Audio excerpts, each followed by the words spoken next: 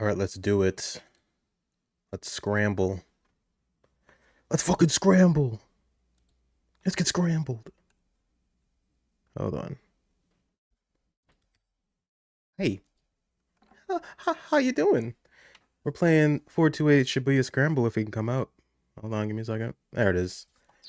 We played this last week. And I wasn't sure if I was going to keep playing it because I wasn't, I wasn't really into it. But I thought to myself, well, number one, I didn't really know what else to play. That's the first thing. Number two, I think I need to give it one more chance. Just one more chance. Another try. Because I feel like I was a bit bamboozled since I didn't really understand what I was getting into. But now I'm more prepared. I have water. I should have gotten more water, but I'll be okay. I'm ready to read. I'm ready to read and to listen and to learn. Because that's what you do. Alright, so we're at 12 o'clock now. Yeah.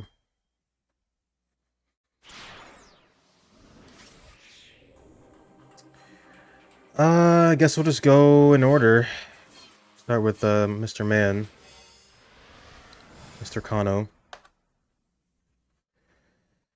Okay. Kano had been watching syndicate members hand off the attached case for an hour and a half. He still had no idea where this relay might be headed. The man he was tailing now was about 10 meters away, close enough that Kano could close the distance and apprehend him at a moment's notice. But his orders remained the same. Follow and observe. Hey, there's a black guy now. He watched as the case was handed off once more.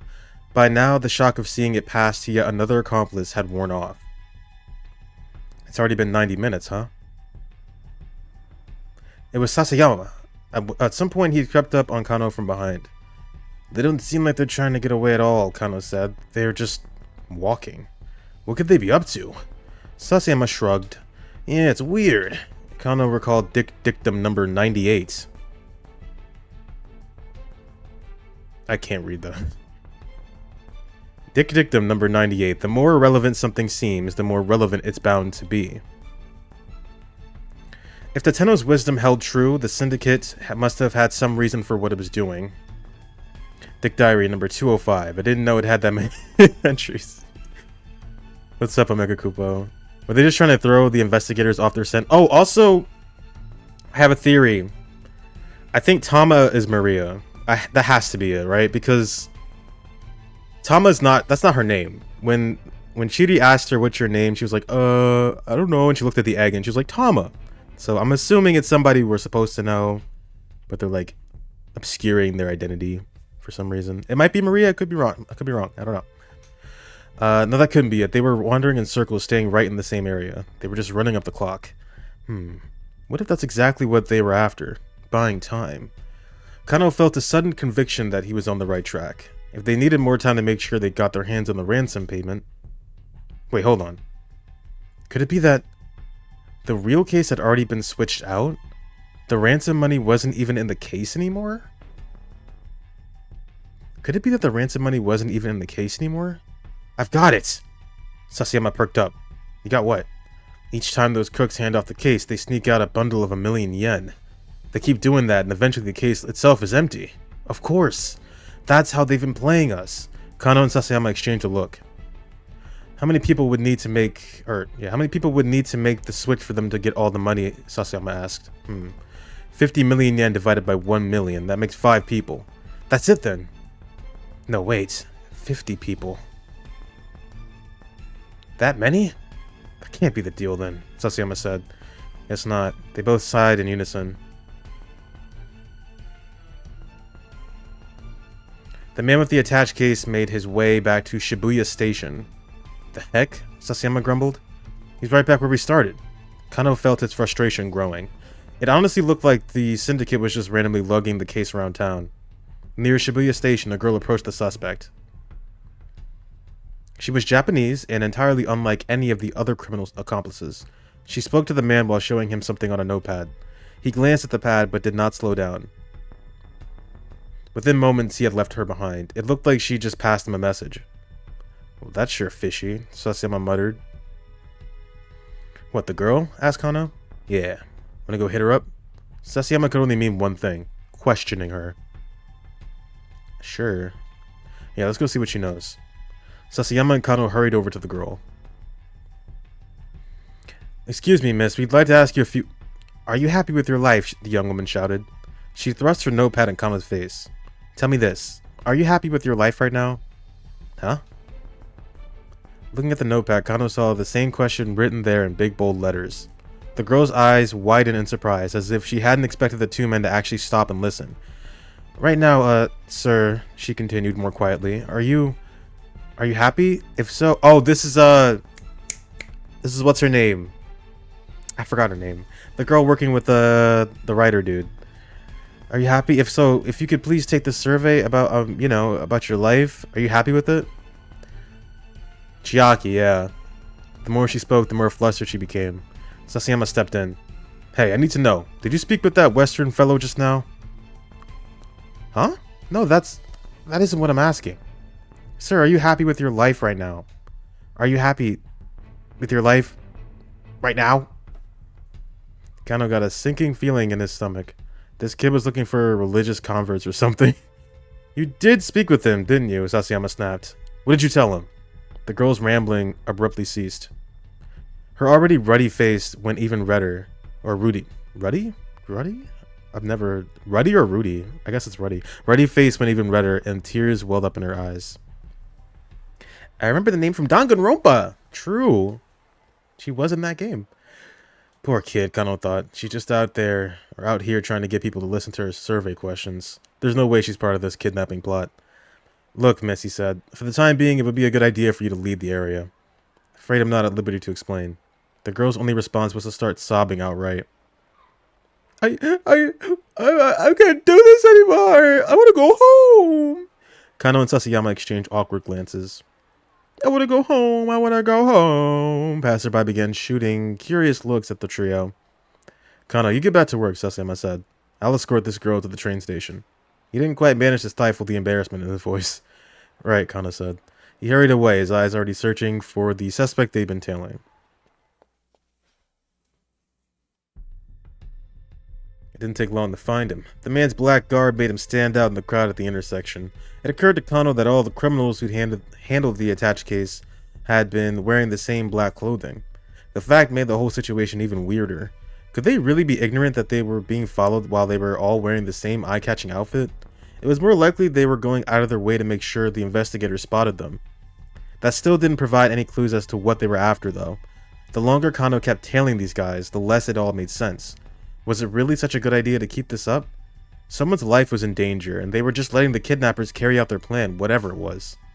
The very first page of the Dick Diary spelled things loud and clear on that front. Dick Dictum, which one is this? Number 1? Dick Dictum number 1. Never lose sight of what you're supposed to protect, ever. Right now, the single most important thing was ensuring the hostage's safety. This was a situation where Tateno would have stuck to his gun for sure. Kano thought back to that day 3 years ago. He poured gasoline on himself. A burglar had shut himself inside a financial office and doused the place in gasoline. Kano had just been put on police box... What is that? Police box duty. Cool. And was ordered to the scene because his box was just down the street from the standoff. Several officers had surrounded the building, keeping close tabs on the situation. The suspect was shouting nonsense through the entrance on the first floor. Things were getting heated. A crowd of alarmed onlookers had started to form as well. Step aside, a voice said suddenly from amidst the throng. A middle-aged man in a rumpled business suit had approached Kano as he hovered nervously at the edge of the scene. I'm sorry, sir, Kano said. You have to stay back for your own safety. He attempted to usher the man back. This one's a 2-string. I wanted to give it one more chance. It's mostly because I was not set up in time to play a different game. I took a trip for the past couple of days. I just got back yesterday. But I wanted to give this another chance because I went into it with the wrong kind of mindset. Also, I didn't know what I was getting into, but now that I know it's a fuck ton of reading, maybe I'll be more invested this time. And if not, then we'll do something else next week, but we'll see. He attempted to usher the man back into the crowd. A no-nonsense look crossed the newcomer's face. He spoke in a low voice. I'm Detective Tateno from the Shibuya precinct. What's the situation? Oh, sir, I'm so sorry. Yes, of course. Kano stammered, then quickly explained. He hasn't taken anyone hostage, but there are still people on the upper floors of the building. Giving only a slight nod, Tateno marched straight up to the building. The plastic container of gasoline the suspect had used was on the ground out front. Tateno picked it up and dumped the remaining contents out over his head. I don't know why he's doing this. Kano was at a loss for words. He couldn't believe what he was seeing. I've covered myself in gasoline too, Tateno called out from the entryway. The tension in the air ratcheted itself up into several notches. Hey, what the hell do you think you're doing? Kano heard the burglar shouting from inside. If you're gonna do it, Tateno called out. We can die together. And he walked into the building.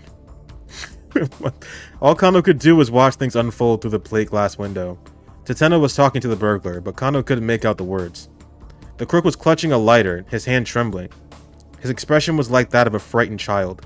Tateno slowly approached him and took firm of his shaking hand. Or took whatever the fuck. The onlookers erupted into cheers and applause. Tateno handed the now docile suspect over to the detectives, then wearily sat down against the planter out front. It was like something ripped out straight out of a police drama. That was sugoi, Kano breathed. You have to deal with guys like that as quickly as you can. You can let a situation... Well, you let a situation like this get even a little out of hand, and you never know how things might go south on you. Tateno spoke quietly, almost as if he were talking to himself. As the police evacuated the rest of the building, Kano noticed that there were children and elderly people among them. If the perp had managed to set the fire, there was no way they would have escaped in time. But I mean, what if he'd actually set the place on fire? If someone's willing to risk their life, you're not going to convince them of anything unless you do the same. Kano still remembered the awe he'd felt at Tateno's matter-of-fact tone. Kano hadn't become a police officer out of any real sense of duty. He just thought it would make Rumi happy if he became a detective like her father.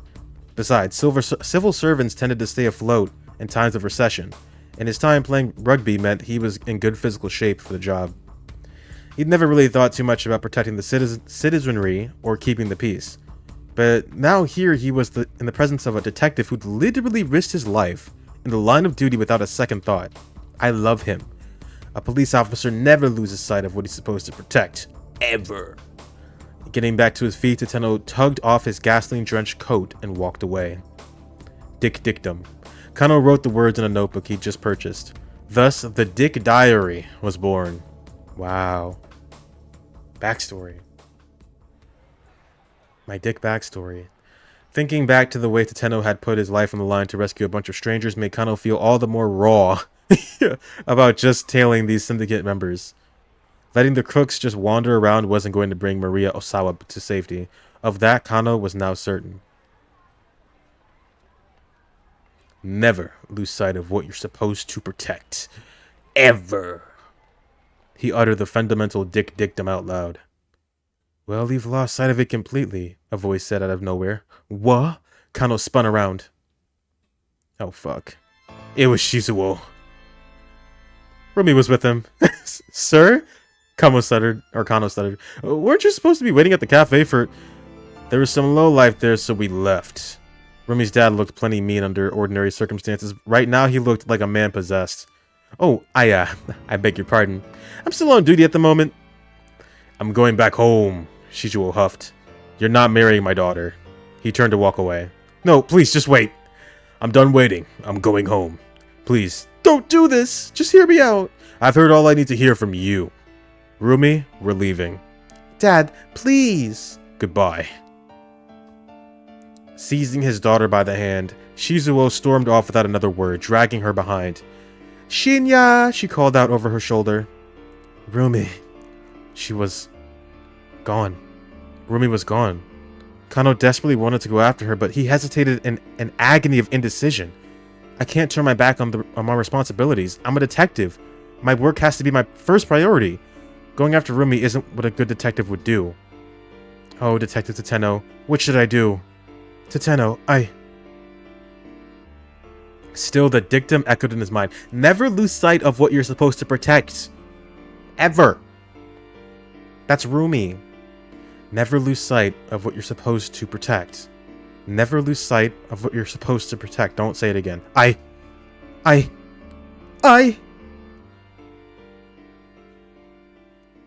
I get a choice? 6 months later, huh? What do you mean? He became a farmer. Kano made his way through a small corner of a vast field in the Nagano countryside. Slowly and leisurely, he tilled the soil. He'd surprised himself with his own newfound enthusiasm for organic farming, learning more from Shizuo day after day. His father-in-law had taught him the ways of farming from the ground up, and while things had been rocky between them at first, their friendship was now growing strong. Pausing to wipe his brow, he smiled at the assemblage around him. What? He looked forward to tending the crops he'd sown until harvest came around. If he'd stayed on as a detective, he might well never have known the joy he now found in his work. And this wasn't the only seed Kano had. He has a baby! By the time harvest season came around, the new life growing within his dear Rumi's belly would be ready to celebrate it with them.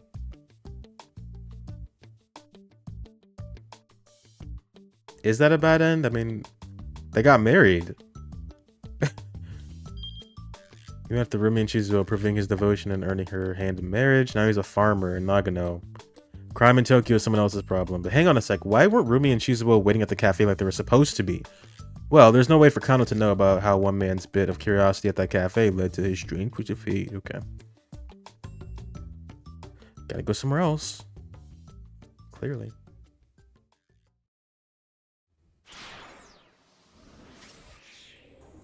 Alright, let's try out Achi.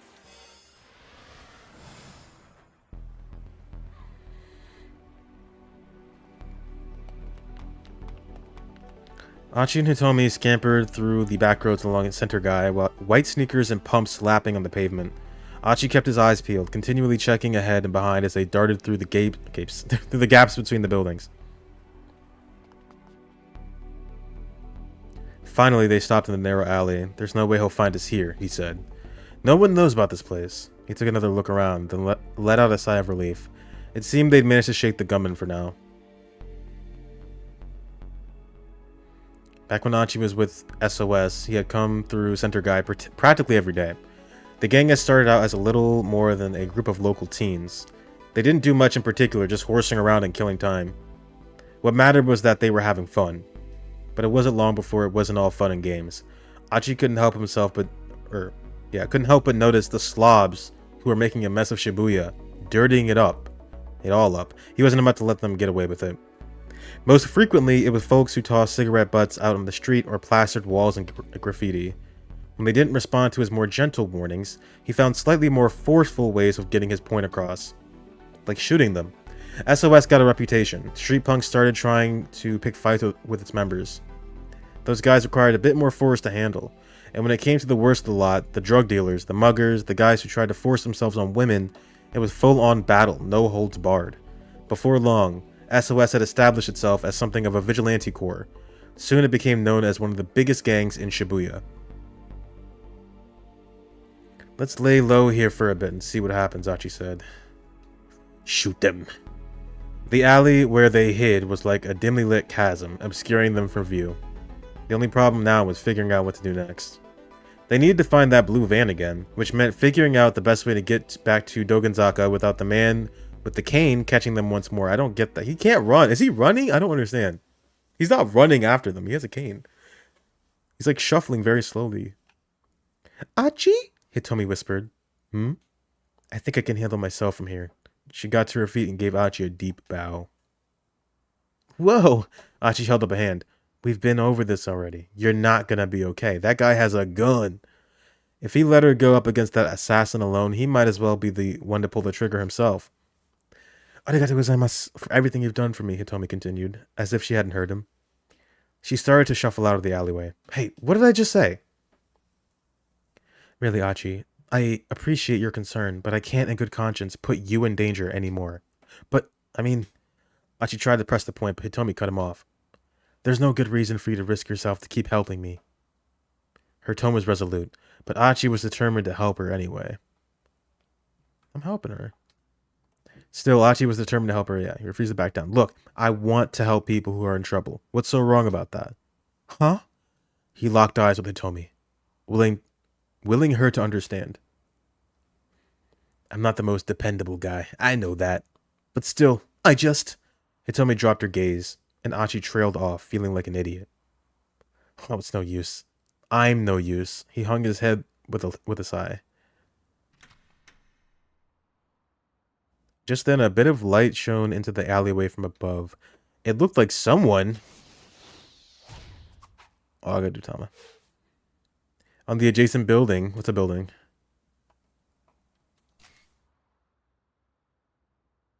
Multi-tenant building. 7 floors. Technical urban. Diet aid sales demo is being held on one of the upper floors today. Oh, wow. The light... Oh, I missed something. No, I didn't. The light illuminated Hitomi's face. When Achi saw the look in her eyes, he reconsidered his decision. She was trying her hardest to hide it, but she was clearly terrified. No way was he letting her go back out there alone. Still, if he tried to insist, she would only refuse him again. Hitomi? Humor me for a second here. Tell me, what's the proper way to dispose of a plastic bottle? She stared at him in surprise. Well, first you remove the cap and the wrapper. Then you rinse out the inside and crush it. Achi let out the breath he'd been holding. Okay, good. Huh? I don't understand. What's good? You gave me my reason why I have to help you out. I super respect people who respect the environment. I'm one of those whatchamacallits. An environmentalist. Achi pointed at his mean clean t-shirt. Hitomi hesitated. And what was your plan if I'd said the answer was to toss the plastic in with the trash? Well then, I'd have to kill you. Environmental awareness begins with good education. So then you were going to tag along with me regardless. Look, I'm just super pumped to learn that you care so much about proper recycling. What the fuck? Achi cracked a huge grin. Okay then. Okay. If you're really that sure about it, I guess I could use your help a little while longer. Hitomi flashed him a little smile. Man, she's so cute, Achi thought.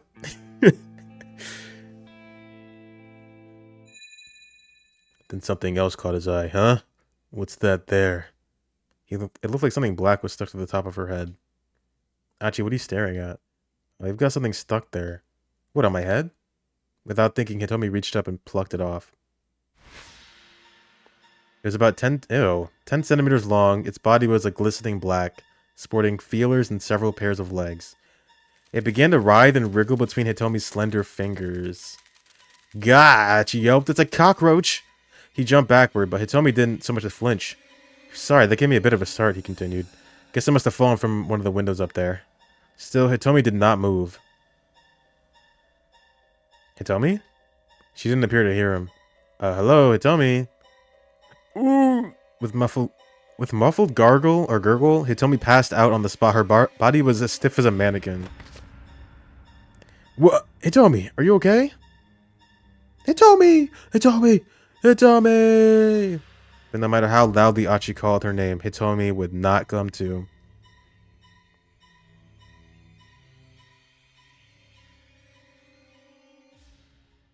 He wouldn't. That's...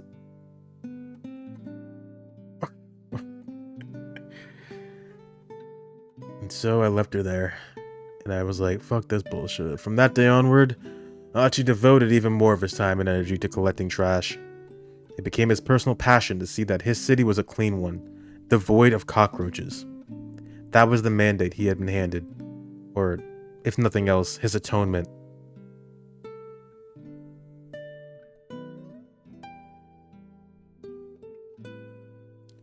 Okay, whatever, dude. So we gotta get Tama's side unlocked. The cockroach. My cat and the cockroach have been fighting. Sure. Alright, to Tama then.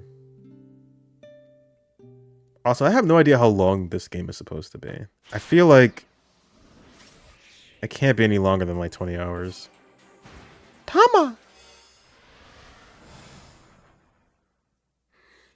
In 1 hour, the Burning Gehenna sales demo will begin.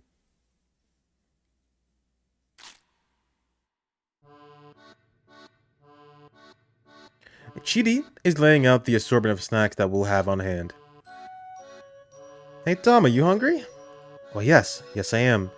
I mean, that should be pretty obvious at this point. All I've had since putting on this stupid mascot costume is some burning a hammer and a bunch of iced tea. Hey now, Chidi shoots back. What's with the attitude? Chidi, you do remember that you ate my lunch, right?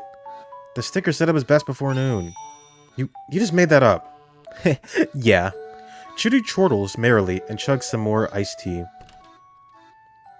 Okay, folks, Mr. Ayanagi calls out as he slips into the room. Lunch break's over. Back to work. I don't feel like I've had much of a break. If anything, I'm even more mentally exhausted than I was before. There's a box full of anagotochi, or what? Yeah, did I say that right? Anagochi toys in the storeroom on the 3rd floor. Mind bringing those down? Anagochi asked? What's that? The name makes it sound like some sort of a product knockoff. Mr. Yanagi's face widens in surprise. You've never heard of them? Oh, Tamagotchi. You know, Anagachi. It's a digital pet game where you raise an eel that lives in Tokyo Bay. Never heard of it, I say. Huh, well, I guess maybe a lot of people in Japan haven't heard of it yet. But it's all the rage right now with the youngsters over in NYC. NYC? Oh, he must mean New York City. It's popular in New York, really? Anyway, I did some quick checking and that's what I learned, so last month I bought a whole bunch of them. And once again, you were swindled. Yep. Ouch, Chidi dropping the hard truth. Mr. Yanagi lets out a pathetic whimper. No! Oh, so funny. Just like that, his confidence evaporates. He starts muttering to himself. I thought it sounded a little fishy, really. I mean, think about it. Why would kids in New York be interested in raising eels from Tokyo Bay, he muses. And what appeal would an eel character even have anyway? None, that's what. I should have known that. I did know it. Then why'd you buy them? This farce is getting tiresome. Anyway, Yanagi continues, it was gonna cost way too much to keep them in storage, so I was just gonna let the recycling guy take them. He hangs his head in shame. In a matter of moments, he's borderline catatonic. The type of eel that gives Anagachi its name, Anago, can be loosely translated as the creature that lives in a hole. Mr. Yanagi is probably wishing he could crawl into a hole right about now. Chidi, on the other hand, flashes a big, bright grin. Still, you know, eel's pretty delicious. Oh, Chidi, Yanagi blurts. Thank you. He clasps her hands in gratitude. I wasn't exactly complimenting you there, boss. It's the same thing. There's a little bit of me in each of my products. Anagachi and I are one of the same. Which is to say, eels and I are one of the same. Go on then, say something nice about eels. Chidi chimes right in without missing a beat. Eels are awesome. When it comes to eel sushi, 100 pieces barely whets my appetite. You know, these two make quite a pair. That really means a lot to me, Chidi. Thank you. Thank you. I don't understand what any of this is about, but if it helps mend Mr. Yanagi's wounded spirits, I guess I can't complain. I leave them to their devices and head off for the storeroom. Alright, keep an eye out for a cat and a cockroach. Unless, are they talking about me? Maybe I'm the cat. The storeroom door opens with a rough, grating sound. Okay, now where's the light switch? I fumble around in the dark, feeling for the switch box. My costume paws mute the sensations in my hands enough that even finding that is difficult. I bat at the wall willy-nilly until eventually the lights come on. Apparently I found the switch, even if I didn't feel it. Whoa. The heck is this? Be on the lookout for cats. The storeroom is practically overflowing with shoddy goods. A painting that looks like a child's scribblings. An oddly shaped hat bearing the words grow 2 inches guaranteed. A cheap looking pendant with a tag that says it's set with a miracle stone. These stones are nothing more than simple glass beads. Purchased for fun.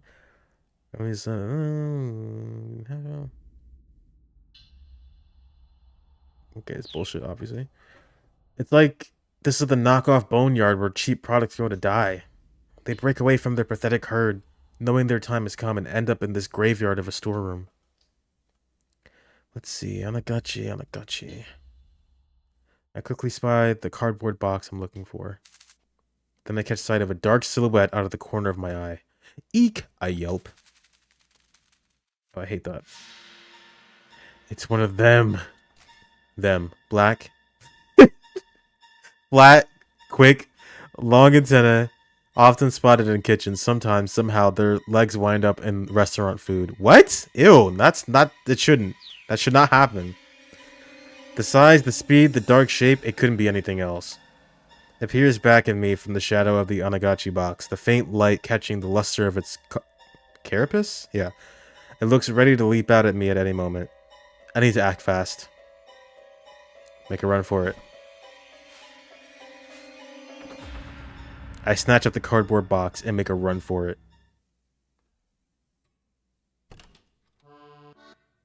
Phew, I made it. When I get back to the break room, Mr. Yanagi is still clutching Chidi's hands. And the eel's super tasty when you salt broil it too. Thank you! But tempura style is probably the best. Thank you! Well, Miss Yanagi's spirits have certainly turned around. Okay, I got it. I hold out the big cardboard box. Excellent, thank you. You girls are the greatest, Yanagi shouts. His voice resounds with gratitude. Man, that's it, I just got an amazing idea. Why don't the three of us start our own company? I'll pass. Cheetah and I respond in unison. Man, you two shot that one down quick.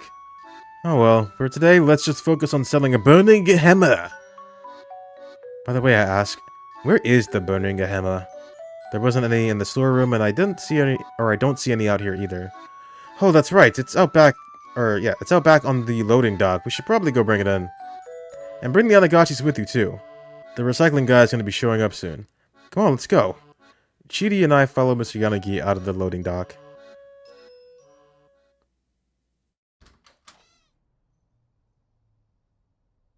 But the loading dock, it turns out, is empty. There's no sign of the burning hammer anywhere. It's gone, Mr. Yanagi murmurs.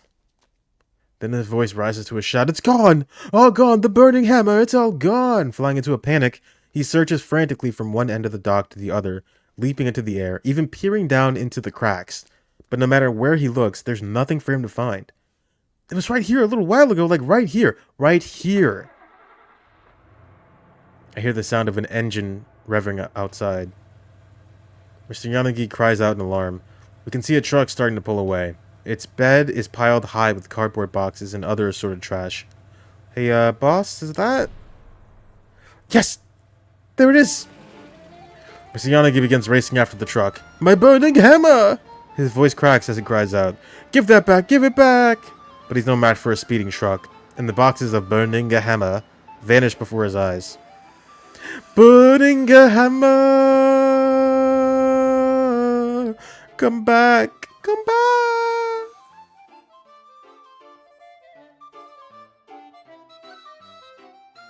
Yanagi's wailing echoed from the surrounding buildings. It's like something out of a movie. What the hell? What's up with that truck? Tama, who the heck was that? Hey, don't look at me, I reply. Oh, with all those piles of stuff, it looked just like the recycling guy. As soon as he says it, revelation dawns on his face. The recycling guy, he mutters. I can see the color draining from his face. The words recycling guy give me an idea. If it was him, maybe he thought he was picking up the Anagachis by mistake. We have to find it! We have to find that truck! The man is absolutely beside himself. Chidi, Tama, you two split up and try to track it down. Wait, why do we have to look for it? Again, Chidi and I speak in chorus. If there's no sales demo, there's no money to pay you, and then all the work you've done will be for nothing. Right, when he puts it that way, I guess there isn't much of a choice. Somehow or another, we'll have to find that truck. It can't have gotten far, he continues. Now go hunt for it like your life depended on it. Chidi and I look at each other and sigh. How do you want to do this, she asks. Want to search together, or should we split up? Let's split. We should split up. Chidi and I go our separate ways, searching for a truck full of junk.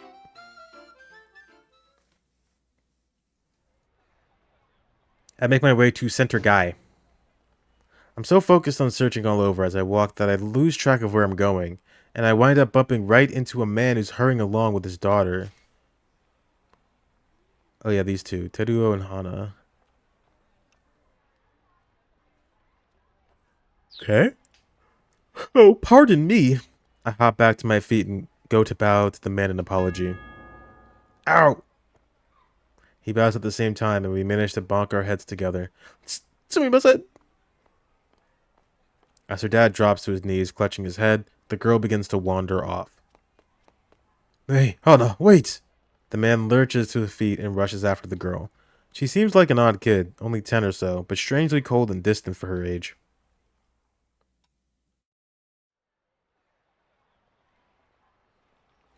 Nursing my own sore head, I make it all the way to Shibuya Station, but there's no sign of the truck. I'll probably never find it just by wandering around randomly. It's already 12:35. The sales demo starts in 25 minutes. I have serious doubts I'll be able to find the truck by then. Ugh! What should I do?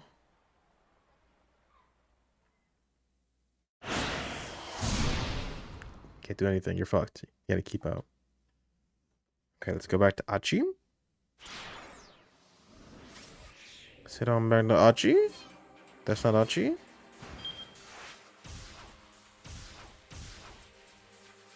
It's here, right? Yeah.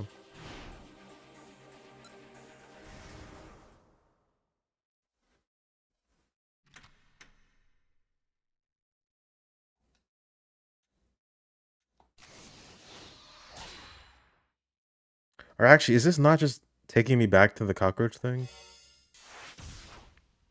Yeah, it is. So I didn't need to do that. Oopsie.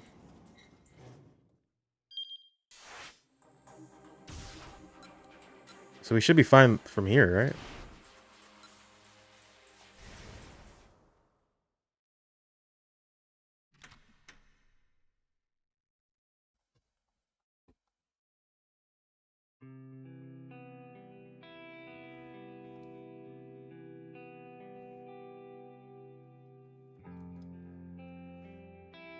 I have no idea how Osawa fits into this. Because he's like researching a weird virus or something. I thought that'd be more relevant, but it doesn't seem to be. Not yet, at least. It's like a super deadly thing. Like super COVID. It's like the hantavirus. Is that what it's called?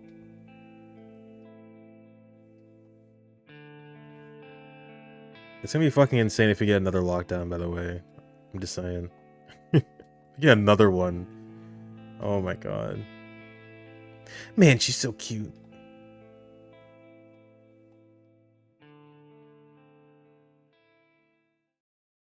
Alright, no cockroach today. Yeah.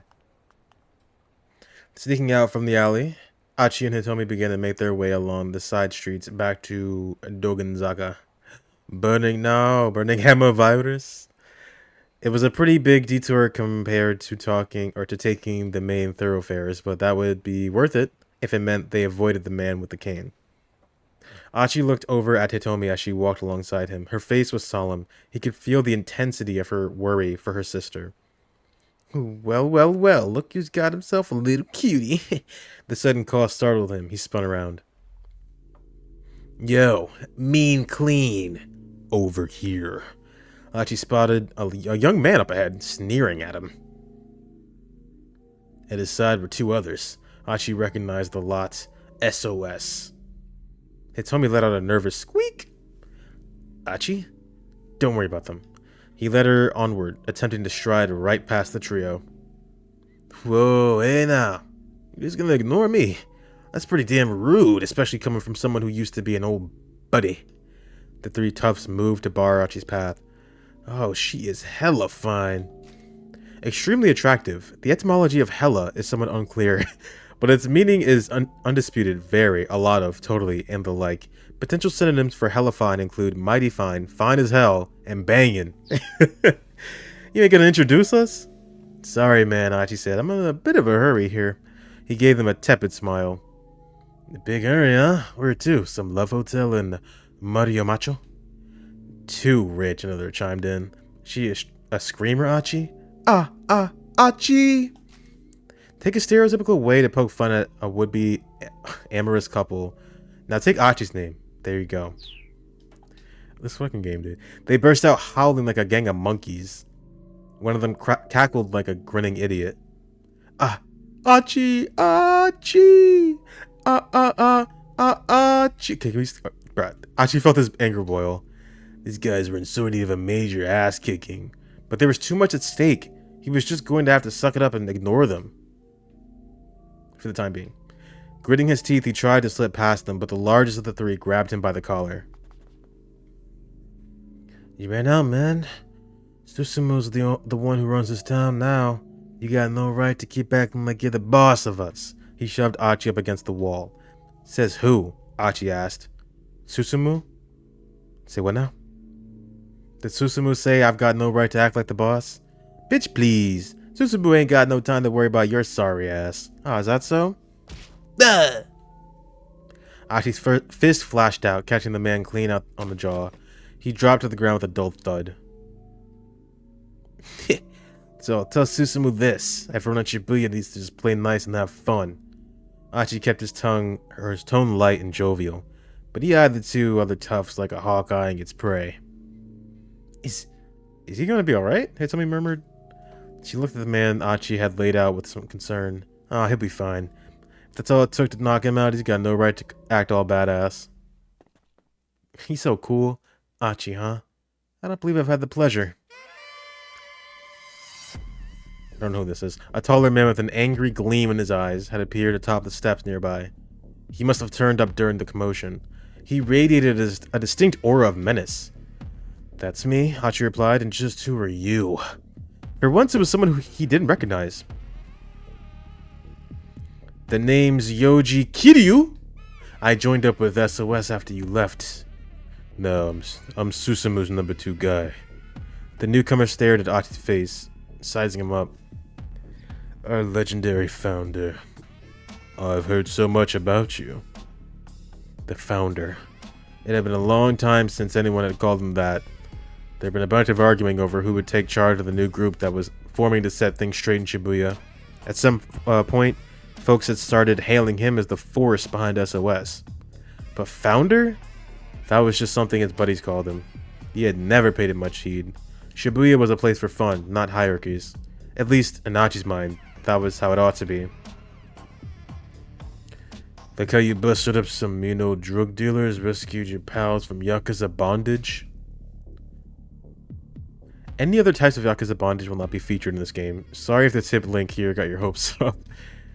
You're a real hero. Kiryu's tongue flicked from his mouth like a snake's. Hitomi shuddered. Achi couldn't blame her for being creeped out. But that's all in the past now, isn't it? Kiryu continued.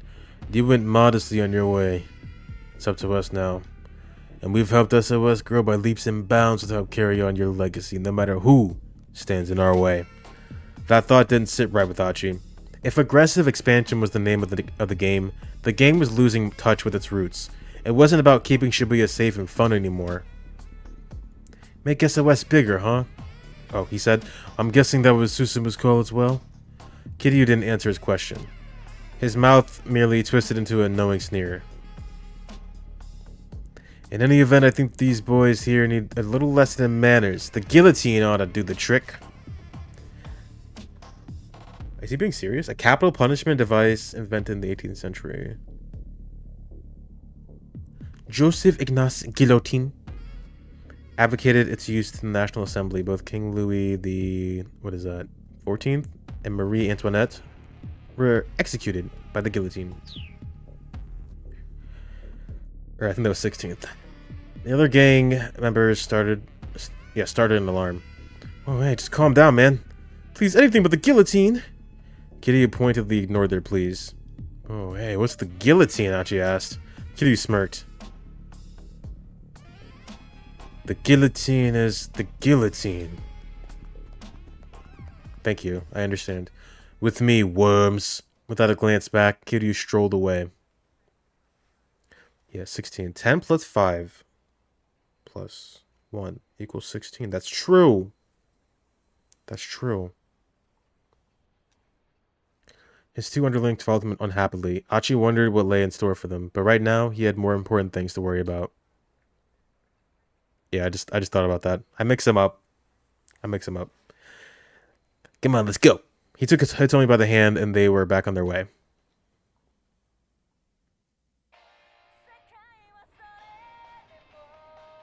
Oh, Hitomi perked up. That's me. She reached into her pocket and took out her cell phone. Huh? She stared at the screen with consternation. What is it? Achi asked. It's an email. From Mr. Tanaka. Who's Mr. Tanaka? He works with my father. I'm not sure what I should do.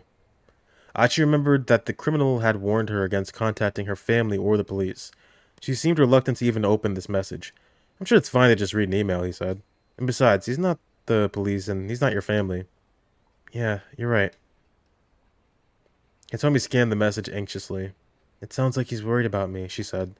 Then does he know? About the kidnapping? Yes, I know my father trusts him. And he's always been so... Hitomi cut herself short. Still, it was clear to Achi that she and this Tanaka person had some sort of close relationship. I wonder if it's safe for me to let him know what the situation is. I think it should be, Achi told her. I mean, the kidnappers aren't going to know you sent an email, right? Hitomi began typing out a response. Achi watched over her, wild speculations running through his mind. There is no way a mild-mannered young lady like her could be dating one of her father's co-workers, was there? Unless she was all about finding herself a sugar daddy? No, he was being ridiculous. Achi banished the thought from his mind. Besides, Hitomi's personal life wasn't the problem right now. The problem was that psycho with the cane and the gun. Is something wrong? Hitomi asked. She'd finished sending her email. Oh, no, nothing. Nothing at all. Achi did his best to look nonchalant. But, it was a good thing. She couldn't read his mind. I love you.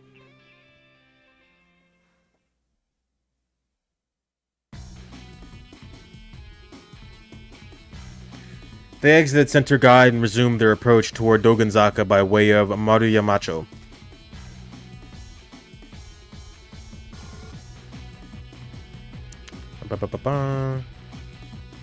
Alright, so people go to fuck there, I guess.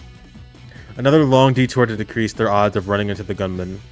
They made an unlucky pair. Scruffy Achi, limbs lackadaisically swinging to hide his embarrassment, and brisk, purposeful Hitomi.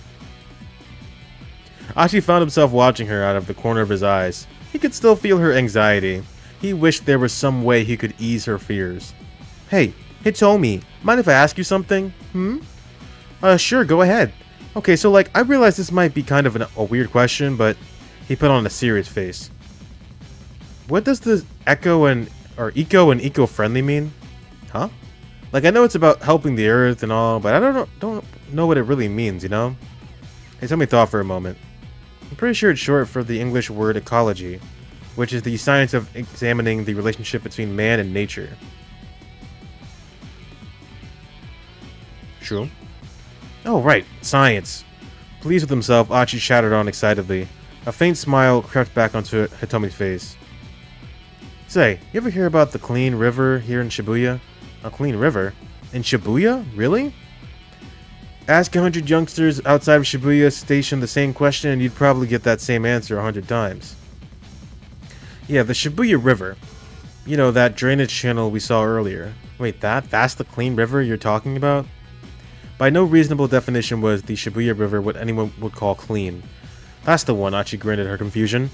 See, the river used to be clean a long time ago. I read about it in this old book called Science Strikes Back.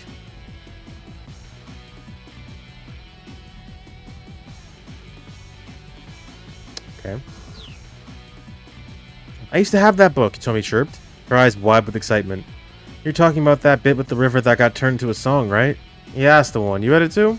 I did. Achi felt a giddy rush at this unexpected connection they shared. Imagine if there was still a clean, beautiful river here in Shibuya. It'd be the perfect place for taking a romantic stroll. Hitomi looked up at Achi. She seemed to share his joy in this idea. Wouldn't it be amazing, Achi said, if that dirty little channel could be clean like it used to be? It would. Maybe as amazing as the look on Hitomi's face right now, Achi thought. Hitomi, tell me some more ecology stuff. Hit me with whatever you've got. She seemed happy to oblige. And so, as they walked along, Hitomi explained the bits of knowledge she'd picked up over the years. Achi was quiet, hanging on her every word. The return to Dogenzaka became an impromptu environmentalism lecture. Hitomi continued until she'd exhausted her ready knowledge. I just don't get it, Achi grumbled when she paused at last. I mean, why is it a bad thing if the planet gets warmer? Wouldn't that make winter in places like Hokkaido way easier? No, you see, because if the whole planet gets warmer, it'll cause the whole ecosystem to collapse. Achi racked his brain. And the ecosystem is what again? Is that like a solar system? Images of the cosmos filled his imagination. No, not really, Hitomi said. So, is it more like a sound system then? Not really. Oh, but anyway, you're saying the problem is with the, what was it again? Carbon dioxide? Yeah, that stuff. I'm going to have to cut down on that. Sure. That settles it, Achi declared proudly. No more soda for, oh my god. Soda? Hitomi asked. Yeah, it's carbonated, right? Hitomi burst out laughing. What, I'm serious, you don't think I can do it? I'm sorry, Hitomi said, catching her breath. It's just... Her face froze. Her mirth abruptly vanishing. Oh no. Huh? Achi stared at her face in alarm. What is it? It's the guy with the gun. I finally caught you, kids! I was taking 50 minutes to walk over here, and how you didn't notice me, I don't fucking get it. He turned his attention in the direction Hitomi was looking. The man with the cane was bearing down on them. Oh, come on, you have got to be kidding me. He grabbed Hitomi's hand and ran. This time, he headed for the main road, hoping to get lost in the crowd. Hitomi struggled to keep up. She was exhausted after all their earlier running. You can do it, he told her. The guy's got a cane, we can outrun him. The assassin was still hurrying after them. Once we get around the next corner, we'll be out on the main road. Yeah, okay. She strained to get the words out. Bit by bit, her feet were slowing down. It was another 50 meters or so to the main road. Achi realized that they might get caught before they got there. Sorry, Hitomi, he exclaimed, but I gotta do this. He scooped her up in his arms. Eep! By the time she squeaked, or the squeak had escaped her mouth, Achi was already running full out. Achi, please put me down. Don't worry, you're super light. Achi glanced back and saw the assassin now far behind break off his pursuit. But just as they rounded the corner, he heard the man call out to him. Yeah? Achi almost stopped on reflex. Hold on, did he just shout my name? How the heck did you know my name? Quaking with unease, Achi slipped into the crowd. He knows Achi. Plot thickens. Achi, could you please set me down now? A meek voice pulled him from his panic. Huh? He looked down at the girl in his arms. People in the crowd around them were watching and chuckling. I mean, I'm really happy you saved me and all, but being carried around like this is, It's only his blushing beet red, but Achi's expression had gone pale. Achi! Mate! Had he really heard that right? That's what it sounded like. He said it took me back on her feet, then he used his shirt sleeve to wipe the sweat from his face. You okay? Hitomi asked. When we were running just now, did that guy say anything? Not that I heard, no. Huh. Had he just imagined it then? Maybe. Achi was sure he didn't recognize the man. There's something weird about that guy, though, Hitomi murmured. She furrowed her brow. No matter where we run, he keeps catching up to us. It's almost like he knows where we're going. She was right. Finding a particular pair of people in a place as big as Shibuya bordered on the impossible.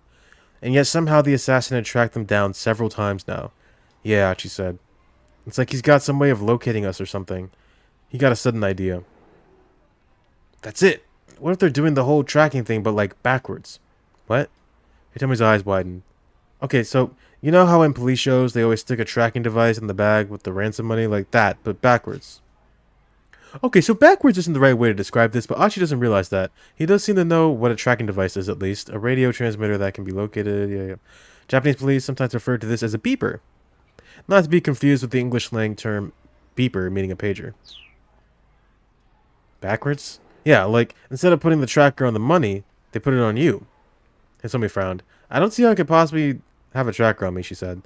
I mean, I'm just wearing my clothes from home. Oh, huh. Well, then, how is he doing it then? Barely a moment passed from the moment he got the words out of his mouth. I found you! Why is he holding... He's holding the gun in the middle of the fucking... No one cares. Nobody cares that he's just... Whatever. Once again, the man with the cane stepped out on the road ahead of them. It really did seem as if he'd known exactly where they were going to be. How the hell is this happening? Archie groaned. He reached for Hitomi's waist, ready to pick her up again. It's okay, I can run by myself. Archie took her by the hand instead. Got an ad in a minute. And they raced into another alley. This guy would just not give up. At the far end of the alley, he could see a forklift parked beside a pile of cardboard boxes. Archie decided to... What? Throw the boxes. Ah! Archie snatched up the nearest box, turned, and threw it at the man with the cane. The box was filled with something heavy. This ought to do some damage.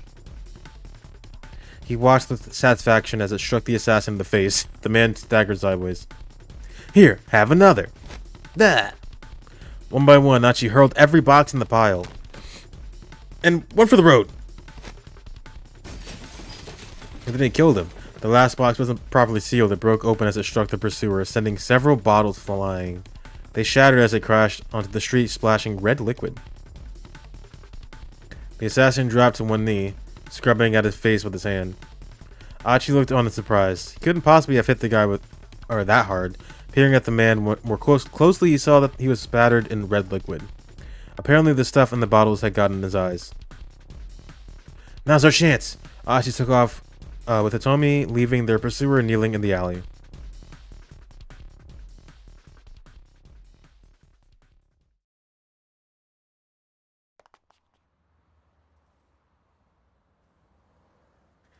Their ragged breathing echoed through the maze of side streets. All that work just to wind up fleeing for their lives again. Archie ground his teeth. There are two types of teeth grinding. The subconscious act of... What? Minoru Minakawa. Hold on. Well, that's going to be important. Hitomi, he groaned when they slowed down to catch their breath at last. I'm so sorry. Hitomi was nonplussed. Sorry, whatever for. I keep saying how I'm going to help you, but instead I just keep putting you in danger. Archie, no. If you hadn't been with me, I'm sure I'd already be dead. No. Archie hurried to cut her off before she could finish. Don't go there. Please. He sighed, then spoke again more quietly. I just want to help you. Clenching a fist, he looked up at the sky. A tiny sliver of blue was visible through the narrow gap between the buildings. Hitomi hung her head. Honestly, I can hardly believe how much you've done for me. I do appreciate it, but still. The lengths you've gone to... Archie looked at his feet, then drew himself up. Well, I admit it's not just because of some gut instinct or your love for the environment, he said. There's another reason I'm doing this. There is? Archie paused, searching for the right words. Oh my god, he didn't say it. I've got a little sister. Oh. Her name's Suzune. She's cute and smart, kind of the exact opposite of me, you know? His voice took on an uncharacteristic solemnity, I guess? But she's got a weak heart. So she's in the hospital. Did he mention this before? I think he did, actually. I forgot. Oh, I'm so sorry to hear that. But what does it have to do with wanting to help me? Back when Suzune was first admitted, I'd go and visit her every day. But she...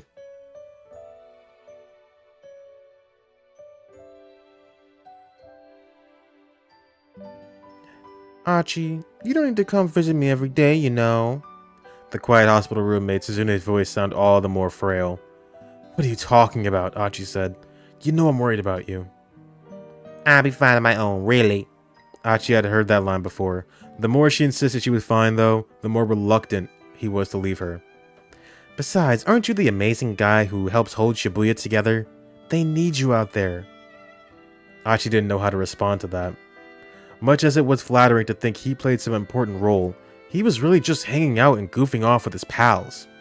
It certainly wasn't anything for his sister to be proud of. I'd rather you spend your energy helping people who need it more than me.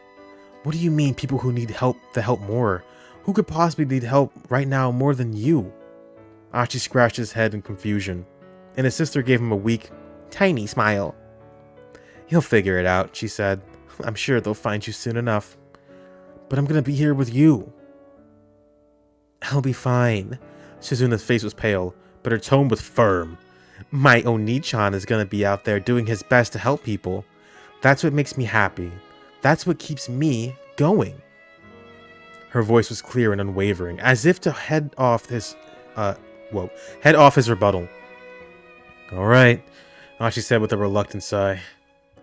So then I guess, I'll just go out there and help people who are in trouble? Satisfied, Suzune smiled. Thank you. And can you promise me one more thing? Of course. Anything you like. He thumped himself on the chest. If you're going to help someone, make sure you see it all the way through to the end. Okay? Okay. No calling it quits partway through, yeah? You got it. I just worry, Suzune said. I know you have a tendency to lose interest in things. Look, don't sweat it. I swear I won't give up on this. I promise. Pinky promise. Achi stuck out his pinky finger, but I want you to promise me something in return. Promise me you won't let this thing beat you. Fucking, she's a liar. Suzune hooked her little finger around her brother's, her sad smile fragile as glass.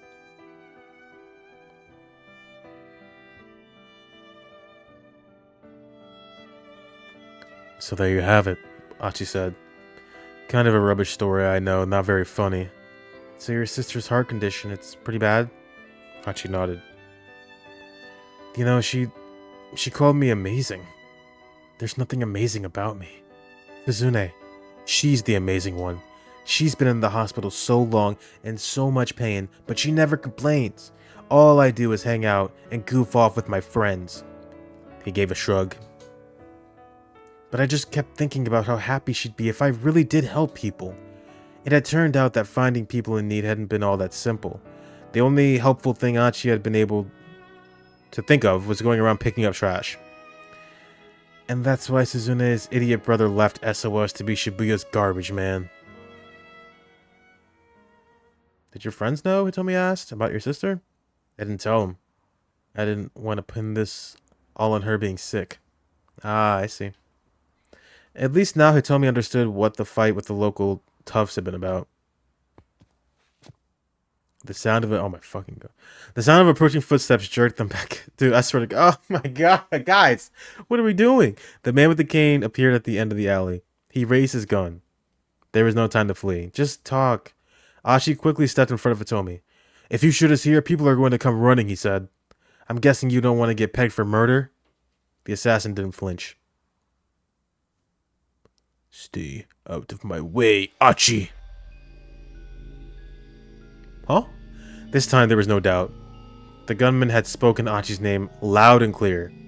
How do you know who I am? The man stared at him through the sight of his gun. She has to die, Achi. It's for your own good. What does he mean? Hitomi whispered. Achi, what the fuck is he talking about? Achi's mind was a whirl. Things were coming at him too fast for him to process. I don't know this guy. Hitomi, please. You have to believe me. But Hitomi took a doubtful step away from Achi. The assassin didn't miss his opening. He quickly aimed at her. Cut the crap, man. What do you mean killing her for my own good? When she's dead, you'll understand. What are you talking about? Then do it. The gunman's finger tightened on the trigger. He won't. He won't do it. Yeah, see. To be continued. I don't know who this could possibly be. Is it someone we've met before? I was like, is this his dad? But we've seen his dad. I don't think he looks like that.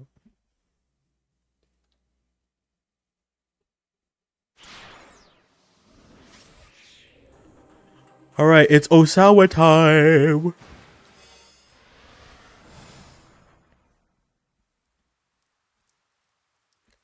The rain won't let up.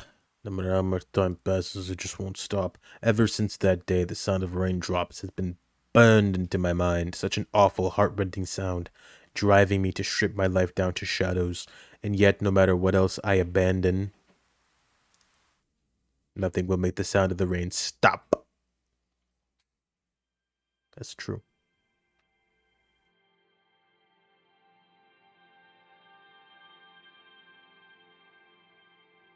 Grand Canyon. Osawa stared at a postcard that was nestled into the final page of the photo album. He'd purchased it 2 years earlier while on a trip with Maria to the Middle East. Originally used to indicate Iran, Afghanistan, and the region surrounding them, in modern times the term refers to part of southwestern Asia, excluding India and Afghanistan. In Japan as well as the US, the term Middle East is often understood to refer specifically to those parts of the region with a strong Islamic influence. He'd mentioned that he was being sent there on business, and Maria had just blurted out, "I want to go with you." She'd recently developed an interest in the Middle East conflict.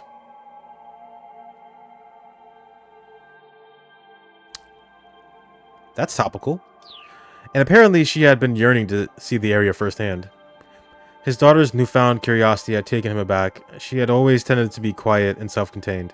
The clumsy conversations aboard the airplane, the meals eaten together in awkward silence, it all felt like such a distant memory to Osawa now. "Ma'am, I'm afraid I can't let you do that." They heard Kajiwara's voice outside the door. "Why ever not? I'm just going out for a bit." The detective was arguing with I. Great. "And just who was it who told me I should try to go about my life as normal, Osawa's wife sneered. "Ma'am, please, how would you feel about being told to just sit around and wait?" Ai's angry shriek jerked Osawa to his feet. He hurried from the study to try to calm her down. "Honey, stop." Ma'am, please wait." But by the time Osawa had made his way downstairs, his wife had already stormed outside, despite Kajiwara's attempts to stop her. Osawa doubted anything he could have said would have stopped Ai from leaving. Trying to physically keep her from going out would only have made for an even worse uproar. He was glad that at least it hadn't come to that. He was turning to head back to the study when Kajiwara caught his eye. Resigned, he headed down the stairs and bowed to the detective. "Do you want a banana?" "Don't give me a banana, please."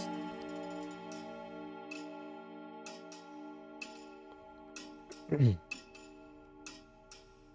idea where she's going?" Kajiwara asked. "I made her a time like this." Osawa shook his head. "I wouldn't know." "I didn't think so.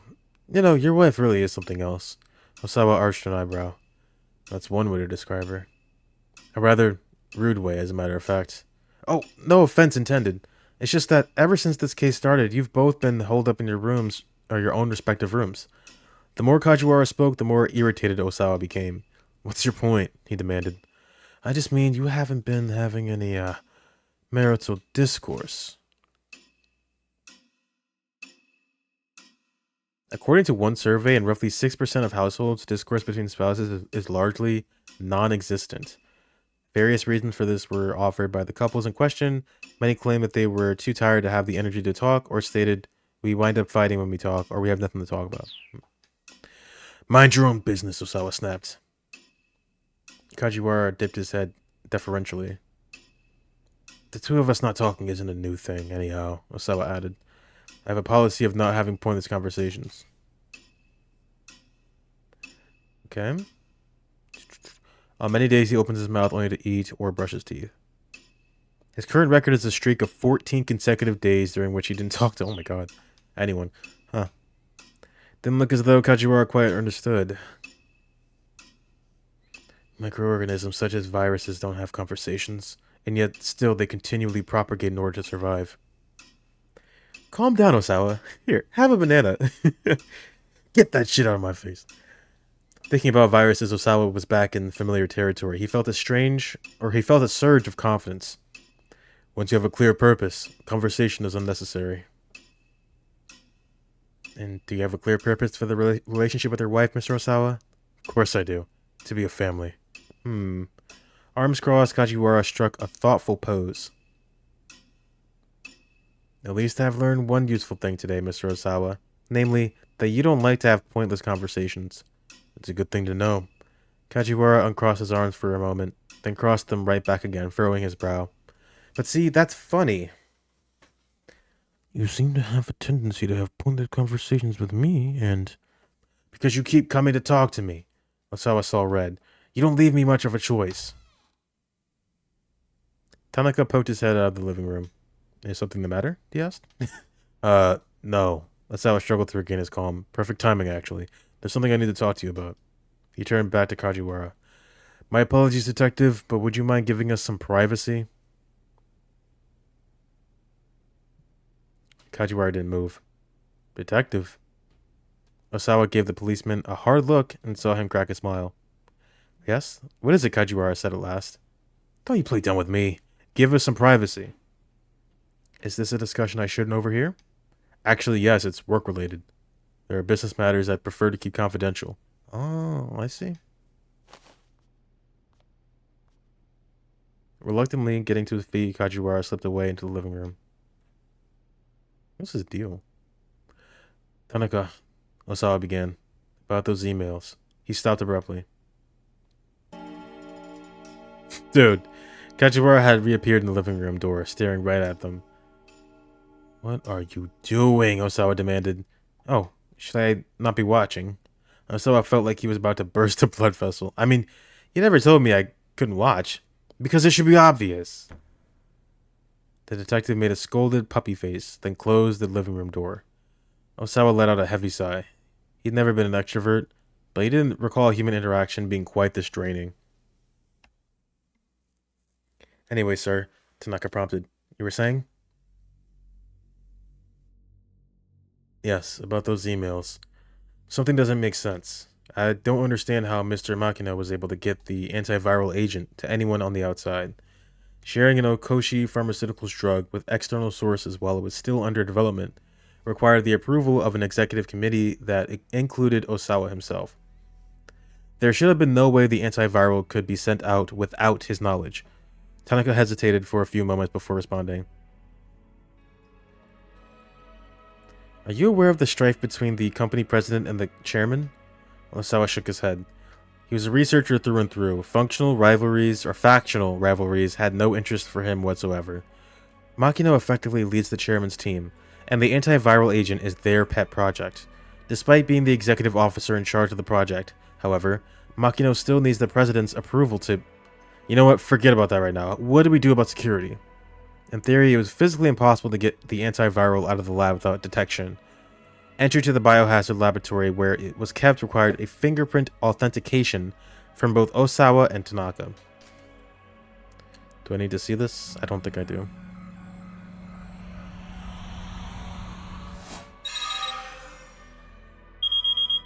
Wow. Without the two of them there, nobody could ever or even get into the storage facility.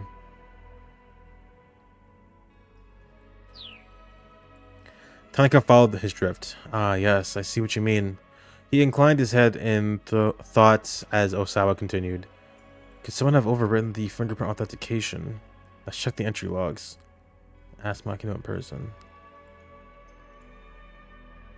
Let's check the entry logs for the storage section. Anyone who wanted to get inside had to present their ID card to the security guard on duty.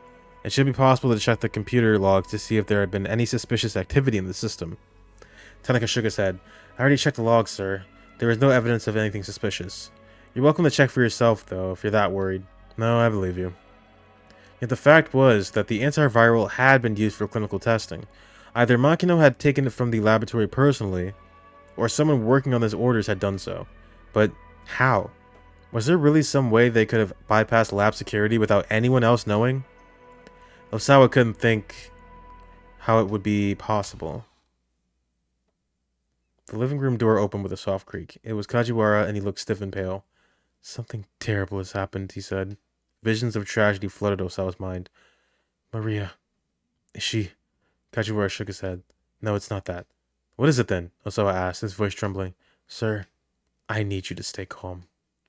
Osawa swallowed the lump in his throat. It's gonna be some fucking stupid shit. You see, the toilet's clogged.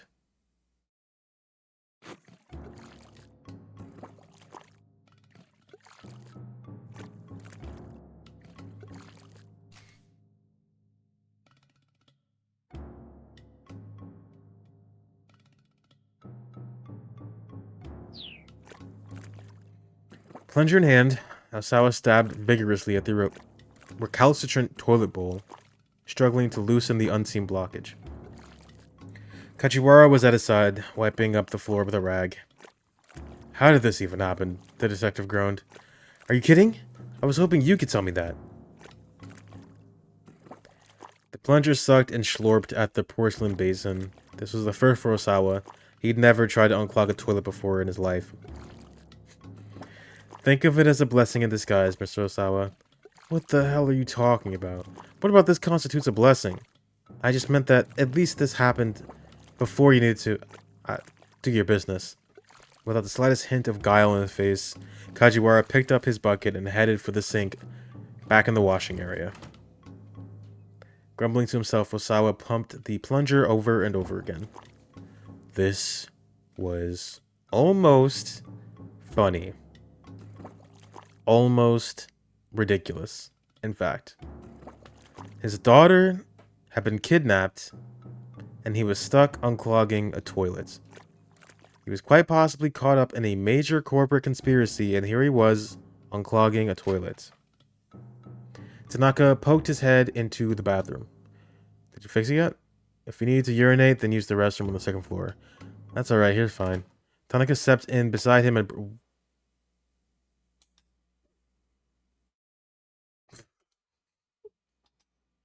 What? What? I've been waiting for a moment I can get you alone.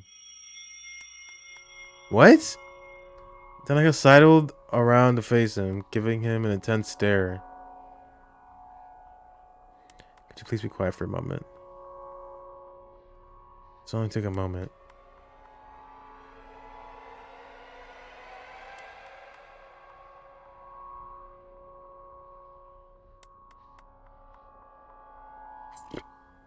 Alright. What? Do as you wish. That's how it closed his eyes. Are you sure you're ready for this? What the fuck?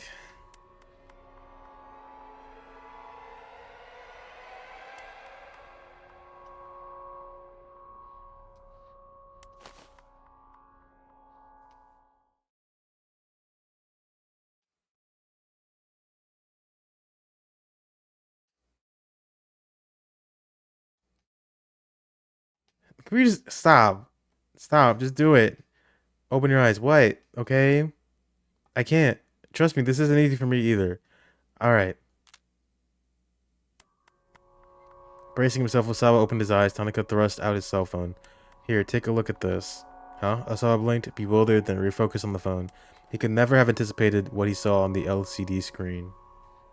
What? Whatever. Whatever, dude.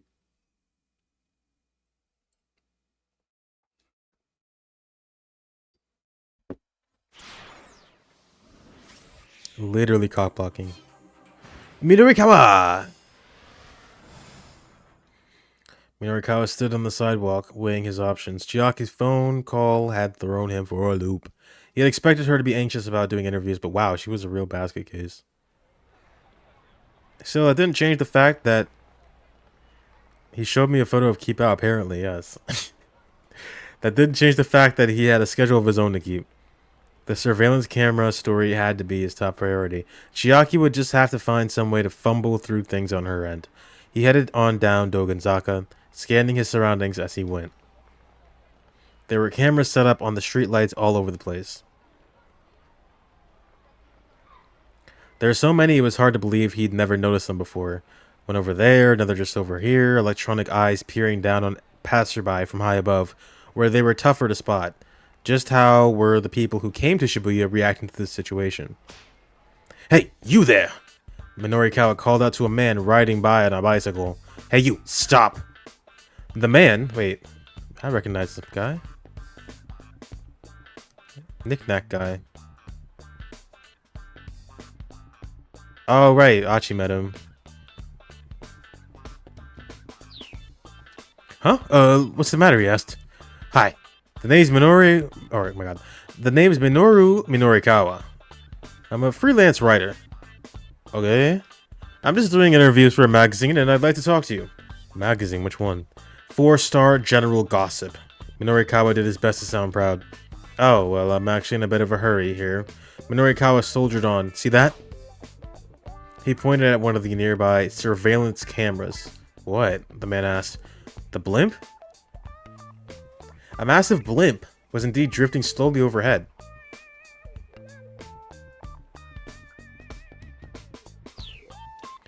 No, the camera!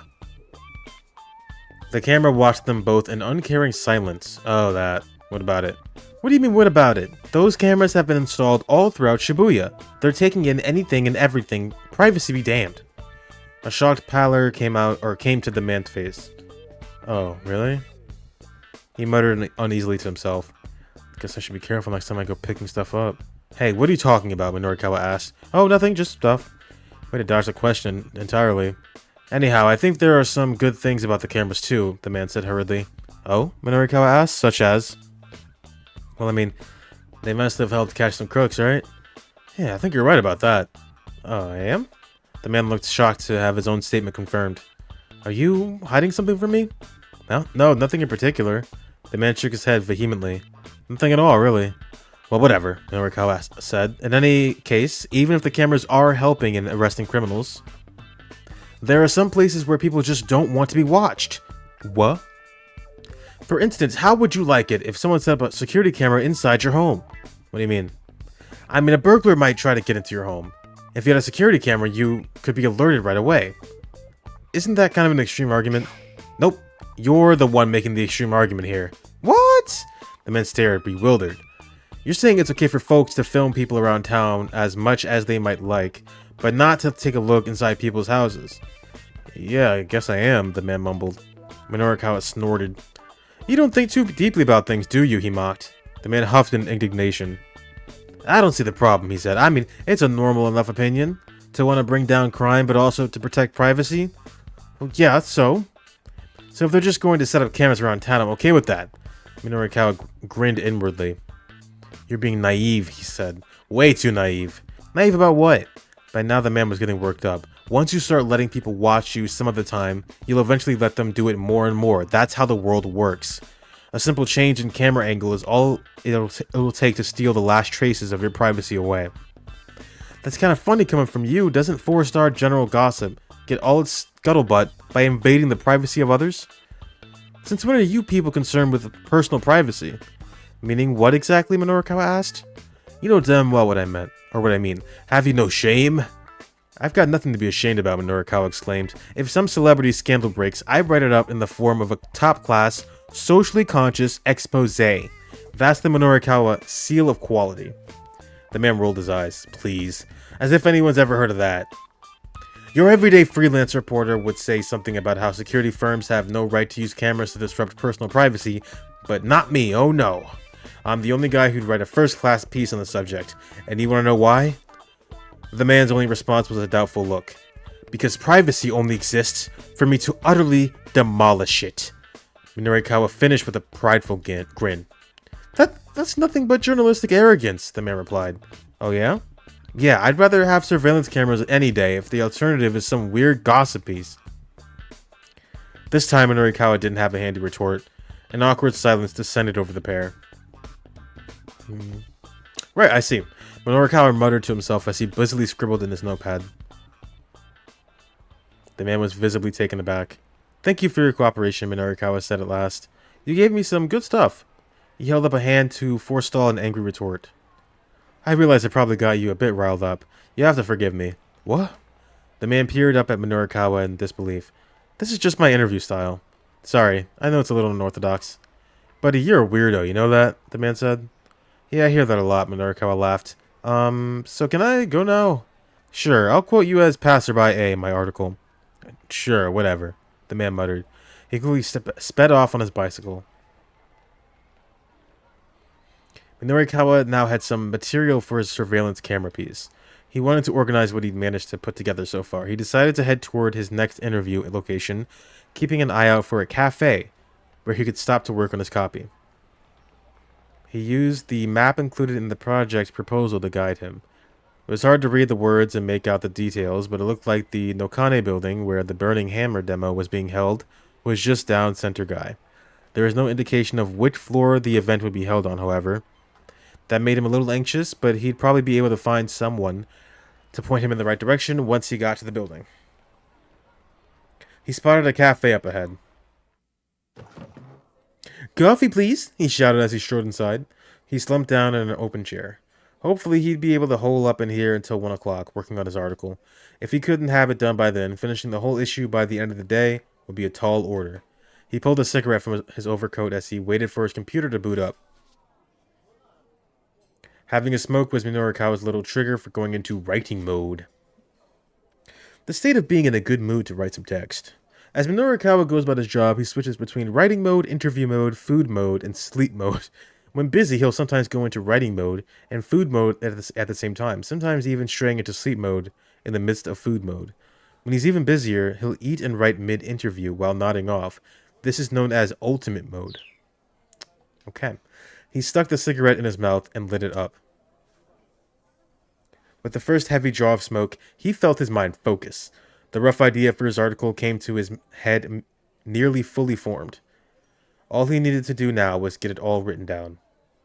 Finally, his laptop finished booting up. "Took you long enough, pal," he muttered to the computer. His hands leapt to the keyboard like a predator pouncing on his prey. In a matter of moments, he had hit his stride. His fingers clicked away. One by one, lines of text filled up his screen. A waitress stepped up beside him. "Excuse me, sir." But Minorikawa was in writing mode. He didn't even hear her. "Sir." "Sir, I beg your pardon." Again, Minorikawa was deaf to the waitress's attempts to get his attention. "Sir, excuse me." The waitress smacked the table. "Quiet," Minorikawa snapped. He slammed the table right back. "Don't interrupt me when I'm working. Not if you know what's good for you." The waitress? What is that? Oh no, it's a person. Ikumi Omiya. Employee at Kolabo Cafe. She's quite strong-willed, frightening when angry. She works nights at a place called the Scolding Pub. Oh, one middle-aged businessman once told her, "Your face looks simply marvelous when you're angry." Great. She leaned in aggressively, getting right in Minorikawa's face. "Sir, I hate to bother you, but I have to ask you to please refrain from smoking." Minorikawa blinked. "Huh? This is a non-smoking establishment, sir." "No smoking?" Minorikawa asked. The cigarette bobbed in his mouth as he spoke. The waitress pointed sharply to the sign on the wall.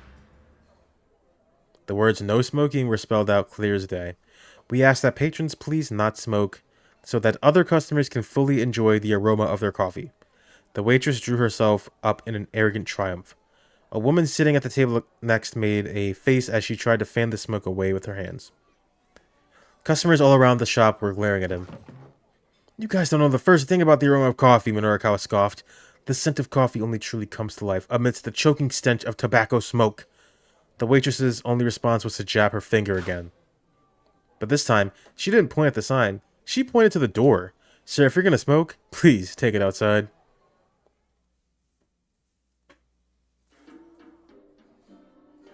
Sometime later, sitting inside the Café L'Autre, Minorikawa lit up his third cigarette.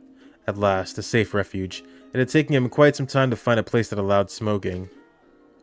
Many cafes and restaurants have phased out the concept of the smoking section. Okay. Air vents in the ceiling. Cool. After he got kicked out of the first cafe. Now he was in a rush to make up for lost time. His fingers flew over the keyboard at lightning speed.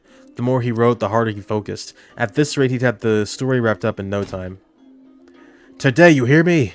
A voice intruded suddenly on his awareness. One of the other customers was shouting, "You're breaking up with that fellow today." Minorikawa's fingers drifted to a halt. He looked around to see where the voice had come from. An older man, red in the face, was shouting at the young woman who sat across from him. "Please, Dad," the woman pleaded. "Stop. You're making a scene." Ah, father and daughter then. It was rare nowadays to see a father behave so imperiously toward his own daughter. Just how sheltered had he been trying to keep her. Minorikawa couldn't see her face from where he was sitting, but his interest was piqued. Now we can finish the article. You can get time for this shit. No, he reminded himself that he needed to finish his article.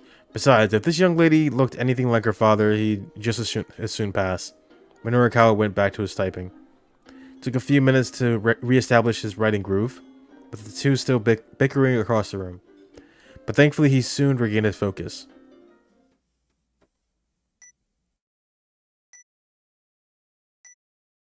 What's that? A strange beeping sound broke Minorukawa out of his writing reverie. Upon looking up in confusion, he found his attention drawn to a young woman at another table. And then one of these, and one of these. Oh, and this, and this, and this, and this, and that too. She finished with a broad grin. Bruh. Let me just repeat your order back to you. 1 Japanese-style beef patty, 1 spicy fish roe spaghetti, 1 chicken casserole, 1 French onion soup, 1 fruit parfait, 1 chocolate parfait, and 1 deluxe chocolate parfait. Will that be all? The waitress, Ryoko.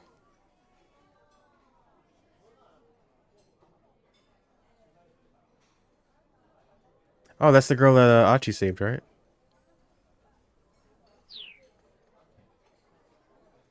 Anxiously awaited confirmation. You forgot the large caramel shake. The customer was a full-figured young woman ensconced at a nearby table. Oh, my apologies. The waitress quickly jotted down the addition to the order. That'll do it for now, the young woman said. For now? Yikes. She's actually planning on ordering more after that? Marveling at this display of appetite, Minorukawa went back to typing.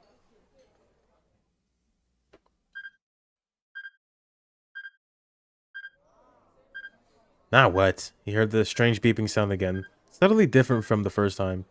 And this time it was closer. Seriously, what the heck is that? Focus.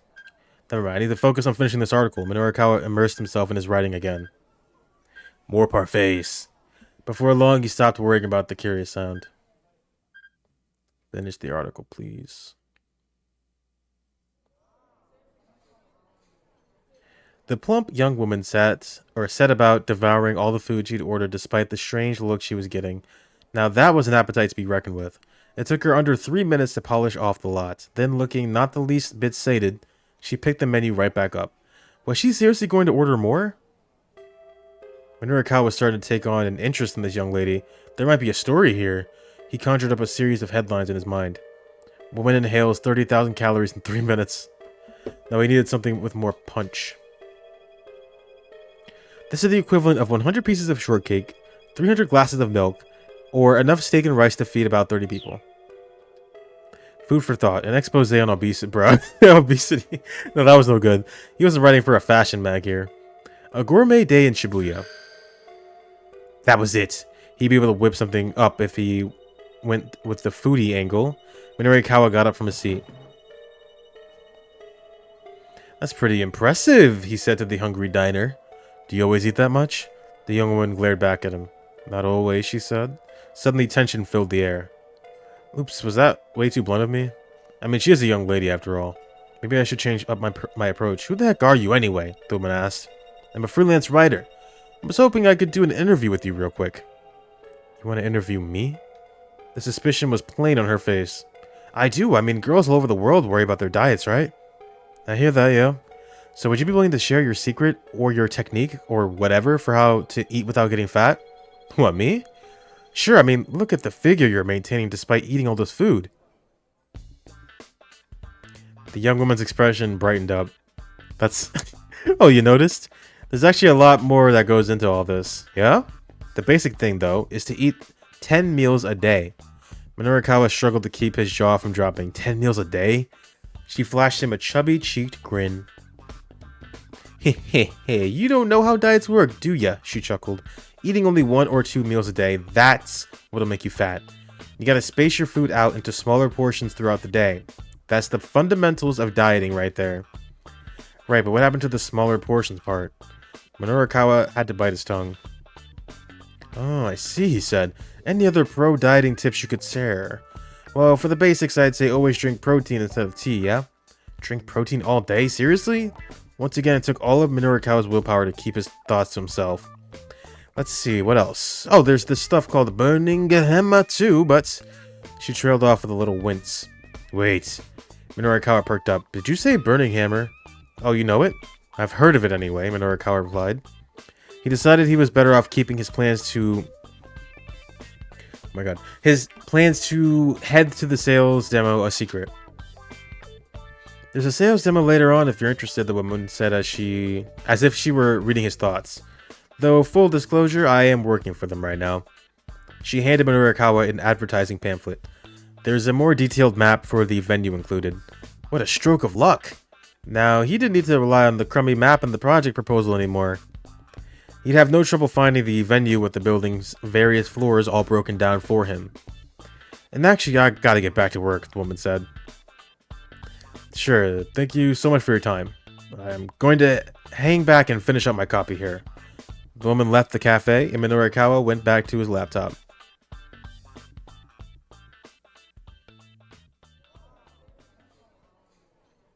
He'd gotten some new info on the Burning Hammer sales demo, but he'd also lost some more time.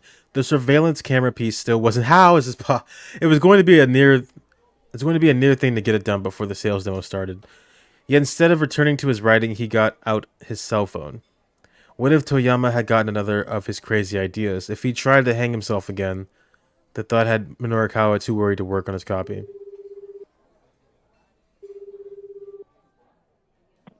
The phone rang several times before someone picked up. Mr. Toyama, where are you headed right now? Or where are you right now? Minorikawa asked. Right now? I'm on the run. Somewhere near Shoto.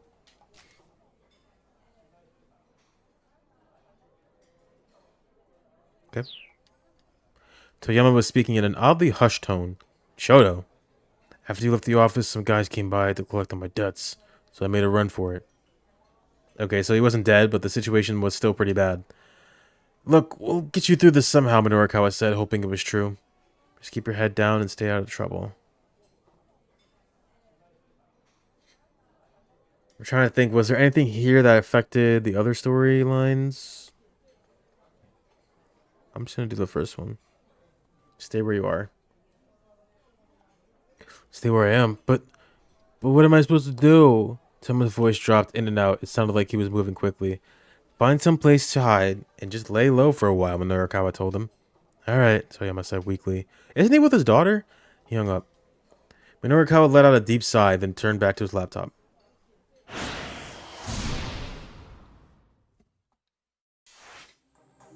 Keep out, keep out, keep out. To be continued. So I guess we can go back here? Yeah.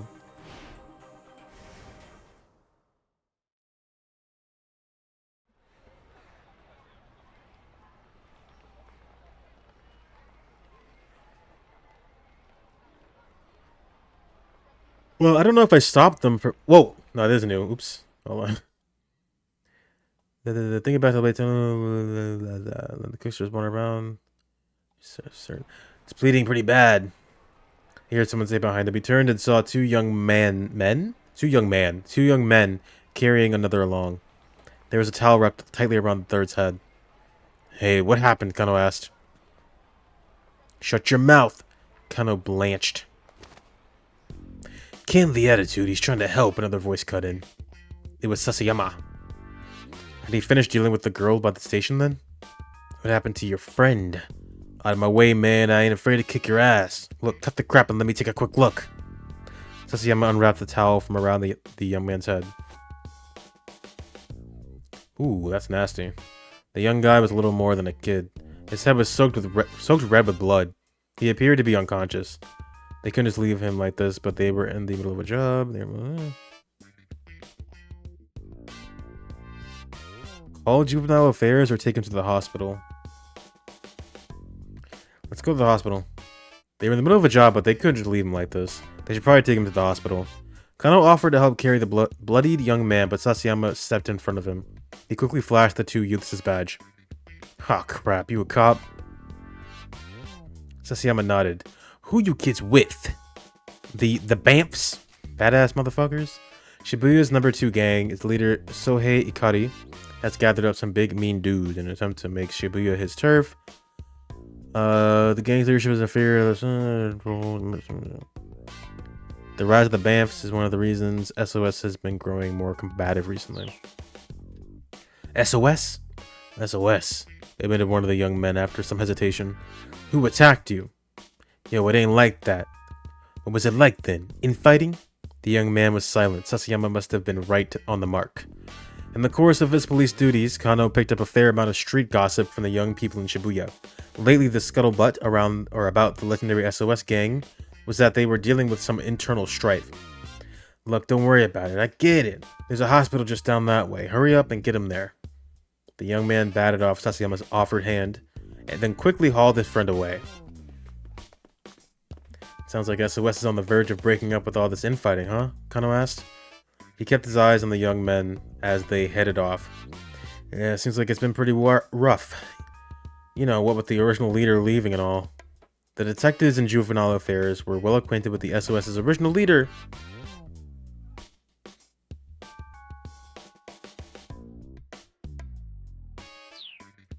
The stories were like something out of an after-school special. There were tales of them taking down gangs who sold drugs to kids, or breaking into Yakuza front offices to save their friends. The detectives with juvenile affairs took these stories with a grain of salt, but there really were young people like that out there. Kano hoped to meet them someday.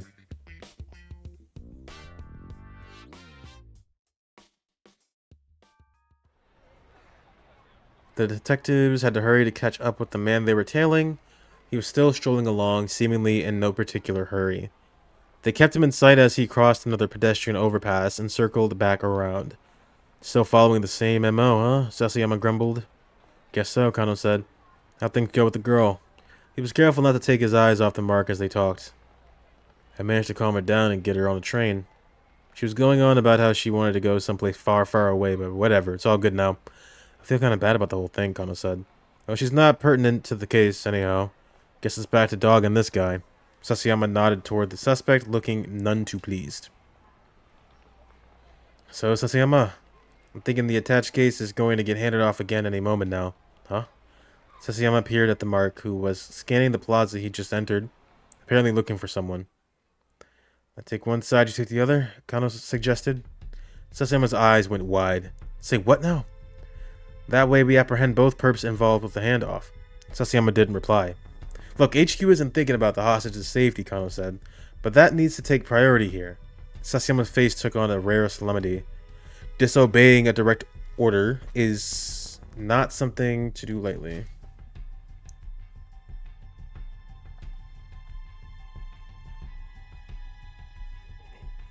Pay raises may be delayed. Performance bonuses cut. Then after a moment he added, but I'm on board. I'm sick of all this wandering around anyway. That's the Sasayama I know, Kano replied with a chuckle. Sasayama gave him a silent thumbs up.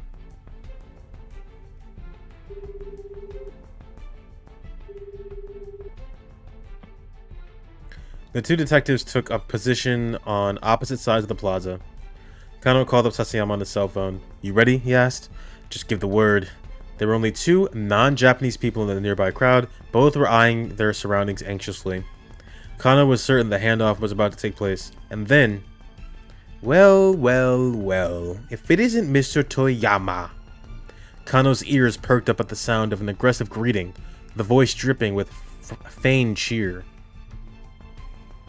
He whirled around to see two rough-looking young men confronting a father and his daughter. The older man looked pained.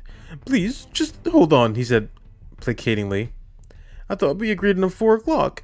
The young man snarled. Don't you try and play dumb with us, buddy. It's nothing like that, I swear. My girl was just hungry, so I stepped out to... Yeah? How come you didn't just order delivery, huh? Ah, yes, right. I suppose that would work, too. Don't you ah-ha-ha me, man. Kano watched the argument uneasily. The stranger's altercation put him in a bit of a spot. The crook he was tailing probably wouldn't risk handing off the case with an uproar like this going on. What's going on over there? Sasayama asked. I'm not sure, Kano replied. Looks like some kind of argument. The suspects are going to get wary on us. It's going to screw up the whole handoff. Yeah, I know. So do something about it and get over here, Sasayama said. What? Find some way to shut them up and then get over here. Oh, sure, alright. Kano headed toward the argument. He was only halfway there when Sasayama called out again. He sounded panicked. Hey, Kano! He made a run for it. Huh? Oh, crap. The man they'd been tailing had vanished in the brief time Kano had taken his eyes off of him. Wait up, Kano shouted. Sasayama was racing after the suspect and Kano rushed to join him. The man was surprisingly quick, however, and neither detective managed to catch up. In fact, they soon lost sight of him amidst the teeming crowds. Frantically, they dashed through the streets as fast and as hard as they could.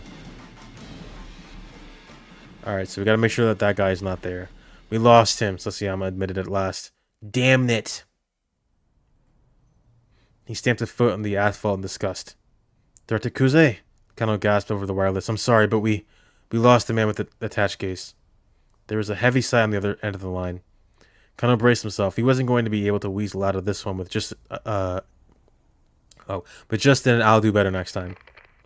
Sasayama, Kano, get your asses back to the precinct. Kuze out. With that, Kuze switched off the line. You're fired. Back to the precinct. Kano knew full well what that meant. They were off the case. There was a gnawing in his gut. If those two punks hadn't shown up, no. If that father and his daughter hadn't turned up, he might have been able to apprehend the suspect. I think I know what to do. Oh, don't let it get to you. Don't let it get you down, Sasayama said. I mean, paper pushing can be kind of fun. The look on his face, however, suggested he didn't think it was fun at all, not one bit. With the air of two men heading to an execution, Kano and Sasayama trudged back toward the Shibuya precinct.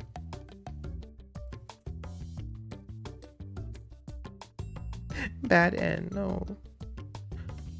Haven't got a single good end yet, by the way. I don't know where they are. Which one's Minorikawa? Which one?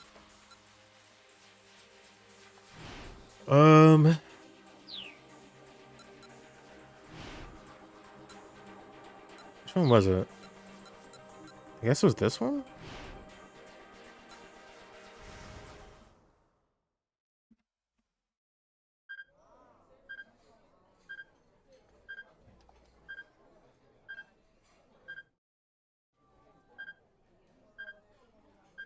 No. Yeah, here we go, right here.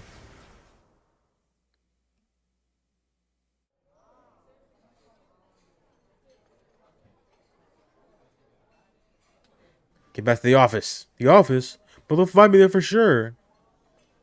A little bit of a reverse psychology. The last place the debt collectors are going to think is you went back to the office, right? Oh, I see. Alright. There you go.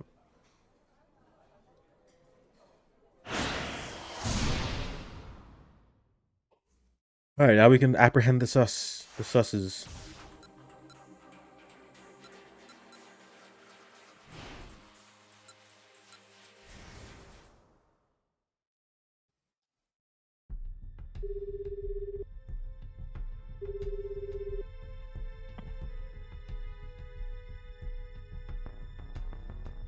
You ready?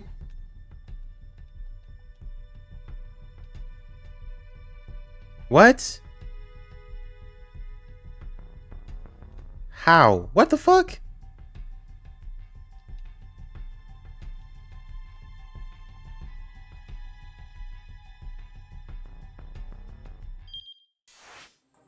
There's something else?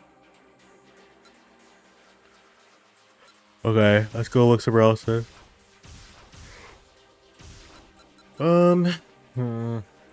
I'm pretty sure that this is the end of Achi's thing, right?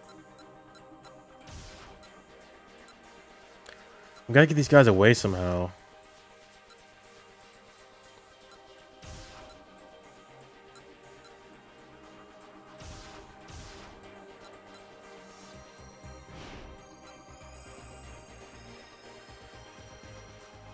I doubt that this matters. He definitely told him to go back to the office. Had a couple. Yeah. Which one's this? Weird sound.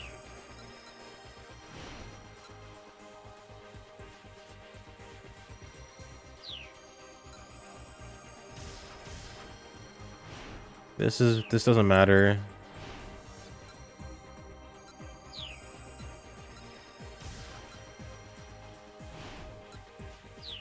I think Archie's all done. Let's try this one. Bloody young man. I feel like this doesn't matter though.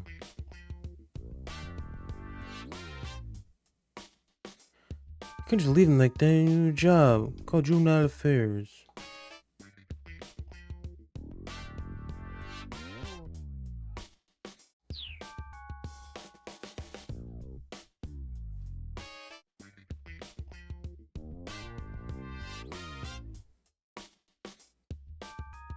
You guys with the Bamps? Yeah, this seems the same.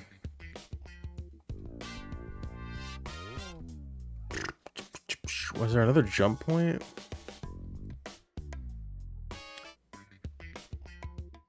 Oh, the Burning Hammer. Burning Hammer.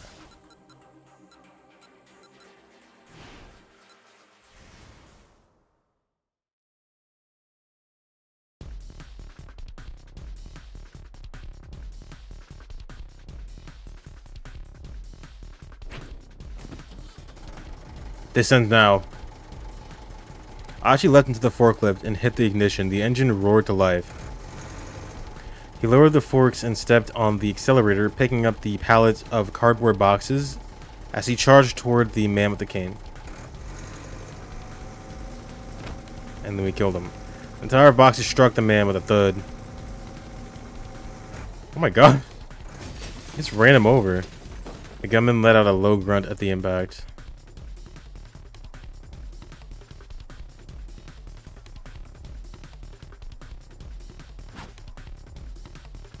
What the hell are you doing? Sorry, man, I gotta run.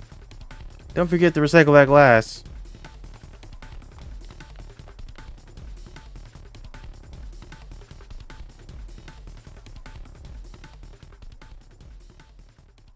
What would that change, though?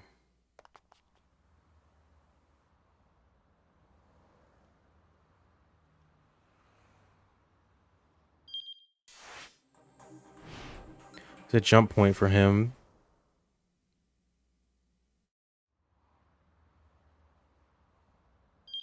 But it...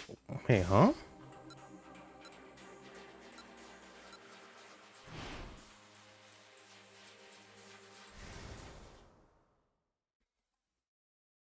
It's not gonna be there, is it?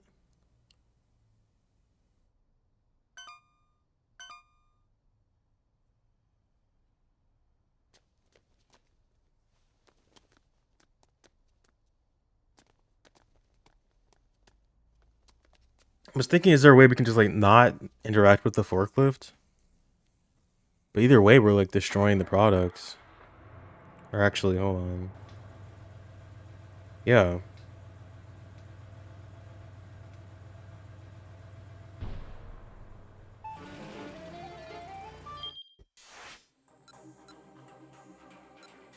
What was this?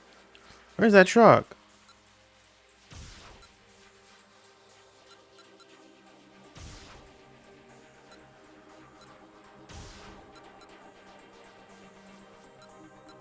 Are there any other jump points?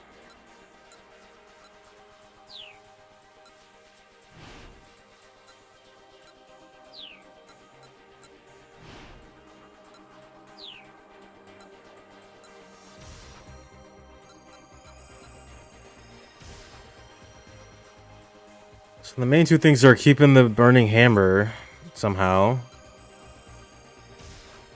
And then getting Toyama to not be there. Which I thought I did with Minorikawa, but I guess not.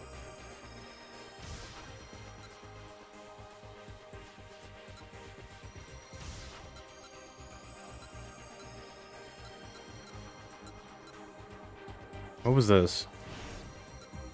Father! I don't think I did this one.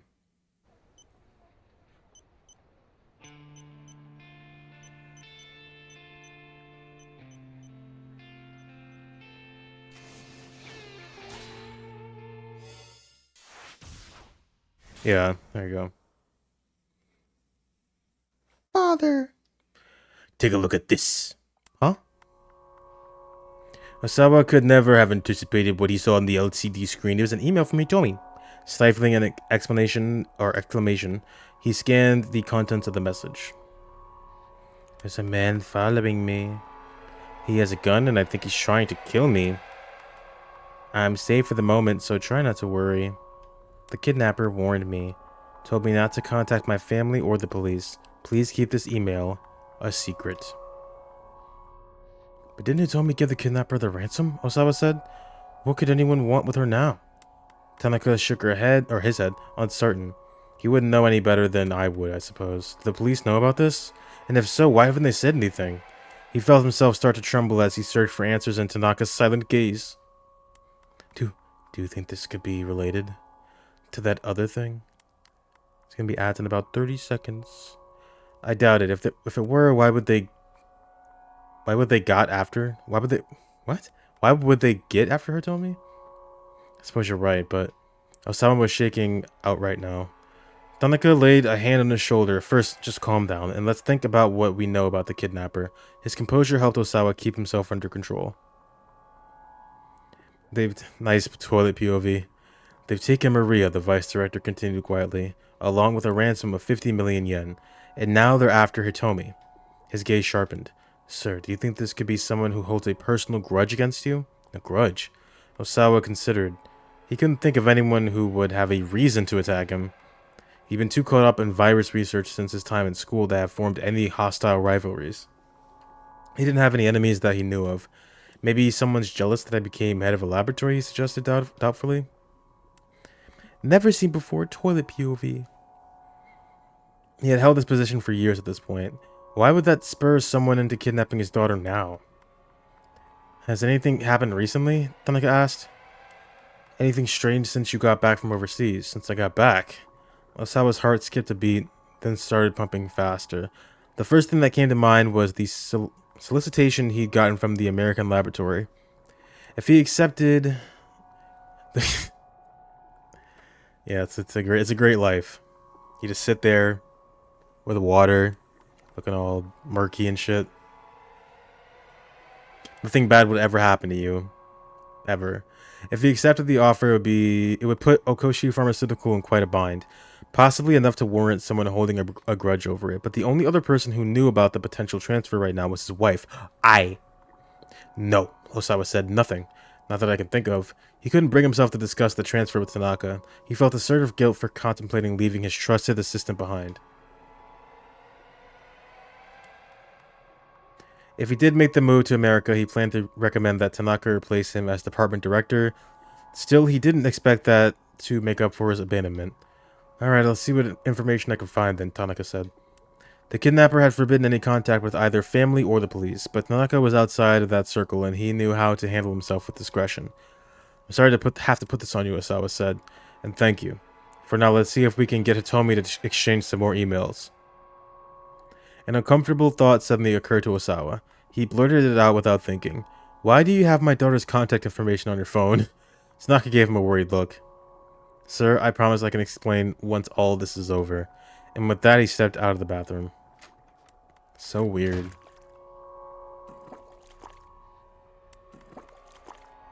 Something in the tone of his final words left Osawa to wonder. Could it be that Tanaka and Hitomi were dating? He hoped dearly for that not to be the case. Their age difference alone made the idea a disturbing one, let alone so many other considerations. He's 40, and she's 19. This makes him just over twice her age. This does not necessarily mean, however, that they could not date or fall for each other. Many couples with such an age difference between them wind up in a happy, committed relationship. Trying to put aside his paranoia, Osawa resumed his struggle with the clog in the toilets.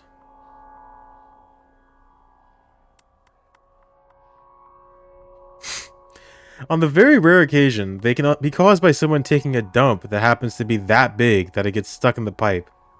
Apologies to anyone who might be eating right now. Oh, goodness. Kajiwara reappeared, still toting the bucket. You seem to be having a lot of trouble there, sir. He made it sound like the whole mess was Osawa's fault. Of course I am. I've never had to do this before. Really? I think the research you do would be a lot more difficult than this. Fixing toilets gives me far more trouble, I'd say. So it would seem.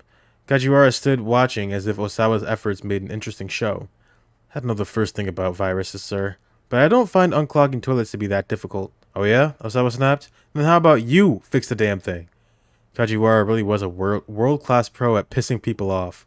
Are you sure you don't mind? The detective asked. Be my goddamn guest. Osawa shoved the plunger into Kajiwara's hand.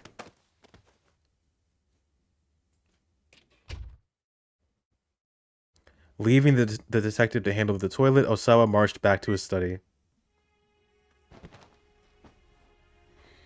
He turned on the CD player and lay back on the sofa, squeezing his eyes shut. He was seriously on edge. Kajiwara had totally broken his stride. What now? The door to the study slid slowly open. It's Detective Kajiwara, sir. Please don't come in here without asking. My apologies, Mr. Osawa. I just wanted to inform you that the toilet has been fixed. Right, fine. Osawa had hardly cared. He just wanted this guy to give him a little peace. Oh my. Is that really all you have to say, sir? Nary a compliment or encouraging word? Maybe a good job, Kajiwara, or a you're getting a promotion, detective? Osawa blew out his breath in exasperation. How? How are you a detective? I'm not sure I get your meaning, sir. You are completely clueless. I'd like to ask your superiors to replace you with a detective who knows how to take his job seriously. Mr. Osawa, with all due respect, it's unusual for a precinct detective like me to be stationed here at a victim's home. What's your point? Not to brag, sir, but I happen to be an exceptional detective. Kajiwara beamed with pride. In fact, I made an excellent showing in the Superstar Detective contest we had on our police social media service.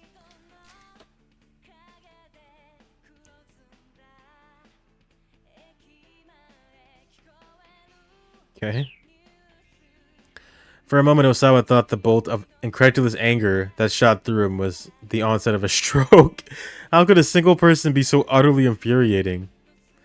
And you can't tell him about this, Kajiwara went on obliviously, but this summer, a new detective manga is starting up based on me. What? The chapter title's... The Fabled Detective Kaji. Kaji howls at the sun.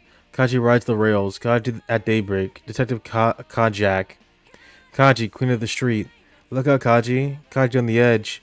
Dance, Kaji, dance. Space Detective Kaji, and so on and so forth. Osawa spat out a peal of feigned laughter. A manga? I can tell you all about the plot, sir. Would you like to hear about it? I would not. It's about a telecommunity detective who solves major crimes using just his wits and his computer. Surely you'd like to hear about that, sir. I really wouldn't. I know I may not look it, but I'm pretty handy with computers. Kajiwara's eyes drifted over to Osawa's desktop. His hand darted to the mouse. In a matter of moments, he cleared the screensaver and booted up a web browser. Hey, Osawa barked. Don't touch that. Oh my god, the best of viewers, thank you.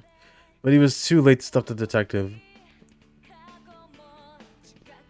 The monitor showed the page for AyaNet, a fan page devoted to Aya Kamiki. Osawa's imminent rage stroke was beginning to make his vision grow fuzzy. You come to the site regularly, sir?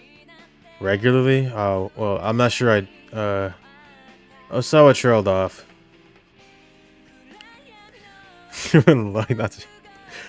Osawa trailed off, feeling the heat of a blush flare on his cheeks. There's a lot of stuff on this site. Is there a section you primarily spend time on? Well, I mean, for my part, I really only go to the fan forums or for folks 40 and over. Aha! With a twinkle of curiosity in his eyes, Kajiwara appeared at the computer screen. Having his privacy invaded to this degree was the ultimate disgrace. Alright, Osawa huffed. You're an amazing detective, Kajiwara. Just incredible. I see you in a new light now. Now would you please... Get the hell out of my room. Get out. Now would you please get the hell out of my room. He tried to usher Kajiwara back out the door. Alright, sir, the detective said. Alright, I understand. I'll leave. But before that... Kajiwara slipped his hand into his pocket. I don't need a damn banana. It's not that, Mr. Osawa. I have something that I think may be important to you. He held out a small plastic bag. Inside was a scrap of paper of some sort. What's that? Osawa asked. This is what was clogging the toilet, sir. With some hesitation, Osawa took hold of the bag. Ooh. No, that's... The passenger's name here is listed as Kenji Osawa. In the plastic bag was a plane ticket. Specifically, the one for his upcoming flight to the US the following week. He left it out on his desk. How had it wound up getting flushed down the toilet? It was I. This looks like it was pretty important, sir, Kajiwara said. I must say, it was pretty careless of you to accidentally flush it. A wry sort of smile came to his face. Although, the detective added, I suppose the question of who flushed it is another matter entirely. Osawa was at a loss for words. Someone had tried to flush his plane ticket on purpose. He was sure of it. It was your wife, dude. He knocked on the door to Ai's room, but there was no response. It didn't look like she'd gotten back home yet. Osawa let himself in.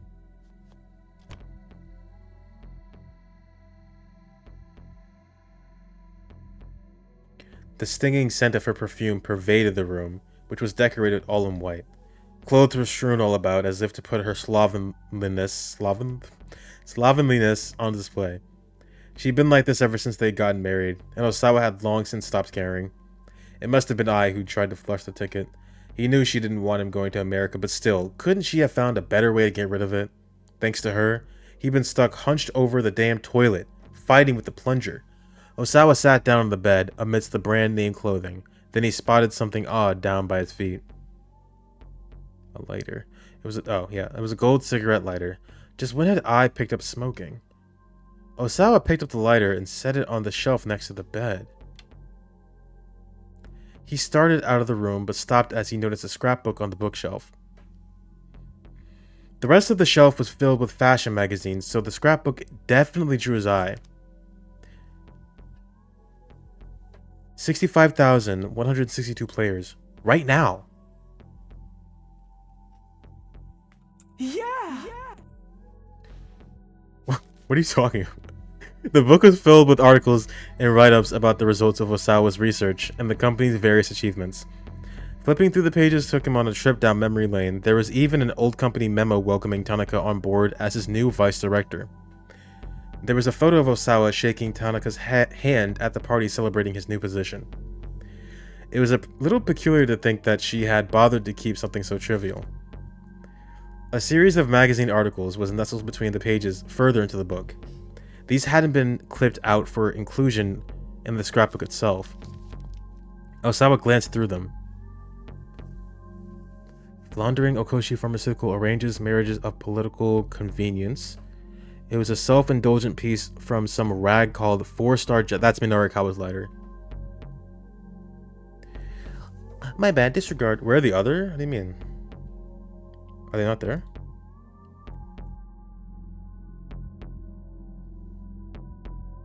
They should be.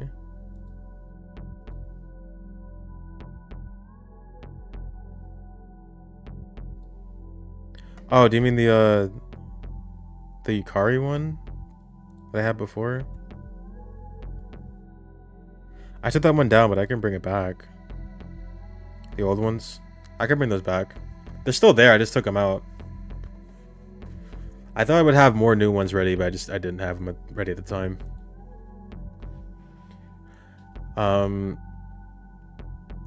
It was a self-indulgent piece from some rag called 4-Star General Gossip from right after he and I had gotten married. When the piece had first run, he'd been too furious to read it. Now he gave it a quick looking over.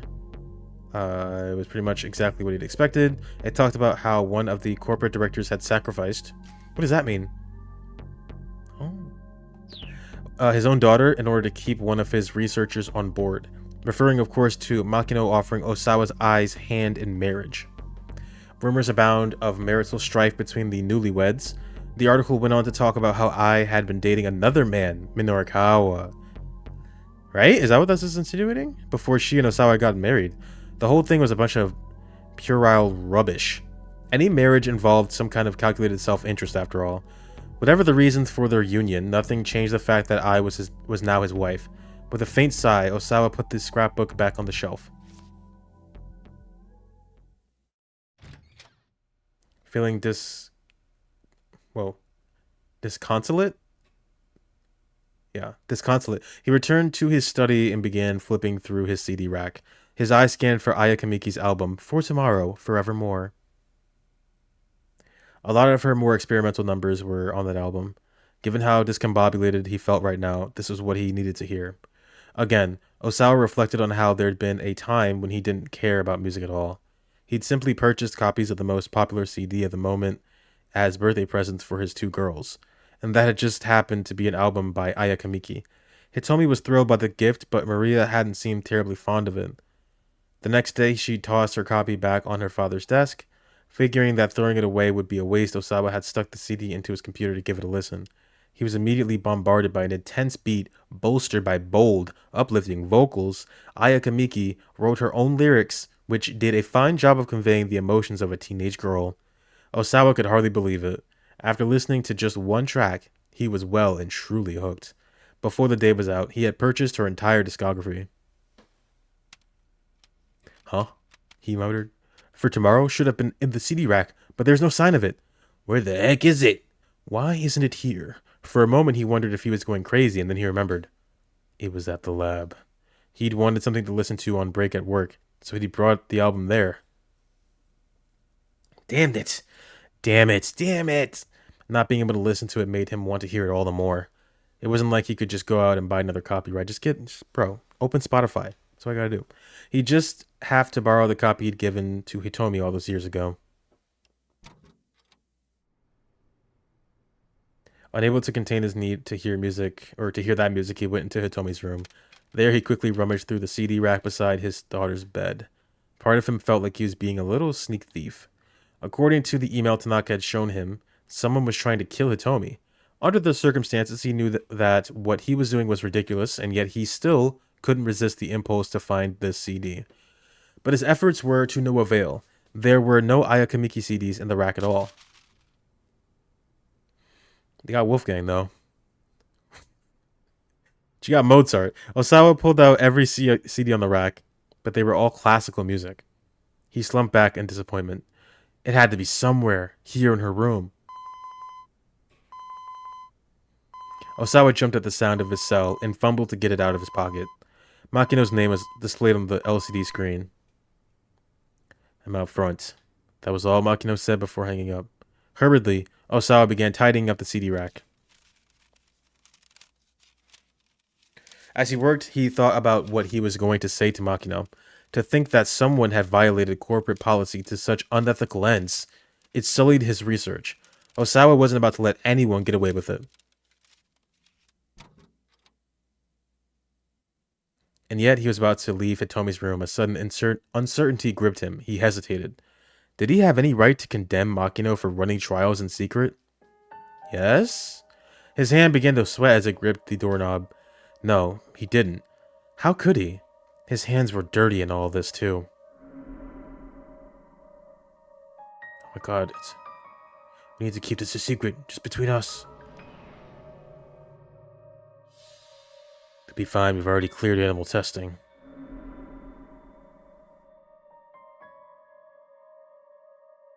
The memories hovered. Osawa himself had already administered the antiviral to someone, hadn't he? I did not know that. Who? It was the only way.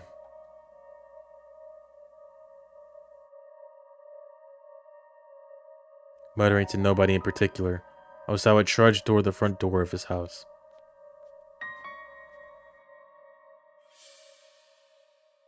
To be continued. I think Osawa's thing is definitely the most interesting out of everybody's. Because I want to know what's going on with this virus. Okay, we did that. What would that have changed?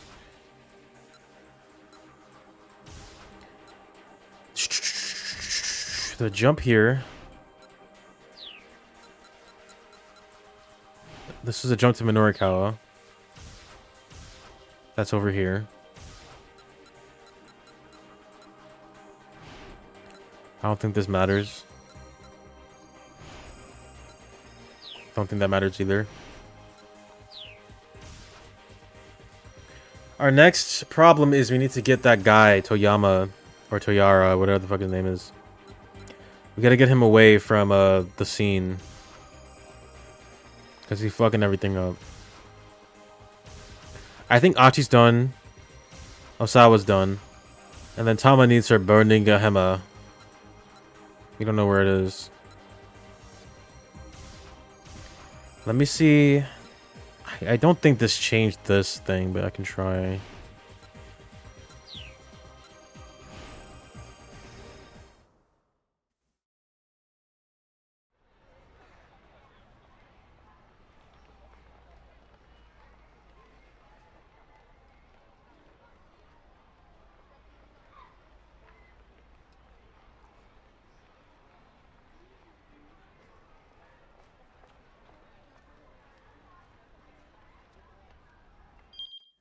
Where's it here?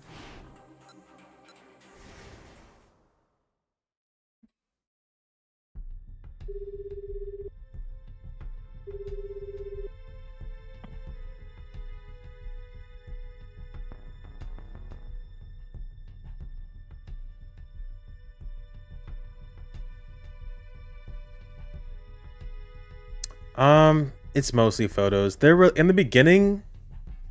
There was like a cutscene, and like there was actual voice acting and stuff, but it's mostly photos. Like 90%. 90% of it is photos. God damn it, he's still here.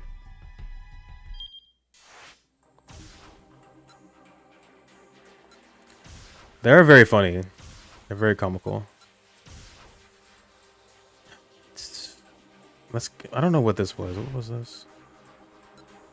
Still, Achi's second jump. I'm pretty sure I did this one. To Minorikawa. Well, maybe I didn't. You're right. You're right. I thought I did, but I definitely didn't. Was it here? Yeah. You right. Don't forget to jump, guys. Did you jump today? Don't forget to jump. Minorikawa took a look at his wristwatch. What is up? By the way, what sort of impression do you have of this wristwatch? Just respond with whatever happens to come to mind.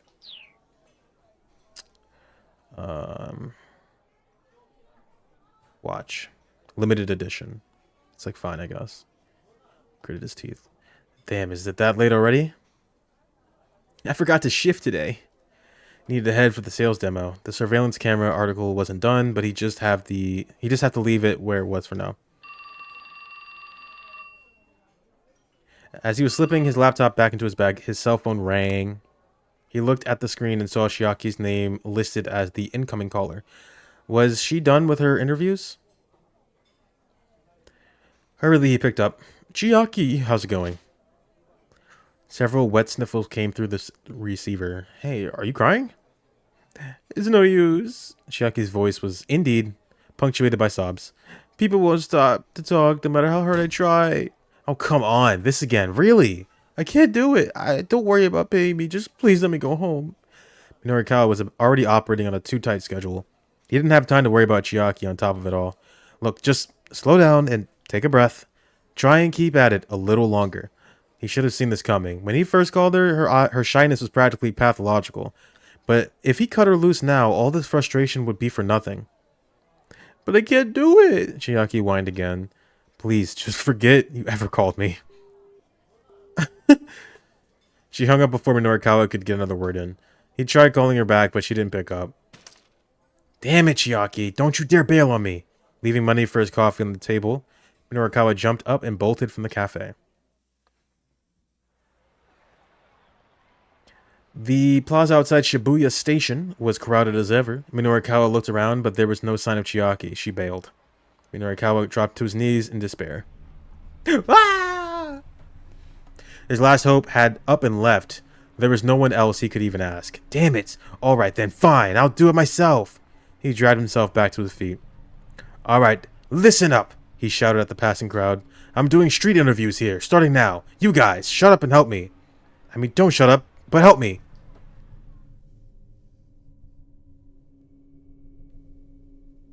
Fucking come on, dude. Why?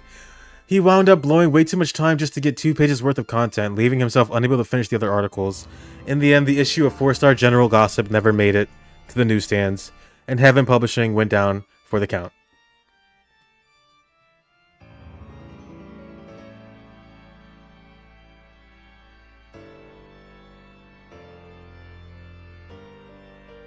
Fuck you, Chiaki.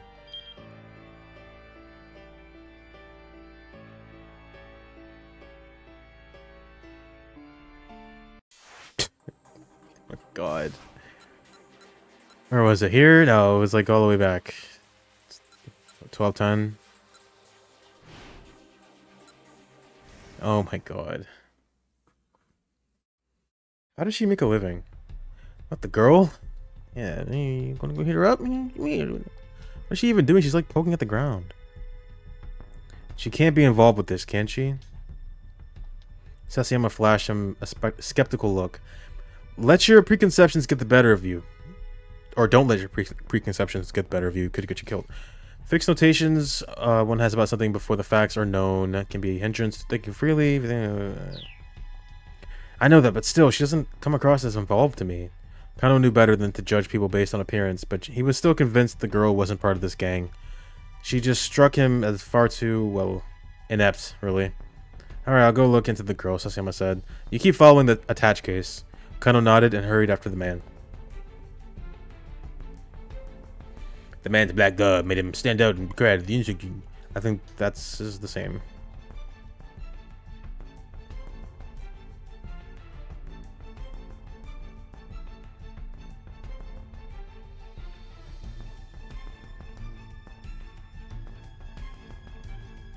Alright, no dick dictum. No dick dictum. Get me out of here. Stop it. No dick dictum. Alright, so that hopefully changed her. She'll actually write her shit now.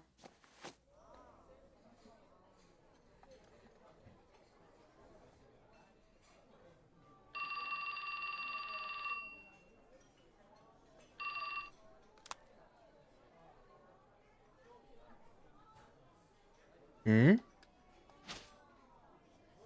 No. No. Chiaki. Why?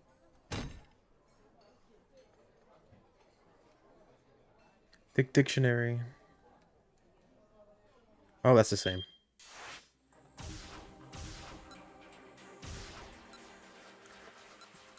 So I actually, maybe I do talk to her? I don't really know. Let's do it again. Sure. I didn't have a second option when I talked to her, did I?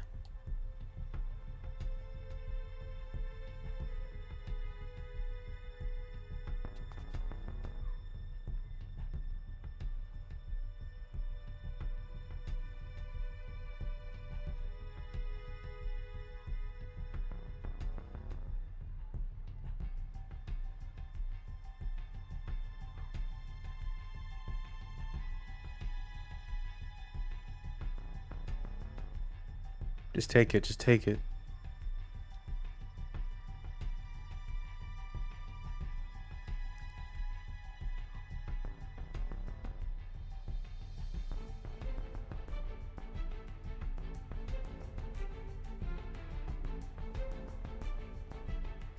His fucking face is killing me.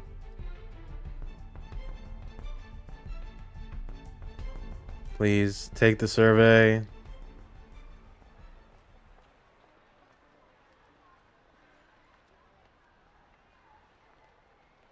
Oh my god. I can't do this anymore. I want to go home. Yeah.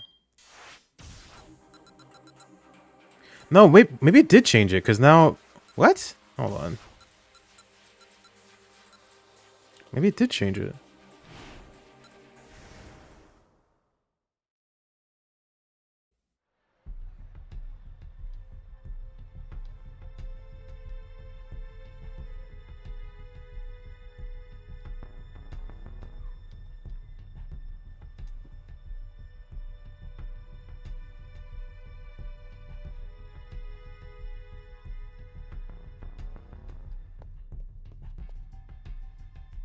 Because I didn't see a bad end anymore.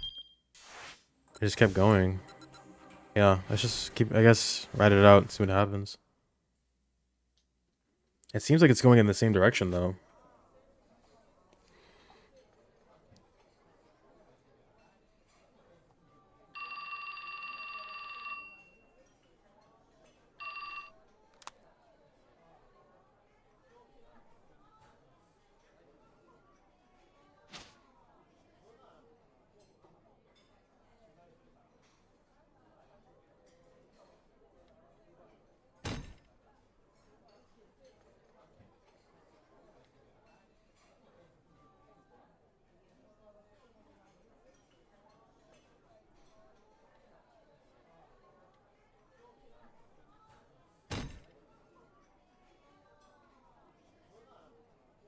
Oh, yeah.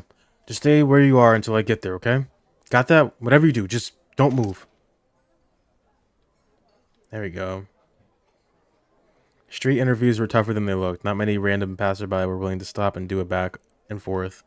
Still, being able to talk to people on the street was a fundamental skill for a freelance reporter. All Minoru wanted was for Chiaki to put in a little effort and make it happen. But he's fucking useless! Although he found her personality frustrating, he actually quite liked her writing. Reading her words, you'd never guess what she was like in person. If she could just break the right story, he was sure the readers would be quite taken with her. There was no time like the present.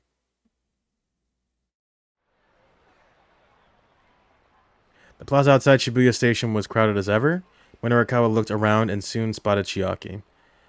Hey, what are you doing? He asked. She was hunkered down in front of the statue of Hachiko, squatting in an odd position. A group of kindergarten. What the fuck is a kindergartner?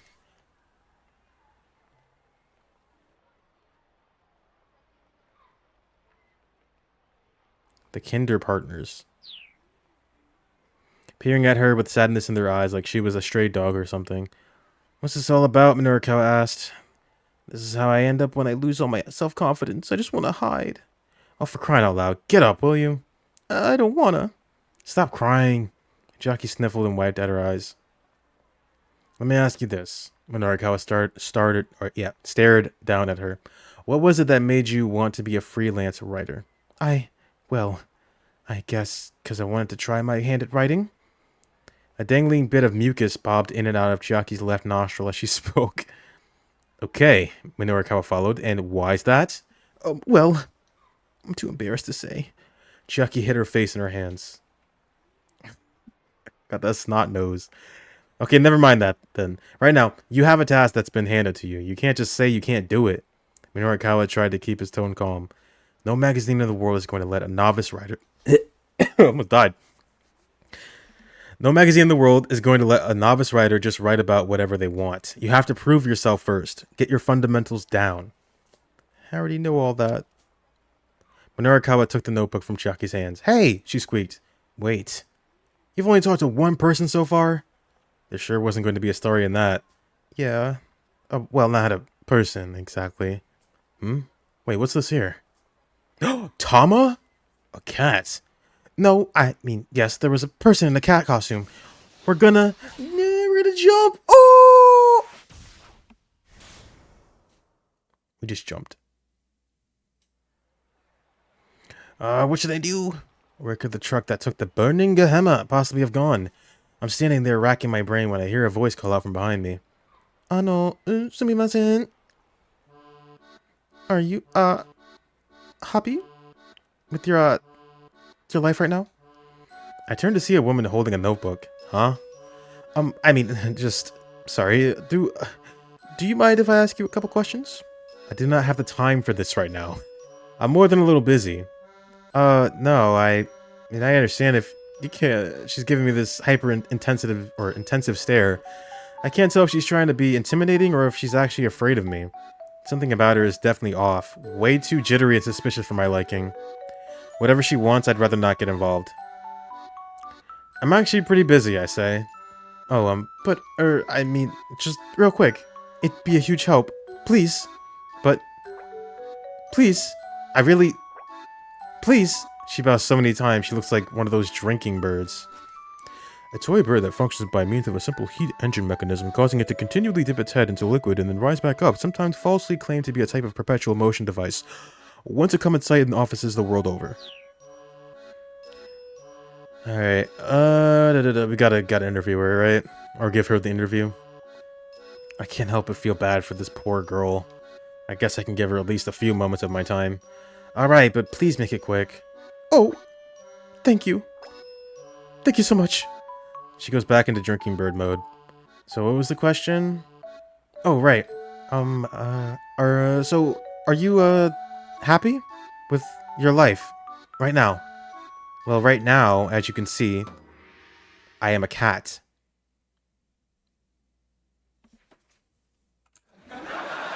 Oh, a cat. Yes, I see. A cat. So, yeah, I'll put down cat. She just writes the word cat in her notepad. Right, thank you. Are we finished already? Yes, we can finish right here. Or right there. She hangs her head a little and looks away. What the fuck? Well, that sure is quick. I'm not sure I get what it was all about. Did I really give her enough to be useful? I doubt it, but hey, at least it was over fast. I head off in search of the burning Gehenna once more.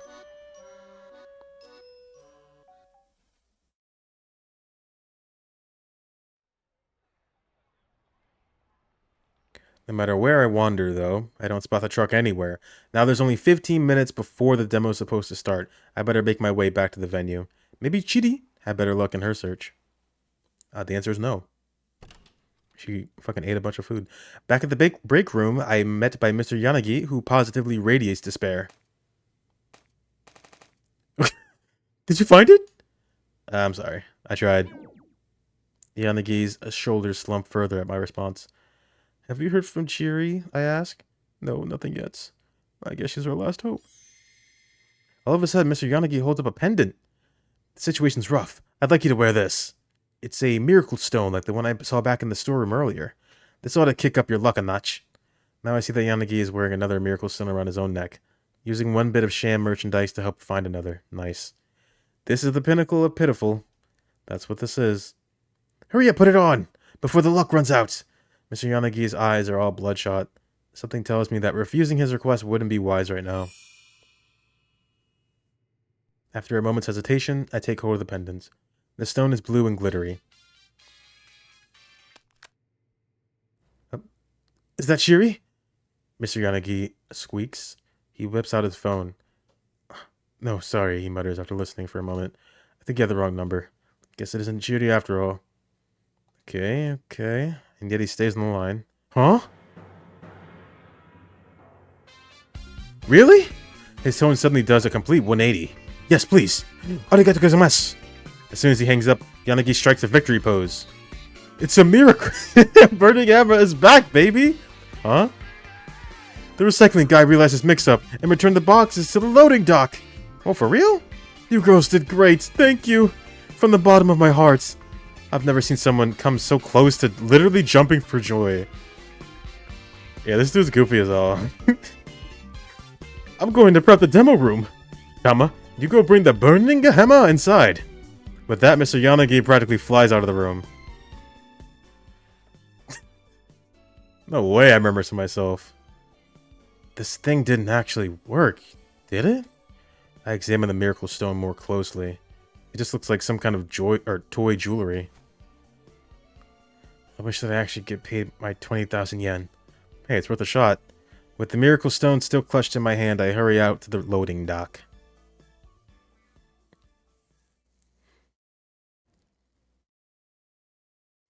I brace myself before actually stepping out the door. It's not there. Where is it? I look, but I see no sign whatsoever of any burning Gehenna. In a panic, I call the recycling guy. Well, I definitely returned it to the loading dock. I can assure you that. If you're telling me it's not there now, unfortunately, that isn't my responsibility. Bitch. He hangs up. Didn't even sound like he cared. I look around a little more, but to no avail. Yeah, it's definitely not here. Did someone else take it, maybe? As I hang my head in dismay. A middle-aged man in a sanitation uniform passes by, hauling a garbage bag. A big garbage bag. He flashes me a curious look.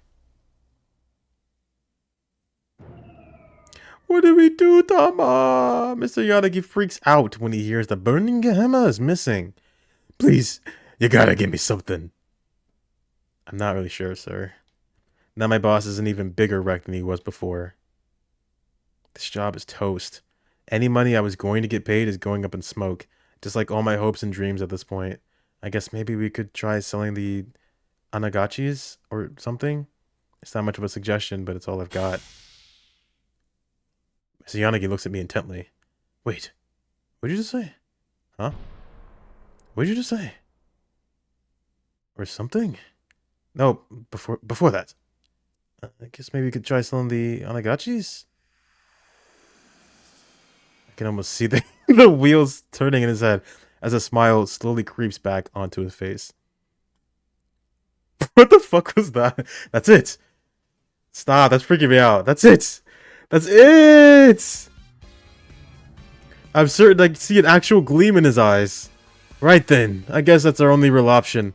No wait, this is a sign. That burning Gehenna didn't just vanish by coincidence. Oh no. He jolts to his feet, his eyes still positively aglow. Alright, see you later, Anagachis. We're about to knock you right out of the park. Beautiful. What? I probably don't need to tell you how the event goes down.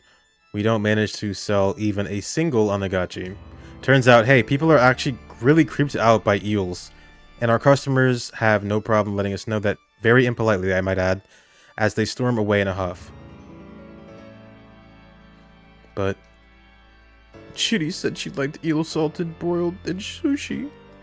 I hear Mr. Yanagi mutter to himself as I get ready to leave. If only we hadn't lost the burning Gehenna, things would have gone so much differently. Or no, maybe they'd have gone pretty much the same. You know, I probably should have listened to my gut earlier. Agreeing to take on this job has brought me nothing but trouble.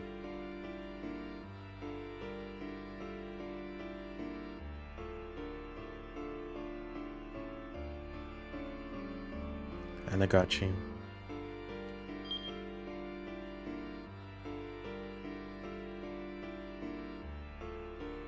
The sanitation worker Tomasaw had found another pile of trash to dispose of, sometime close to 12:40. Someone winds up breaking the bottles, turning them into useless garbage. But who is that someone, and what can they do differently?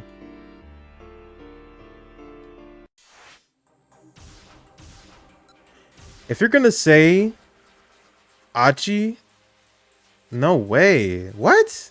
Why? I can jump here.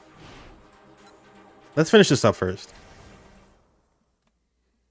My two options are either throw the boxes or ram into him with the forklift. Either way, the bottles are gonna break. So I don't get that. I thought since I couldn't see their face, it'd be easier to ask them stuff. Fine, whatever. Now get back out there and get me some more. Minorikawa steered Chiaki toward the passing crowd. What, now? Yes, now. We've got no time to waste. Even the kindergartners are pointing at her. I'll even stand by and watch for a minute. Now, enough with the excuses and get out there. Whose kids are these? Minorikawa looked on as Chiaki wandered through the crowd. Her anxious demeanor seemed to repel everyone around her. On the rare chance she did manage to flag someone down, the way she stammered through her initial questions made them take right off again. After a minute or two, she shuffled her way back, shoulders slumped. See, it's hopeless. Okay, some advice. First off, you aren't approaching the right people. Some people are clearly in a rush, you know. You're not going to have much luck trying to flag down a businessman who's visibly in a hurry. Now, folks who are waiting on someone, couples, groups, they're going to be less on their guard. But I mean, if I do manage to nab someone, how do I keep the conversation going? Chiaki asked. That was indeed the tricky part. Whenever I get an answer I'm not expecting, I get all flustered. Chiaki, have you ever played tennis? Tennis? Well, yeah, I was in my school's tennis club. She struck Minorikawa as being more of the manga club type, but that wasn't neither here nor there. Okay, that'll make this simpler. What's more fun, rallying with an opponent or hitting the ball off of a wall? Rallying with someone else, of course. Minorikawa gave a hearty nod. And why is that? Because when you hit the ball off of a wall, you already know where it's going to come back to. Revelation dawned on Chiaki's face. Oh. It's the same with interviews, Minorikawa said. Don't get flustered. Enjoy the rally. But I don't think I'm composed enough to enjoy it. Don't overthink things. Just let yourself enjoy the small talk. Small talk? Oh, I'm sure I'm not any good at that. She was She was starting to waffle again. Okay, let me ask you this, Minorikawa said, taking a step closer. Are you happy with your life right now? I'm not happy with my life right now, no, Chiaki muttered. She hung her head in dismay. Okay, so start with that, Minorikawa said. Huh? Chiaki blinked a few times as she lifted her head back up. I'm not happy with my life right now, but what about you? Like that. Oh, okay. A sliver of liveliness had crept back into Chiaki's voice. Minorikawa jabbed his finger right in her face. Right there, he said. Put on that face when you flag people down. Chiaki's smile widened. I'll give it a shot. Thank you so much. Sure thing. Good luck. Chiaki strode enthusiastically into the crowd. White man. And tried to flag... Wait, who is that? Do I know who that is? That's the professor, right? I think so. Tried to flag down a Westerner who was walking hurriedly past. Did she even listen to a word I said? Minorikawa felt his short-lived triumph melt away. Am I just going to have to teach her everything again from scratch? Then he paused in surprise. Hold on.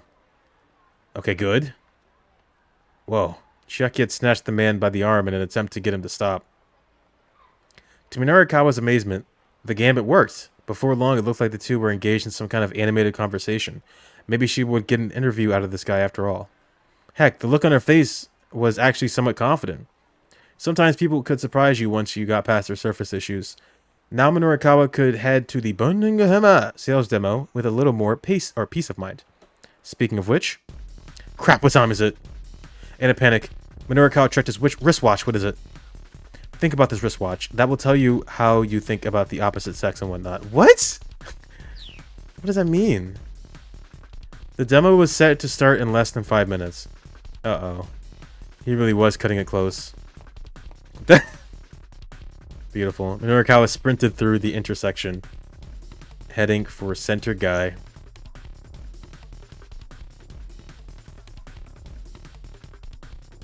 Alright, Minorikawa's stuff is done.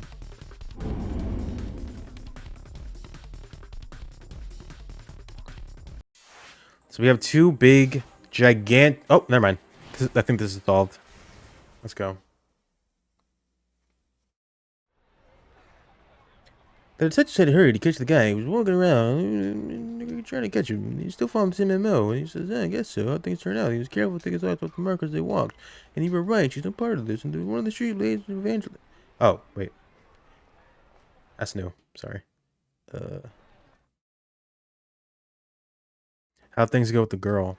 You were right. She's not part of this. Just one of those street oh my god. Evangelists or something. Oh, yeah?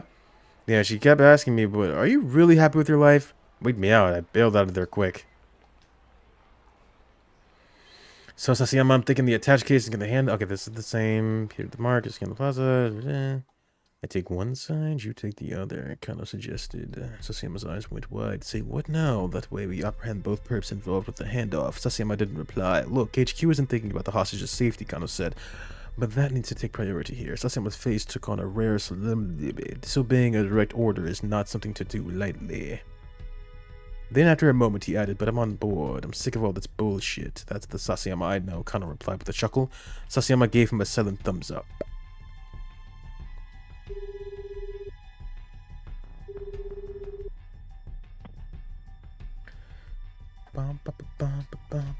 You ready? Get the word. And then... No, what? If it isn't Mr. Toyama? How? How? Get the fuck out of here! He rolled around and C2 left... Oh my god. Please just hold on.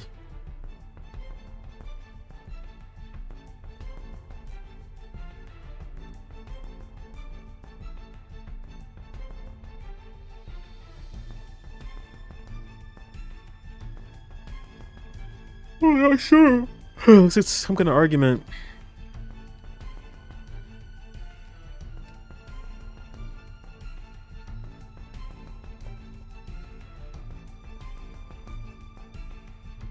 What? He made a run for it. Oh my god.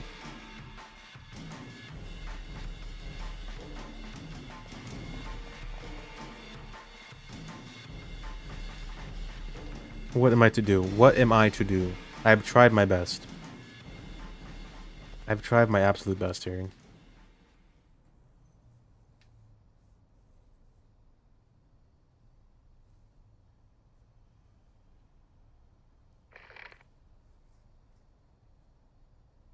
Yeah, this is the same. Yeah. Okay. Then what else can we do?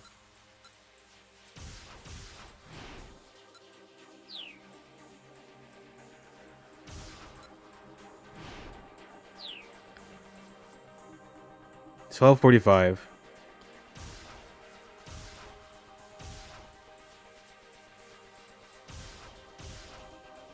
It's got to be this. It's got to be this.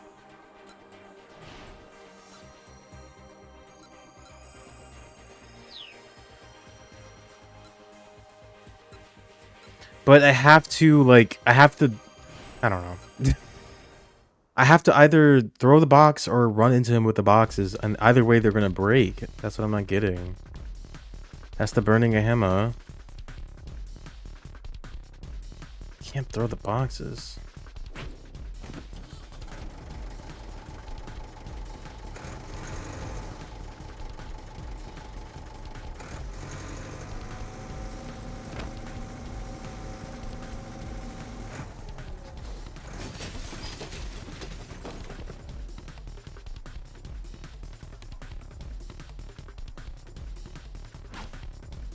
That's the sanitation guy. Yeah. Sorry, man. I gotta run. And don't forget to recycle that glass.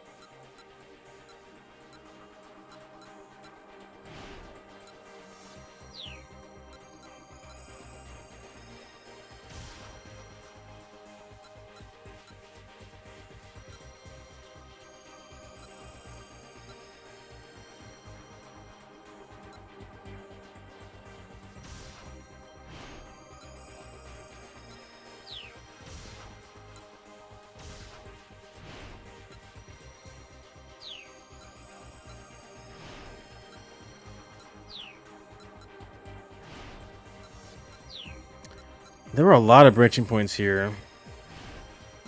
Son. That's 11 o'clock, actually. Doesn't matter.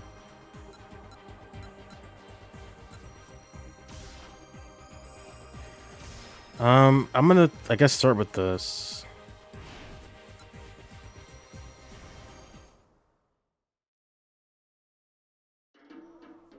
This has nothing to do with anything else, though.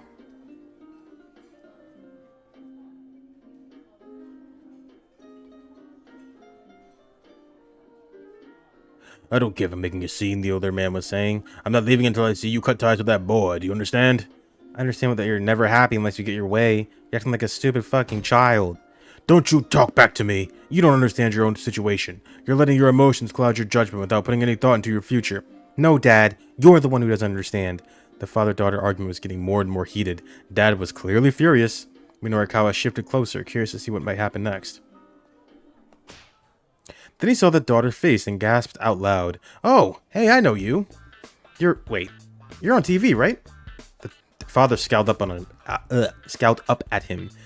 You must be mistaken, he said gruffly. No, I'm sure of it, Minorikawa said. God, what show am I thinking of? The yeoman seemed disconcerted by his enthusiasm. Who was she? He called out to a waitress who was passing by. Hey, miss, do you know who this gal? She's an actress, right? It's right on the tip of my tongue. The waitress ignored him, but Minorikawa was undeterred.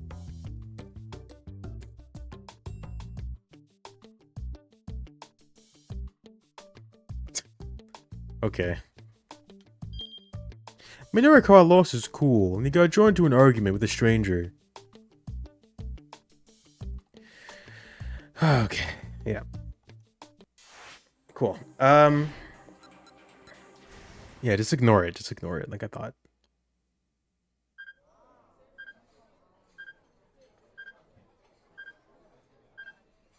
Blah, blah, blah, blah, blah, blah, blah, blah, blah. Blah, blah, blah, blah. That was pretty peak.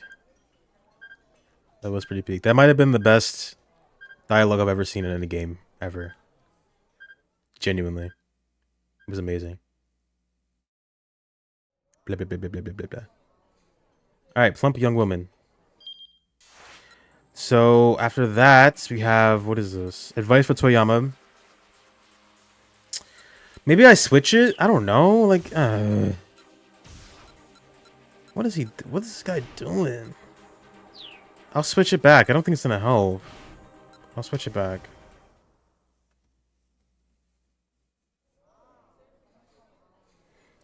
Thomas?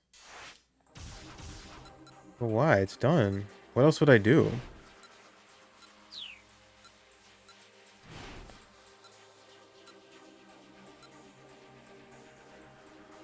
Did we search together?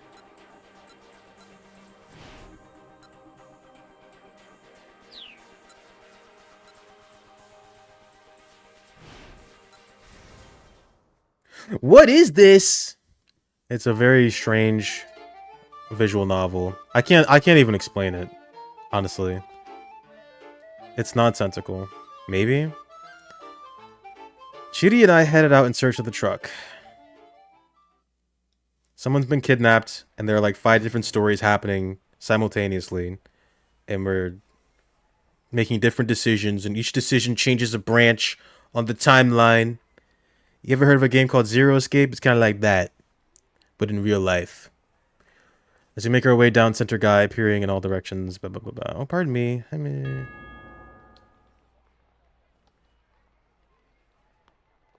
And his daughter walks away. Hana waits. Oh, this is different. As we make our way... Oh, hold on. How long are these? I don't know how long these ads are. They should be 30 seconds. It looks like it's like fucking 5 seconds. That's kind of crazy. We are skirting the lines of Twitch ads. We're breaking new ground here. 5-second ads. Who would have thought? As we make our way back down the road, Chidi's eyes light up upon a cafe. Man, I am super hungry, she mutters. Not now. We have to find that truck. Yeah, I know. I stride purposefully along, and though Chidi flashes the eatery a long, lingering look, she follows into step behind me. Chidi and I wander around town for another 10 minutes or so.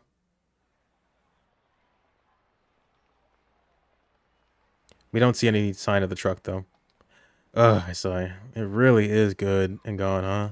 I turn to look back at Chidi, who is not there. Huh? Wait, what? Chidi's gone. She must have slipped away from me at some point. I take a quick look around, but there's no sign of her. When did she split off? She was just there 2 or 3 minutes ago. It's 12:35. The sales demo starts in 25 minutes. What do? I don't have time to go looking for Chidi. Guess I'll have to keep searching for the truck by myself then, but I have no clues to go on, so I don't know how I'm ever going to find it. What should I do?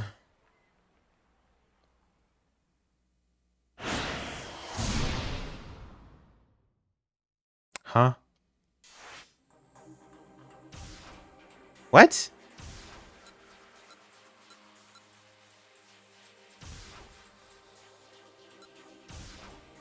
What the fuck? Wait, what is this?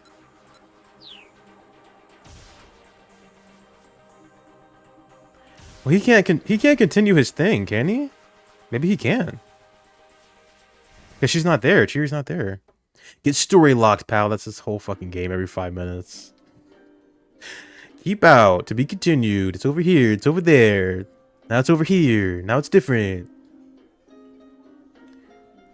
He shouldn't be able to continue this branch because Chiri's supposed to be, well, I don't know. She did walk away, so I guess she is here now. I don't fucking know, dude.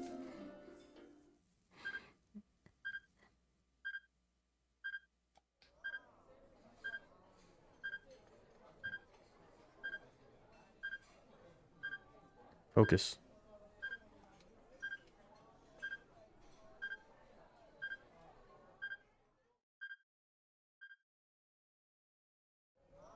It's a split.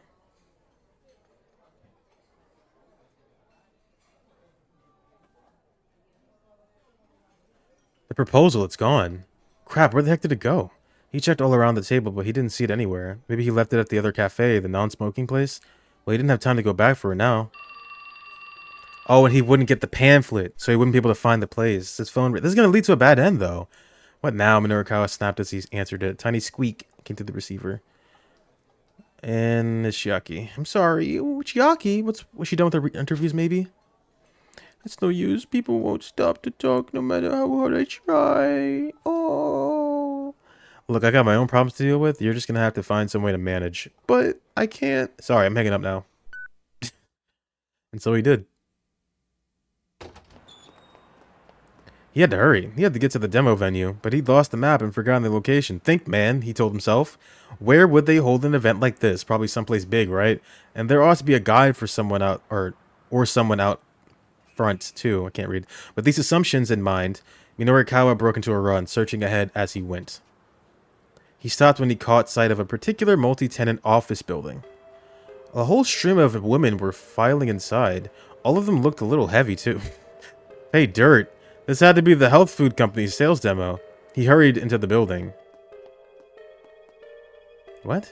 The women were queued up down the hallway. This was definitely the place then. More confident by the moment, Minorikawa made his way up the stairs. This is not it. Finally, he reached the front of the line.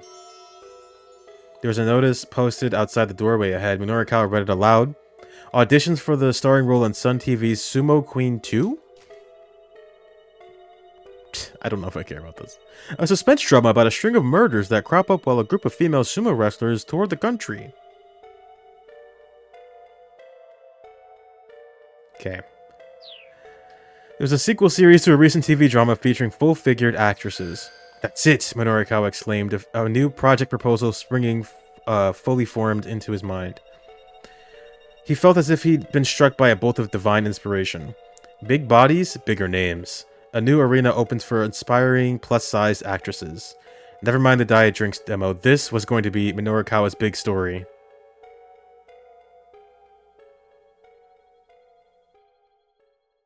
Minorikawa managed to meet the deadline. The show, however, wound up being a massive flop. Sales of that issue of 4-star General Gossip were likewise lackluster, with an unprecedented number of copies going unsold. So he hung himself. Great. Mr. Toyama's debts continued to spiral out of control, and before long, Heaven Publishing was no more. The end.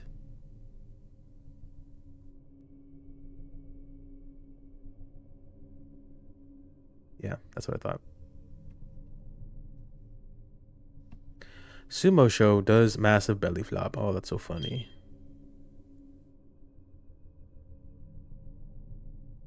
Yeah, so they have to split up. It's always Tama. It's always Tama.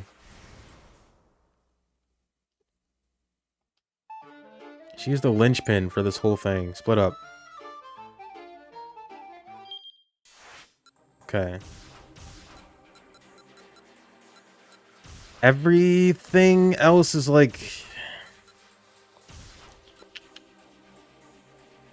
So the burning hammer's gone. Achi encounters it over here. This is the problem. No matter what I pick, he's going to end up destroying the product.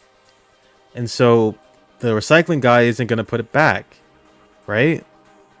Or actually, no, he does put it back, but Achi's the one destroying it. I don't have an option to not destroy it. Unless...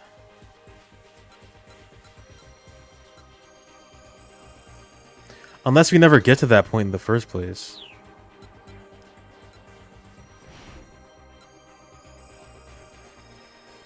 Right? Maybe. Let's see. One of them cackled like a grinning idiot. Kick their ass, Achi. These guys were in sore need of a major ass kicking. Duh. This is the same thing as last time. Sorry, that was terribly rude of me. Is he dead? He told me murmured. It's the same thing. That doesn't matter. Okay, so then cockroach. Cockroach. We can do the cockroach thing. Or, that's about it. Cockroach. Do we split up or do we not? Do I choose to do the interview? And that's about it.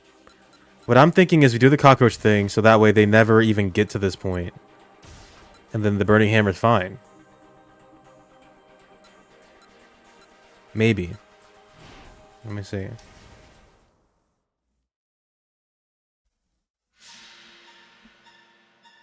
I challenge it to single combat. It flitters aloft. It's gunning for me, alright. Bracing myself, I step forward to confront it, which paradoxically helps calm my nerves. I get the sneaking suspicion that this isn't the first time I've done battle with one of these things. It's like I've trained myself to protect someone who's even more scared of them than I am. That is Maria.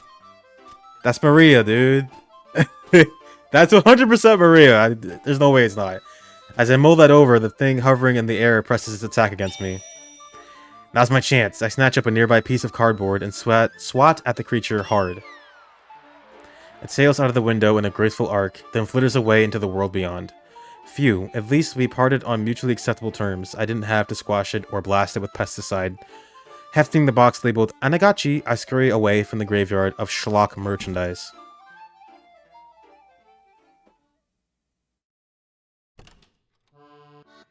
Oh, cheating. So now this ends early. And then she can... Okay, fuck. Wait, no. How's that? That closes everything. Damn, I have to do that.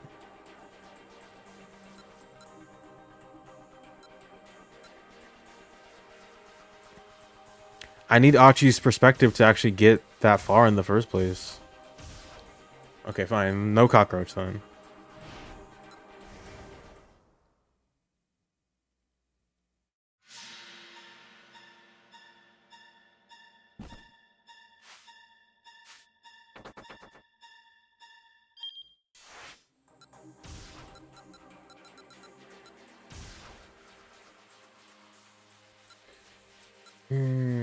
I guess I could just not do the interview, but what would that really change?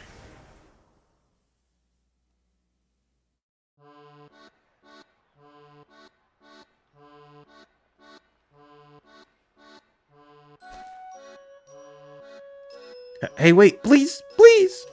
She's begging y'all right now. She's got tears in her eyes. I really am super busy. Just one. Please, can you answer just one question?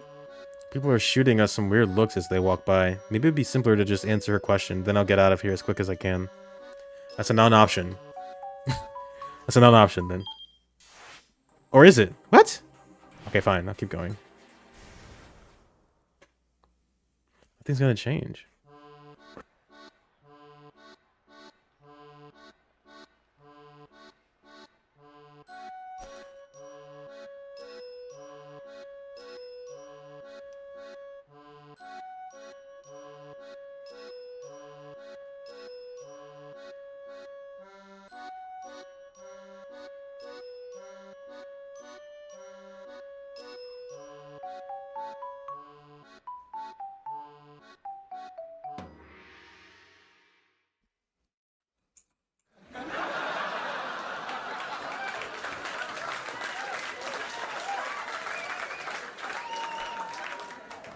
As you can see, I am a cat.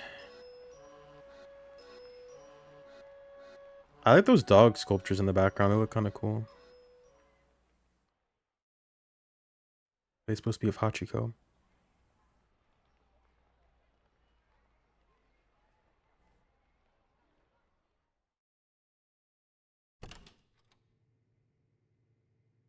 Okay. Nope, still bad. Bruh. They baited me with that shit. Oh, what do I do?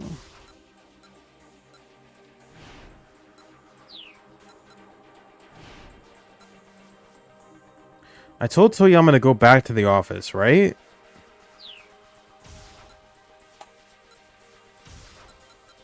If I tell him to not, he's... okay, let's just try this. Either way, he's getting caught. I don't think it matters.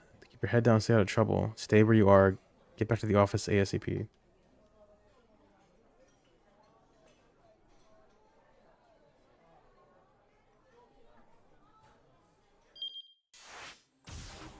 That's still bad. Which is odd to me. So this choice doesn't affect Kano's thing at all. It's really weird. I think it would, because he's literally in the same storyline.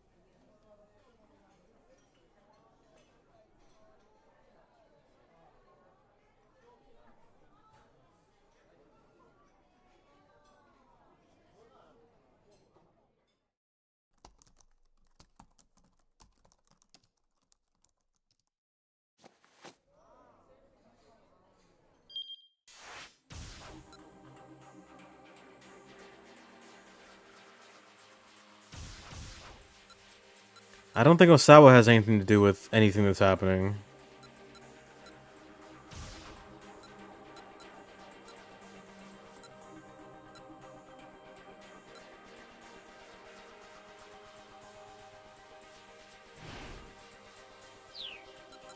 Don't split up.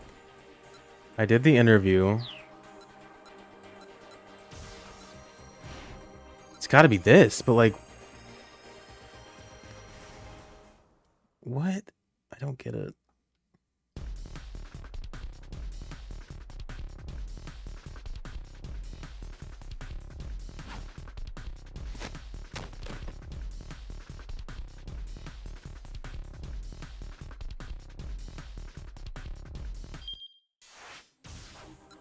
Okay, that might have changed something. Let's see. I don't think it did. I have the sneaking suspicion it did not do that at all, actually.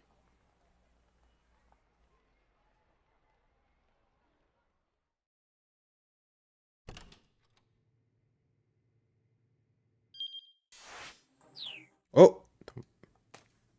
Something changed.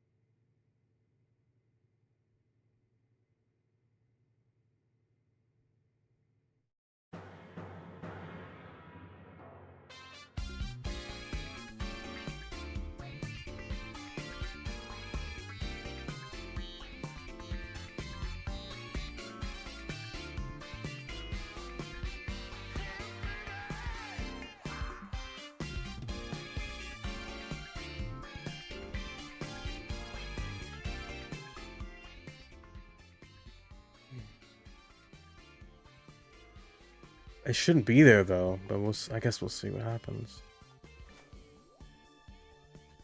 Like that shit is actually broken. Like he broke all of the bottles. So what?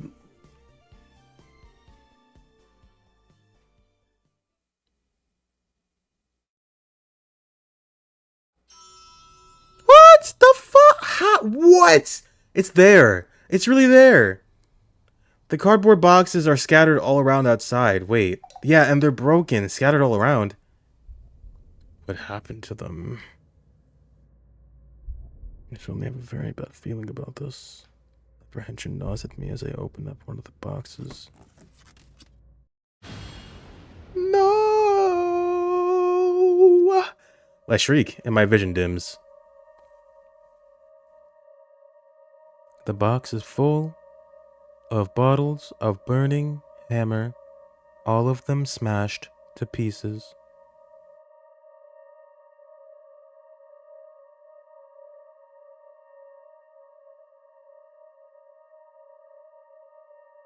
Oh, no, to be continued. Wow.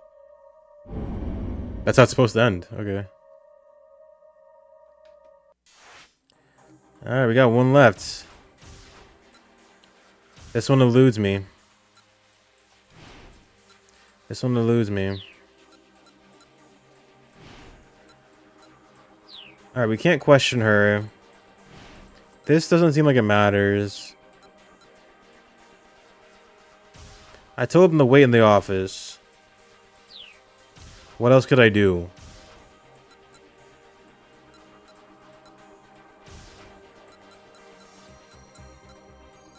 What else could I honestly do? Honestly and genuinely.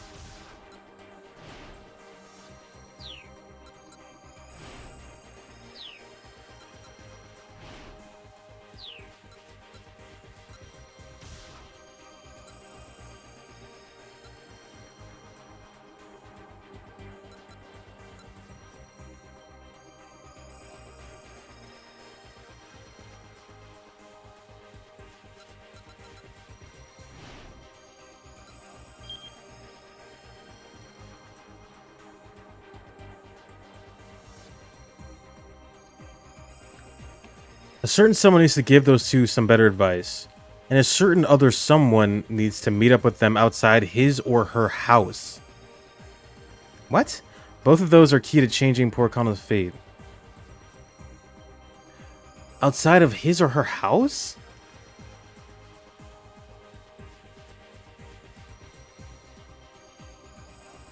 What are you talking? Whose house? Osawa's house? His or her house.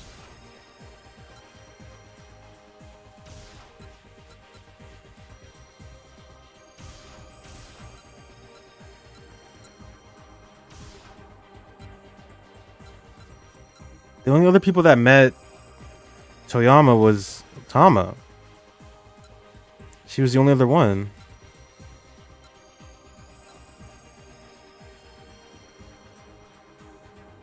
Does this game do that paranormicide thing a lot? What do you mean by that? That paranormicide thing?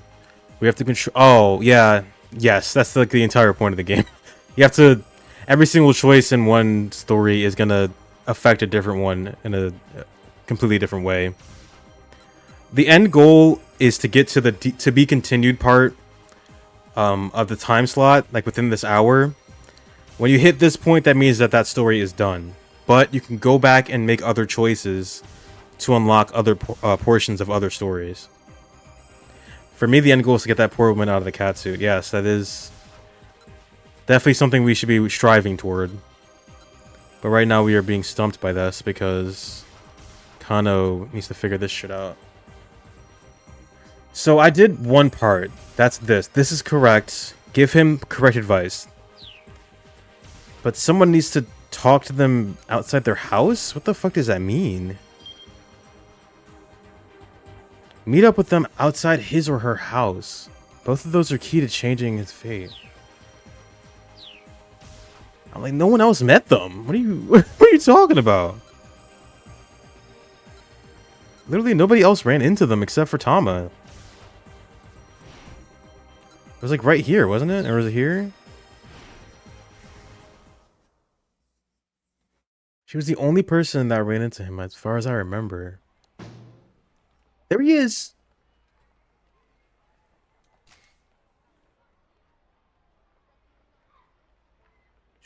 Looking for somewhere cheap and tasty.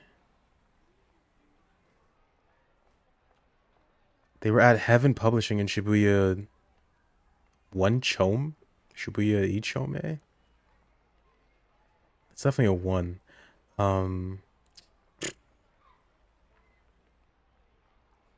Is it her house?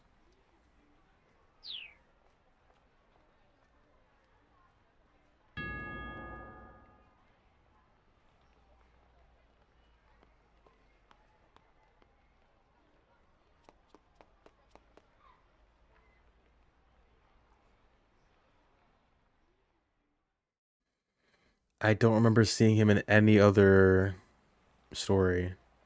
That's the problem. Was it really that far back? What is this? That's not that.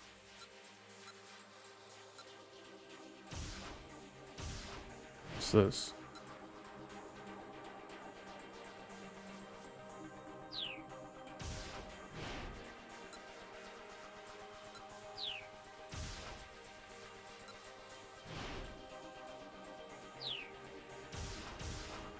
Sneaking out.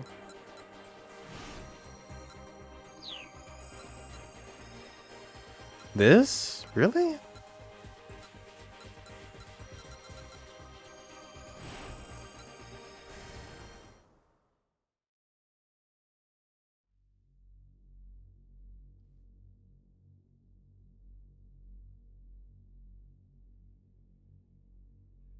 Sneaking out.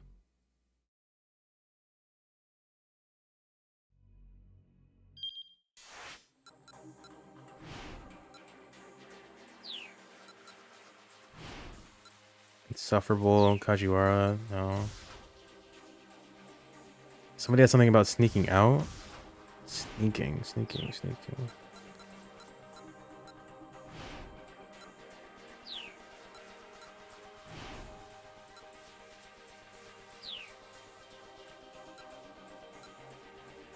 This was about her going and doing her own thing or not. Makino?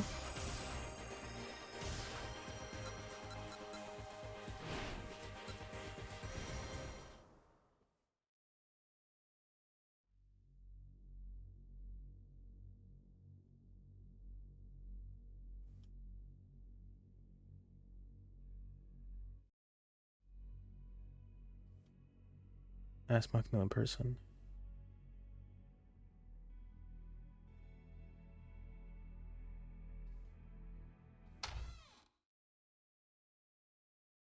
I clogged the toilet. Clogged the toilet. I'm sorry. Maria. I think I know where Maria is at this point. So that begs the question, what the fuck is this hostage situation? Because she's clearly not the hostage. You see, the toilet's clogged.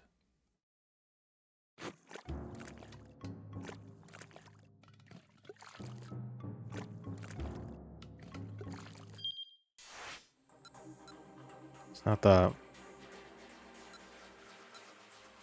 It must be Osawa, because, like...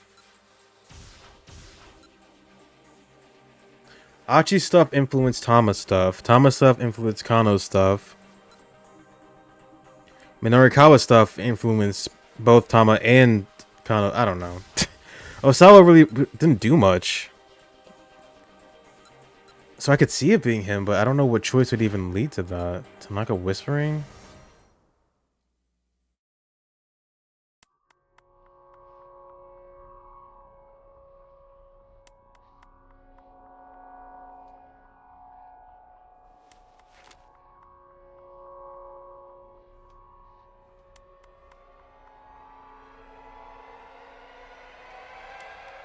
Yeah, it's the same thing.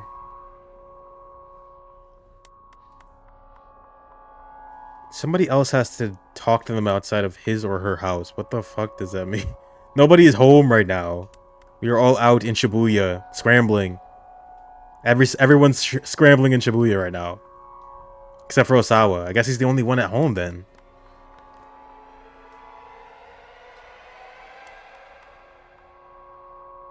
That's the same thing.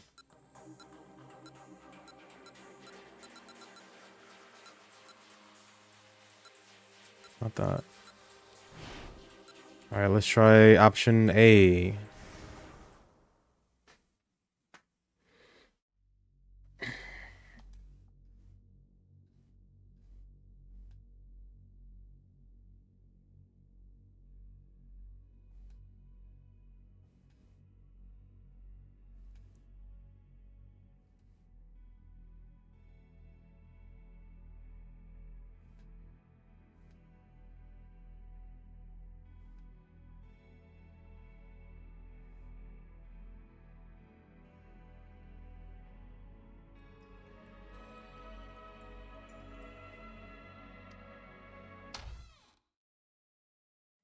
Excuse me, I clogged the toilet again. I'm sorry.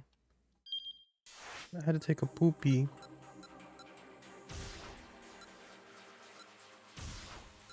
I had to take a poopy. I have no idea, bro. What was this? I don't know what this buying time.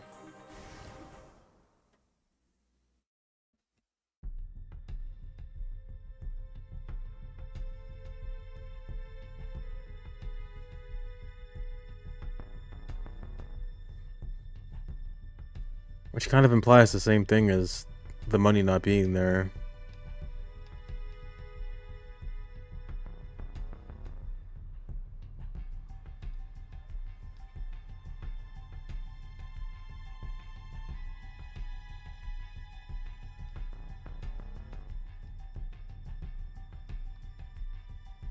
ID tag.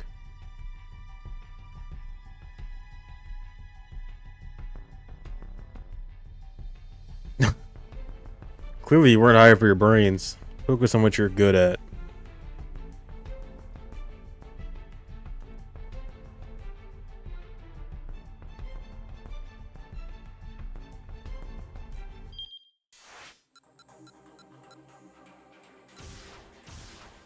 Oh my god. Interview. Do they split up? Why would that change anything? A certain other someone. I guess we just gotta like go down the list because I genuinely don't know. I did all of those. I didn't do B, I guess. Sometimes even if it's to be continued, even changing a choice won't affect the to be continued, but it will affect other people's timeline. That being said, Osawa's the only person at the house. Yeah, everybody's on the move. So I guess I'll just go down the line.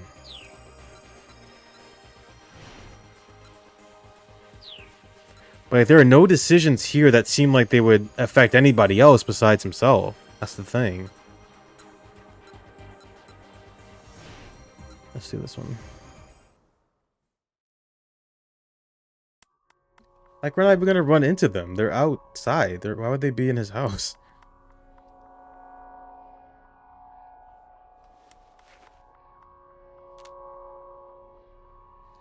And that's all the same thing. That's like a non-choice. What's this?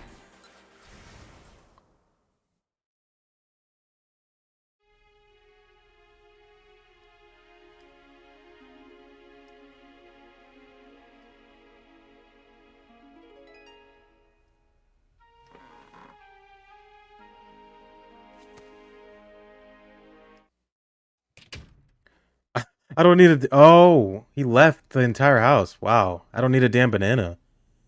Lasawa fled the room. He needed to be alone, if only for a few moments. But even if he could somehow shake Kajiwara, the other detectives had eyes all over his house. He had reached the limits of his patience. He couldn't even think straight anymore. He headed for the back door, trying to avoid the police. Opening the door quietly, he slipped across the yard and out through the back fence. What the fuck, dude? He didn't want to venture too far from the house. He found a tiny alley and took cover there, thankful for a few moments to himself at last. While there, he caught sight of a man and a young girl, a father and his daughter, running past on the main road. It looked as if they were running from something. The man glanced anxiously back over his shoulder, dragging his daughter by the hand. Lasawa watched absently as the pair rounded a corner and disappeared from sight. Not long after, a pair of thuggish-looking men came running along, heading in the same direction. "You there! One of them called out, "You see a guy and his daughter? Who could that be?" Why would I jump here? That's gotta be for the choice to tell Toyama to stay home. I'm gonna assume that at least. They should have came by this way. There was a hint of menace in his voice. Osawa feigned ignorance. Don't think so, no. Come on, Yutaro. Let's go, said the older man. Aye, replied the other. The two dashed off in the direction the father and daughter had gone. Osawa took several long, deep breaths. He managed to calm down slightly, but the worry gnawing away inside him still lingered.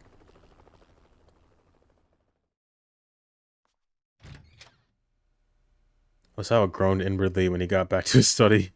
You're still here? Yes, sir. I was told to keep my eyes on you after all. Believe me, it shows. Mr. Osawa, if you're going to go outside, I'd appreciate it if you would let me know first. What? Had Kajiwara realized he'd snuck out of the house? It's pretty obvious. But more importantly, Kajiwara reached back into his suit pocket. I've been meaning to give this to you. Give you my ticket. This is clogging the toilet, sure. That's still a bad end. Interesting. So I guess I have to jump there.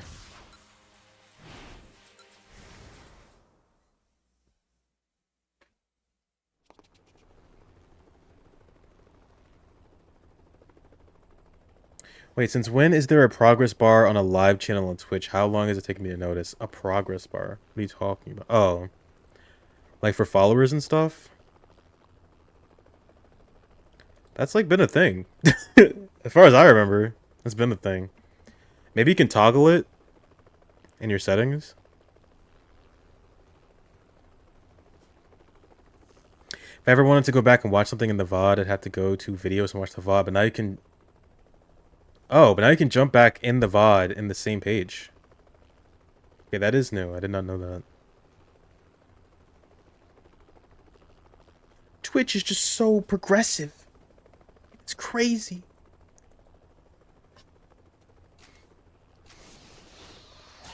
Doing the same page. That is... Wait. That had to be a new thing then, yeah. I don't think I remember doing that. That's cool. That's cool. Let's jump. Fuck you. I knew this exactly wasn't... this is exactly what I thought I was gonna do. I know. Oh my god. I already did this choice.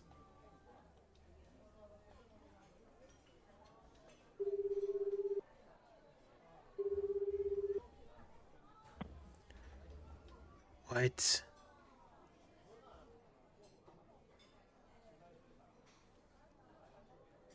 There's a button to jump to... Yeah, I've never seen that. That's... I thought you were talking about something else. That is new.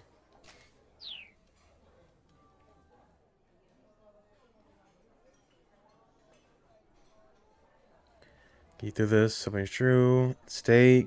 Go back to the office. Go back to the office ASAP. You'll find me for sure. Oh, maybe reverse psychology. Blah, blah, blah, blah, blah. Stay hidden. Hang on. Okay, hopefully that should change Kano's thing. Right? Please?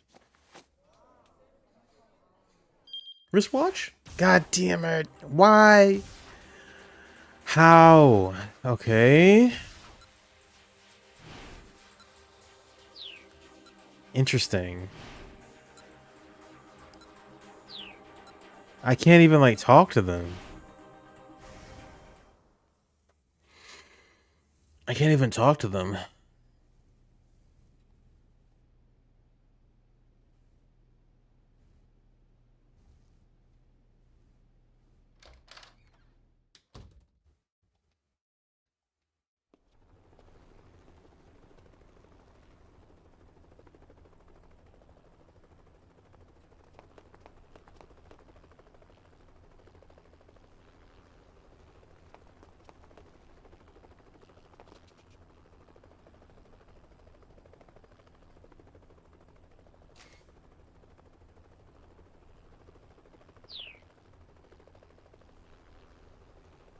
Mm. Oh my god. What am I missing? Don't look at me, Kajiwara. Fucking banana out of here. Maybe I should just try it again and see if it changed. Maybe it changed. I don't think it did.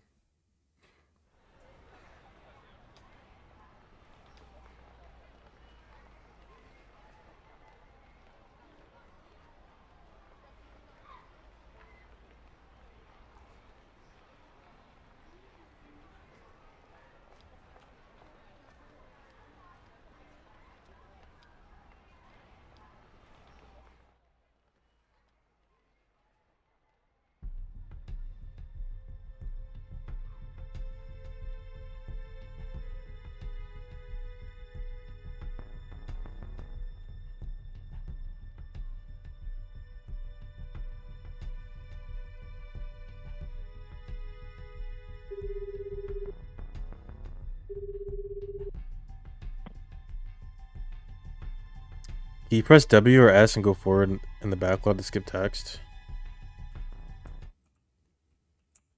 Yes.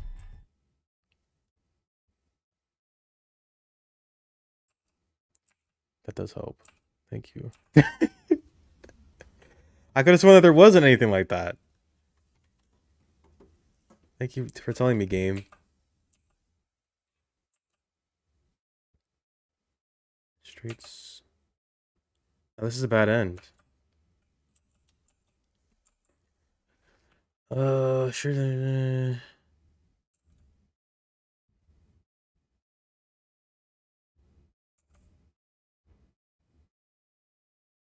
Yeah, no, the guy is still here. That's the problem. That's the. Oh. How do I? Oh, it doesn't put me there though. I can read ahead, but it doesn't. It's not gonna put me there. Weird. So, regardless, this is not working. No, I did that. It didn't let me enter.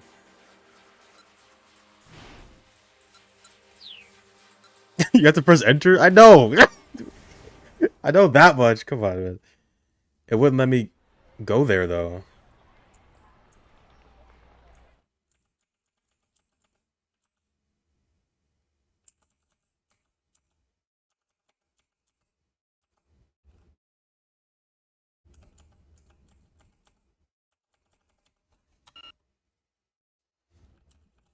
I can read ahead, but I can't skip to that part. This is where I was.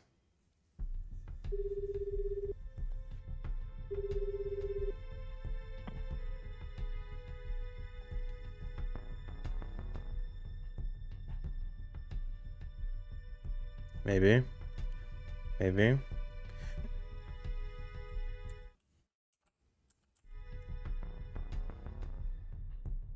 This is the beginning of the bad end. I'm pretty sure. Because I can't get to anywhere else. I think if anything, it's just like segmenting it from one section to another. That's the best you can do. But you can already do that by doing this. By just exiting and picking it. I think that's what it's doing.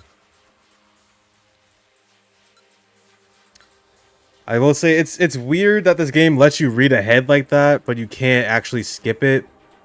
The best you can do is like hold down A or enter or whatever.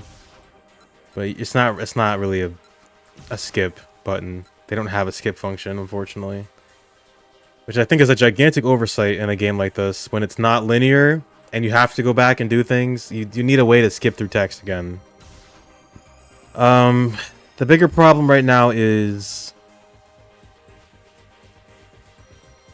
What the fuck? The bigger problem is getting this shit. Okay. And it literally tells you, but it doesn't...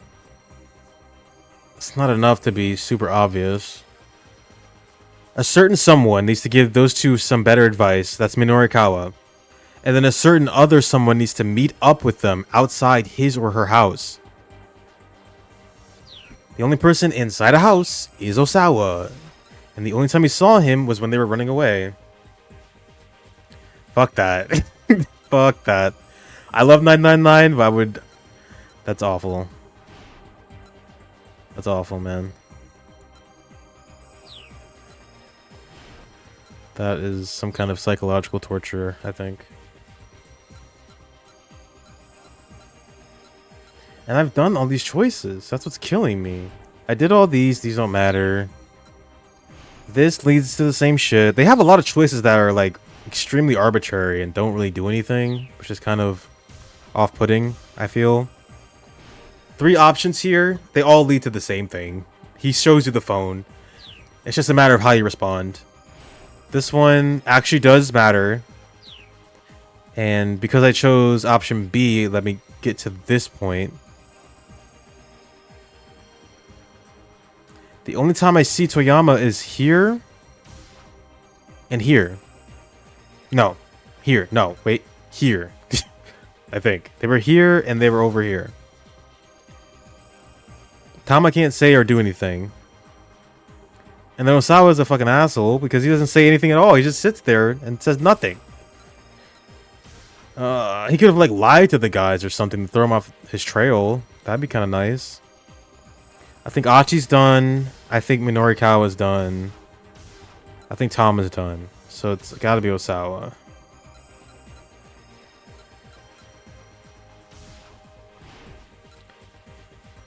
Just do it. Maybe I switch advice. Maybe I switch the advice to A. I don't know why I would do that.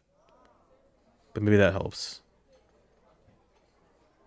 Because we did unlock that other node, or that other story thing. So I can switch it back to this. Doesn't make any sense to me, personally, but you never know.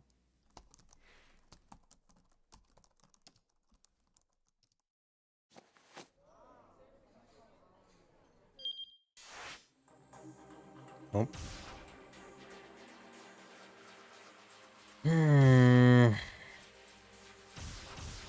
Oh, wait.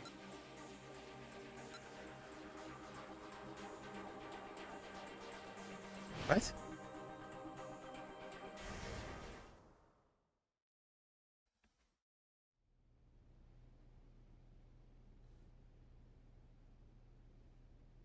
Are they not going to appear this time?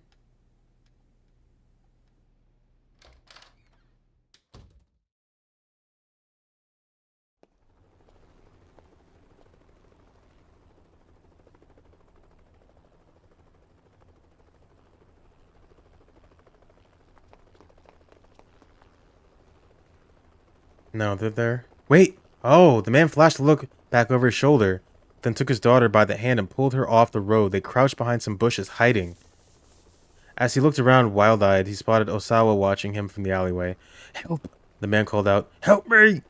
Please! If these guys catch me, Oh! The father's eyes went wide when he got a look at Osawa's face. You were... Huh? Osawa thought he recognized this fugitive, too, though he couldn't remember from where.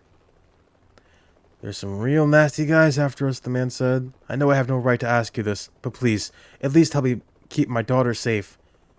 Probably you should go to the police if... No! They won't be able to help me with this. Please, I'm begging you. Help me! I'm sorry, but... Please, if not me, then at least help my daughter, the man pleaded. Osawa was like, oh my god, I have a daughter. I have 2 daughters. You're just like me. Unlike her father, she was calm and reserved. She reminded him of Maria just a little. These people need professional help. Osawa couldn't just stand idly by. Yeah, help him out. Osawa couldn't just stand idly by. He decided to help them evade their pursuers. Alright, follow me. Oh, thank you. Thank you so much. Oh, that's kind of creepy. He led the 2 back to his house and into the storage shed out back. You can lay low in here for a while if you like, he said. The shed was fairly large. There was plenty of space for the man and his daughter. I'm so sorry, the man said. I'm not sure I can possibly thank you. Don't worry. Osawa closed the shed door and headed back out to take a look around. 2 thuggish-looking men came running up to him. No doubt these are the people the father and daughter were running from. You there, the one with the sunglasses. You see a guy and his daughter around here? They should have come by this way. There was a hint of menace in his voice. A man and his daughter? Ah, yes, I think I saw them run through here. Which way did they go? That way. Sweet, we almost got him. The pair sped away. Osawa waited until they were fully out of sight, then called out to the shed. Alright, they're gone. The door stayed closed, however. I'm really sorry, the man called back from inside. Those guys might come back this way. Is it okay if we hide out here a little while longer? He sounded desperate. Pitiful, really. Sure, go ahead, Osawa said. With that, he headed back inside. Evidently, he just wasn't going to get any time alone today, no matter where he went. We figured it out. I think that was it. Osawa groaned. Fuck this guy. Bye-bye. Alright, now... this should work. They should not be here. And if they are here... I'll be speechless. Honestly, I would be absolutely speechless. The two detectives took up positions. You ready? Get the word. They're two non-Japanese people. Sure enough. What the fuck? The second man approached the one holding the attached case. He's like, hey, what's up, man? After exchanging a scant handful of words, he took the case and walked off. Sasayama? I'll handle the guy with the case. Got it. Sasayama broke into a run, chasing after the man who'd taken the ransom. Kano hung up his phone and rushed to close the distance with the other man. Ugh. You there. Stop where you are. The suspect turned, and Kano recognized his face. He was indeed a member of the foreign crime syndicate that operated in Shibuya. Is this hostage safe? Kano demanded. The man's only response was an unsettling grin. Answer me. But though he repeated the question, the man remained silent.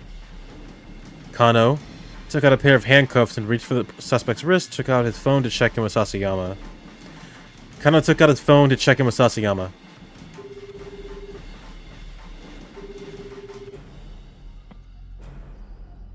I've got the suspect in custody, he said. How's your end? Sasayama hesitated. He got away from me. What about the attached case? I'm sorry, but he's still got to be around here somewhere. I'm gonna go look around some more. Sasayama hung up and Kano slipped his phone back in his pocket. As he did, the man pulled out, oh my god, a knife from his breast pocket and swung it right at Kano's face. Kano managed to jerk away in time, but his momentum carried him far too backward, and he sprawled out onto the pavement. Damn. The suspect was already making a run for it. Suddenly, a large car of foreign make skidded to a halt, blocking off the man's escape route. A tall Caucasian man jumped out. He wore sunglasses and a crisp suit. Now cornered, the fleeing suspect brandished his knife. Be careful! But Kano didn't even have time to finish shouting his warning. There was a metallic poing, and the knife went flying through the air.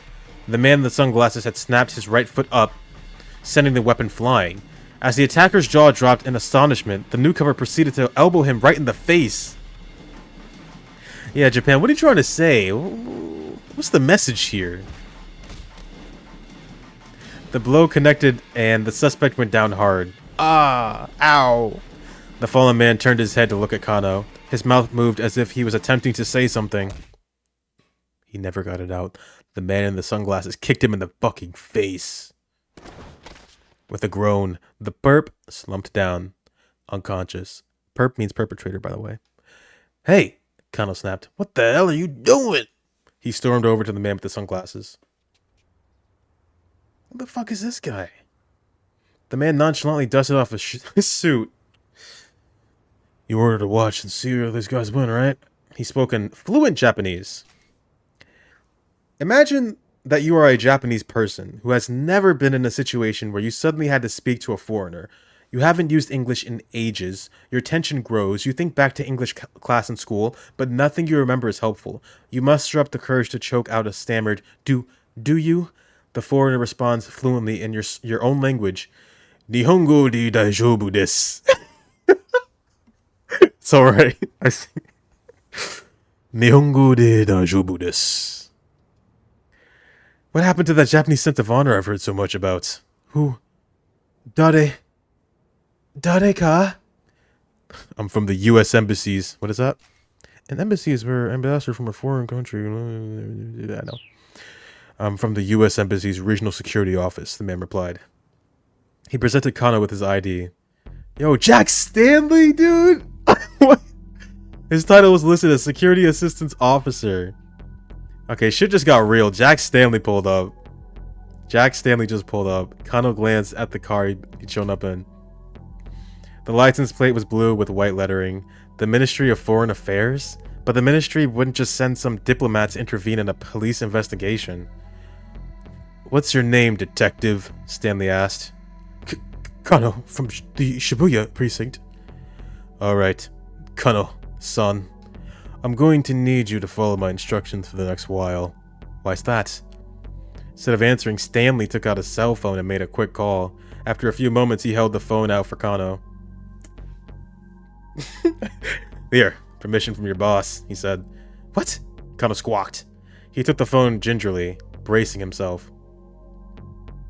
Kano speaking. You imbecile! What the hell were you are you thinking? It was Kuze, and he was furious. Understandably so, really. Kano had disobeyed a direct order, and for what? All he'd accomplished was losing track of the attach case.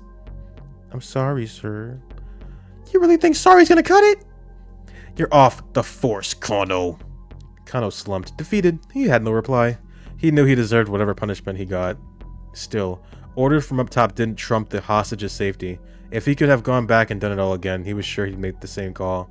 Maybe that meant he wasn't detective material, but so be it. That's what I want to tell you, Kuze continued. Oh, he fucking faked me out. But for now, I need you to follow the instructions of the guy there, Stanley. Do whatever he tells you. Sir? Kano hadn't seen that one coming. He disobeyed orders. Well, that was undeniable. And yes, he knew he deserved a reprimand. But being ordered to tag along with some stranger who just turned up out of the blue? What the heck? May I ask why the U.S. Embassy is involved with this?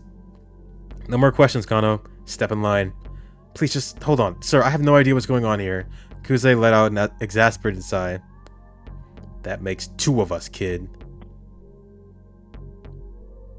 And with that, the director hung up. It sounded like even Kuze didn't have the whole story here, which meant that orders were coming from someplace higher. A foreign syndicate moving in the ransom around, the U.S. Embassy. Whatever was going on, it was more than just a local kidnapping case, and Kano was deep in the middle of it. He handed the phone back to Stanley. This is killing me. A few moments later, two detectives from the MPD arrived on the scene. Stanley handed over the fallen criminal to them. You're chasing a bum lead, you know, Stanley said as he watched them carry the man away. What do you mean? Kano asked. I mean, this kidnapping isn't about the money. My priority is the girl's safety. Right now, your priority is doing what I tell you to do, bitch. Kano gave him a scowl, but Stanley ignored it. The guy we just arrested, he asked. He tell you anything? No, nothing, Kano said. Really, no. All trace of emotion drained from Stanley's eyes. His gaze pierced Kano like icy daggers. It held a glimmer of something dangerous, very abunai. Something Kano had seen plenty of times since he joined the force. He wasn't looking into the eyes of some diplomatic liaison. No, this was a man who knew how to kill, who'd killed people before. With some effort, Kano managed to regather his sense of professionalism. He didn't tell me anything, he repeated. I just know that he's a member of some foreign crime syndicate that works out of Shibuya. I probably know some of their hangouts. Show me, Stanley said, cool as an automaton. We'll take my car.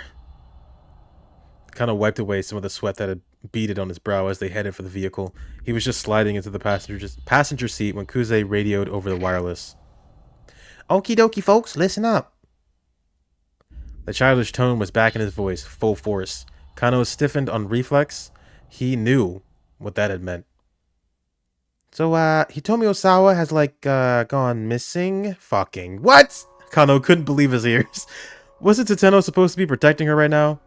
Also, Detective Tateno hasn't radioed in. And, we can't reach him from our end either? No way, Kano blurted out. It can't be. So, yeah, Kuze continued. He might have gotten caught up in this incident, too. It wasn't like a detective at Tateno's stature to go incommunicado during an investigation. It could only mean that something had happened to him. Something major.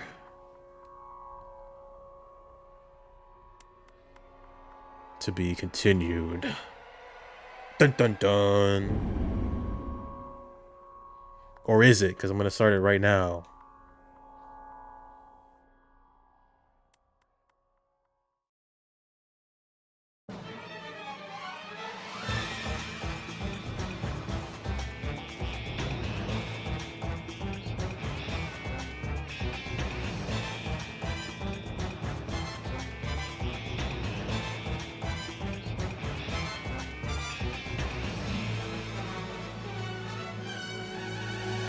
That's right.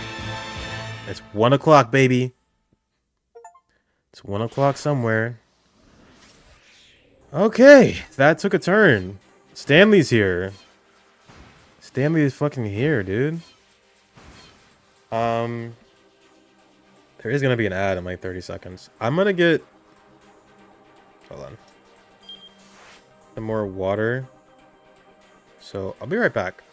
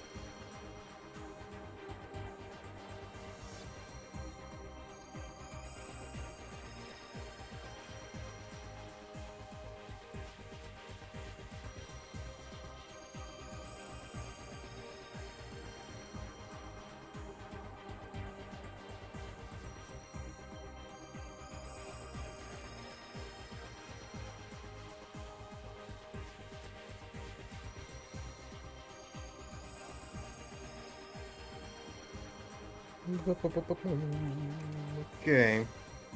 I don't know how much longer I'm gonna do this.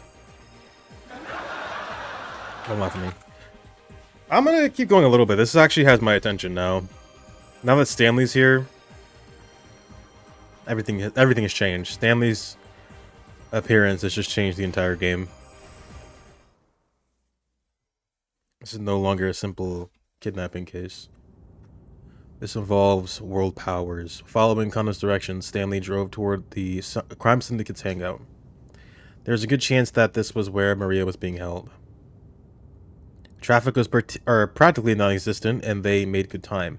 They cruised down my fucking god, Miyamasuzaka, then passed the train station toward Dogenzaka. All the while, the two men stared out the windshield, neither inclined to make conversation. They arrived at the Shin Sencho intersection. "Take a right here," Kano said. "You nervous?" Stanley asked as he made the turn. His own tone was calm and level. Kano gave no reply. If this syndicate really was holding Maria hostage up ahead, he and Stanley might wind up putting her in danger by showing up there.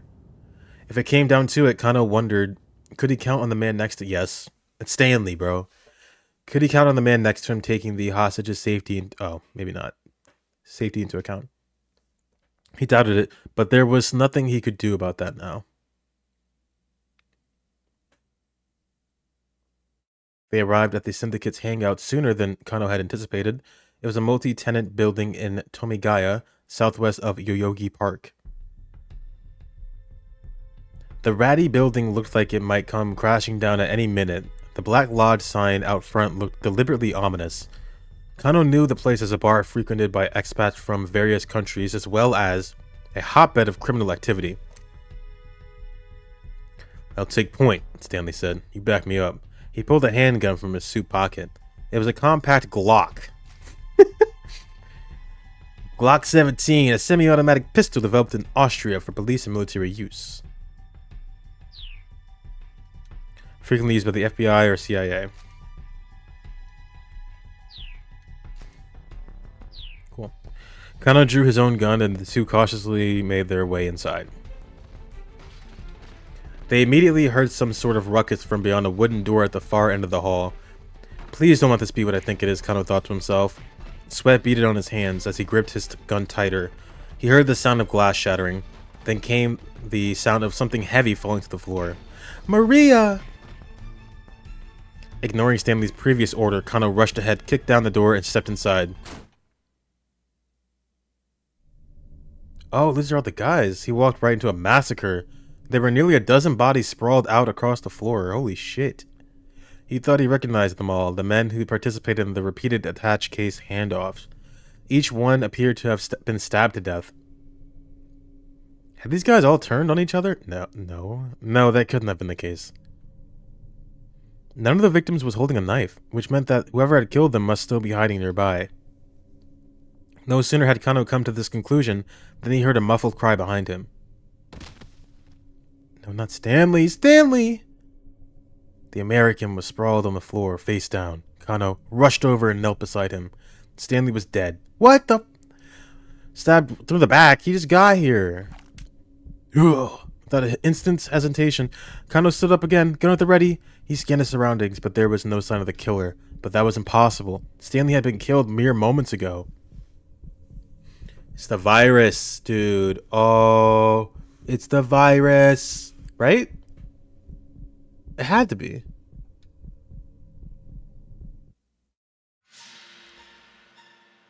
Out of nowhere, he felt someone press the tip of a knife into his neck from behind, right at the base of his skull. How? He hadn't noticed anyone come up to him. There wasn't even anyone else around. Nobody but the corpses scattered across the floor. Wait, the corpses? Kano hadn't checked them. Hadn't checked to make sure they were all really dead. With his last thought, he realized that that had been his fatal mistake. Damn. Maybe not. Maybe it's not the virus then. Who the fuck is that? It's like the fucking Joker or some shit. I thought they were dead. There's nothing to be done for poor Kano now. He wasn't prepared for whoever is wielding that knife. Sometimes it's best not to rush things. Kano and Stanley might not have had their run-in with the killer if they turn up a bit later. There's someone who can cause a traffic jam at 1:30, which should keep those two from meeting in such a grisly end. Okay. Fair enough, fair enough.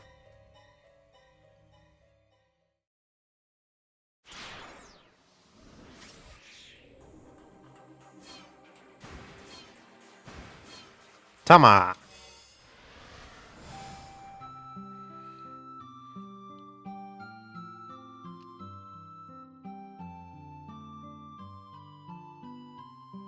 Bottles of burning hammer litter the pavement, shattered into tiny bits of glass. Even if the recycling guy was really careless with the boxes, it shouldn't have caused this much of a mess. Looks like someone came along and actually threw them all over the place. Yeah. The heck with this thing!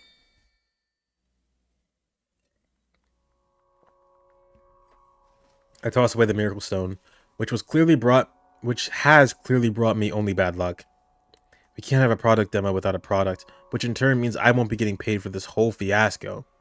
Okay, we can do this. We can figure something out. I try to give myself a pep talk, but I hear the doubt in my own voice. I try to brainstorm anyway. Finding inspiration is like trying to squeeze blood from a stone. I rack my mind for the best course of action, and at long last, I arrive at a conclusion. I'm going to have to sell some burning hammer. It's gotta be the burning hammer. Somehow or another, I'm going to have to sell some burning hammer. The flyers have already been handed out. People have come to the demo expecting to get burning hammer. I may have to put it into some new bottles, and possibly water it down some, but getting this stuff sold is my only option. My eyes alight on one of the cardboard boxes, and I notice an odd mark that's stamped on it. Wait a sec. I've seen this before. I recall something Shiri said earlier. This is the sort of thing they'd sell at 100 yen shops or something.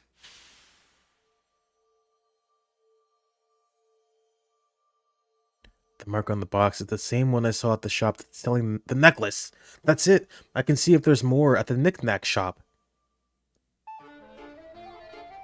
Guided by this ray, a glimmer, a sliver, the ever-dwindling light in the distance. Point is, there's not much of hope. I head for the knick-knack shop as fast as I can run.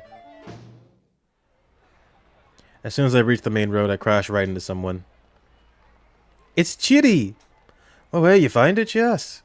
This makes it sound like it's not really her problem. Not yet, but I think we can stock up on at the 100 yen shop. The words are hard to get out when I'm panting as hard as I am. For now, just stay calm and go let the boss know. Got it. Leave it to me. Chiri nods, and I break back into a run. I'm practically praying as I rush into the knick-knack shop, where I immediately spot the cardboard boxes I saw earlier still stacked up. Yes, I'm in luck. I dive into one of the boxes to check what's inside. It's packed with tiny bottles. There's no mistaking the noxious red liquid inside. That's burning hammer, alright. There's 50 bottles per box, and there are 4 boxes total. Assuming each bottle is 100 yen, including tax, I can buy the whole lot with the 20,000 I've got in my wallet. Mr. Yanagi said he was selling the bottles at the demo for 15,000 yen apiece. That way, if we sell all 200 bottles, he'll be able to pay back his debts, no problem. Whoa, what's the deal with you? The sales clerk's eyes go wide when he sees my getup. This stuff, I like your entire stock. I point at the burning hammer, and the clerk makes an awkward face. I'm afraid that's already been sold. What? You mean like all of it? Nobody in their right mind could possibly want all of this. Yes, all of it, I'm afraid. Well, I'm not gonna roll over that easy. Whether I earn that extra 20,000 or not hinges on whether I can get this stuff. Please, you've got to help me out.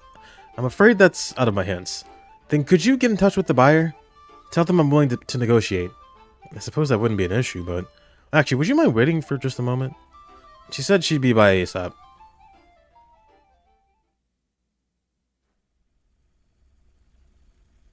After 5 minutes of waiting, the buyer still hadn't shown up. I don't think she's coming, I say. That's odd, the sales clerk murmurs. She said on the phone she'd come by just after 1 o'clock to pick them up. I really need this right away. I understand that, but please, it's out of my hands. By now, the sales demo has already started. If I come back empty-handed, what was the point of all this effort? Gimme. I already said I can't do that. Gimme. Would you please wait a moment?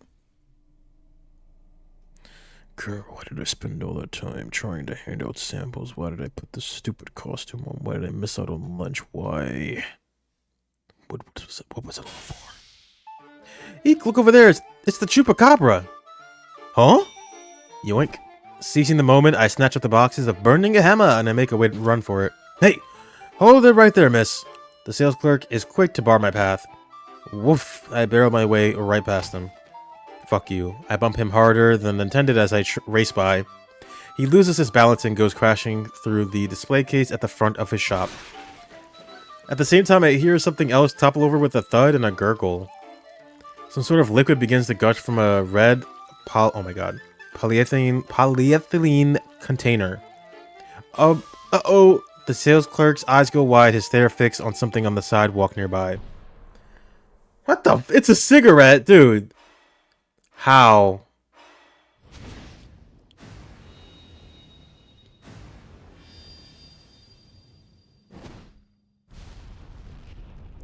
The burning butt ignites the liquid in a sudden massive blaze.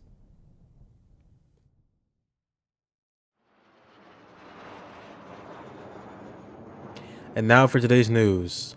Shortly after 1 o'clock this afternoon, there was an explosion at a variety store in Udagawacho in Shibuya, the cause of which remains unknown. Eyewitnesses report seeing an individual wearing a full-body cat costume fleeing the scene in the aftermath of the explosion. Police consider this individual a person of interest and have not ruled out the possibility that this bombing was a terrorist act. Several hours after the incident, the cat remains at large. Wow. Everybody's dying today.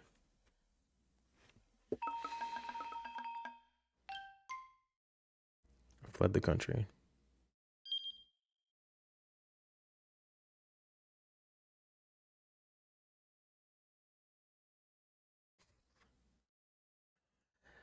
Okay.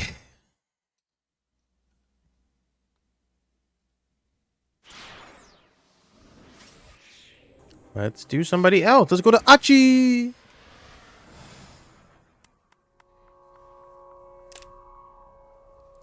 The man with the cane crooked his finger on the trigger.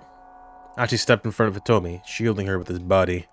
If you want to shoot her, you have to shoot me too. Suddenly the assassin's head jerked forward. He pitched face first onto the pavement and lay still, revealing a foreign man standing behind him. It's Tariq. In one hand, the stranger clutched a metal pipe. Hitomi? Achi asked, "Do you know that guy?" Hitomi's eyes went wide. That's the man from the Scramble. The one who told me to go to the van. Wait, one of the kidnappers? Why would he help us? I'm not sure. The newcomer fixed his eyes on Achi. Hey man, Achi approached the stranger. I'm not sure what's going on here, but thanks for the assist. Whoa! The man took a sudden swing with his pipe. Achi barely managed to dodge out of the way. What the hell? Once again, Achi made sure Hitomi was safely behind. She's ready to fight, bro. She's ready to throw hands. Guess I gotta let my fist do the talking. Achi quickly adopted a fighting stance. Be careful, Hitomi warned, her voice trembling. Don't worry, it's just a pipe. I'll just snatch it away from him and make him tell us where your sister is. Achi judged the distance between them carefully as he stared his opponent down. The metal pipe gave this thug considerable reach. One solid hit from that thing and Achi wouldn't stand a chance. He needed to end this in one punch. The crook sized him up for a few moments, then lunged forward to attack. Now! Oh, Achi sidestepped to avoid the incoming blow, then delivered a vicious left hook to his adversary's jaw. The man went down hard. Achi gazed at his fallen foe, flexing his knuckles. The thing about guys who bring weapons to fights is they always let themselves get too cocky. Skill. What the fuck does that say? He looked the guy over. The man had a tattoo peeking from one of his ratty sleeves. Come on, buddy. You can't clock out just yet, Achi said. Get up. I got a few questions for you. He knelt down to grab the man by his collar. Oh, he had a gun halfway to his feet. The man pulled a gun from his breast pocket. Whoa. Didn't know you were packing heat. Achi he's gonna fucking dodge a bullet or some shit. Wait, why is he a fighting prodigy? He's just like a kid. Achi took a quick step backward. The man's eyes brimmed with rage. He looked ready to pull the trigger at any moment. But he didn't get the chance. Old man with the cane. The man with the cane had regained consciousness. Back on his feet, he trained his own gun on the foreigner. The foreigner quickly shifted his attention to the other gunman. Duh. Oh, no, you don't. Achi darted forward and kicked the kidnapper in the hand as hard as he could. The gun went flying from his grasp. With a low snarl, the man took up the metal pipe again. Rather than go for Achi, however, he charged the man with the cane. What the? Achi watched in astonishment as the two men grappled. Now's our chance. Grabbing Hitomi by the hand, Achi broke into a run. Dude, shit is heating up. Shit is heating up. It's going down in the scramble, bro. Now we're at a park. They ran for a long time, finally stopping to rest in a quiet municipal park. As they sat catching their breath, Achi sensed a new tension in Hitomi. She hadn't said a word since their latest escape. She has to die, Achi, for your own good. What does that mean? In his mind, Achi replayed what the man with the cane had said. So, Hitomi, Achi hesitated, about what happened back there. Yeah? She sounded like she'd been far too gone in her own thoughts. You gotta believe me, I have no idea who the fuck that guy was. I'd never seen him before in my life. He must have been saying that stuff to confuse us, to trip us up. Yeah? Hitomi said again. Oh. He said that. Hitomi said again. Is that what's been bothering you? Huh? Now it's Achi's turn to go monosyllabic. Syllabic, whatever. Well, Achi, you're kind of famous around Shibuya, right? I don't know about that. Way back when, he'd been the leader of SOS. Nowadays, he was just some guy who picked up trash. That was nothing to brag about. When someone's famous, it's not unusual for someone else to recognize them and know their name. So yeah, I was surprised back there, but no matter what that man may have said, I trust you. I mean, look at how many times you've put yourself in danger to protect me. Hitomi sounded pretty resolute.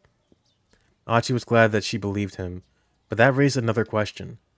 So then how come you've been so quiet? I've just been thinking about things. Like, what that man from the scramble might be after. It was true that his actions didn't make a lot of sense. Yeah, he seemed interested in taking out the man with the cane than going after you. Maybe there's bad blood between them? Achi let out a little chuckle. If we're lucky, maybe they'll take each other out for us. He felt a rush of relief, reassured that Hitomi didn't doubt his motives. Regardless, though, we have to track down that blue van. The sound of a child's cry came from behind them. What the fuck? Turning to look, they saw the kidnapper rushing toward them. He had knocked over a little girl who was in his way. No rest for the weary, Achi sighed. Is she fucking ate shit, dude? Yet again, he and Hitomi sprinted away. Do you think he took out the guy with the cane? Hitomi's words came between panting huffs. Maybe. Achi glanced back at their pursuer. Tariq does not give up. What? There was someone else with him. Now they were being chased down by two foreigners. I like this better when we were just running from one guy with a cane. In a one-on-one fight, Achi was confident he could keep Hitomi safe. One-on-two, though, that was a different story. One guy might get a hold of her while he was facing off against the other. He had to make sure they lost these creeps no matter what.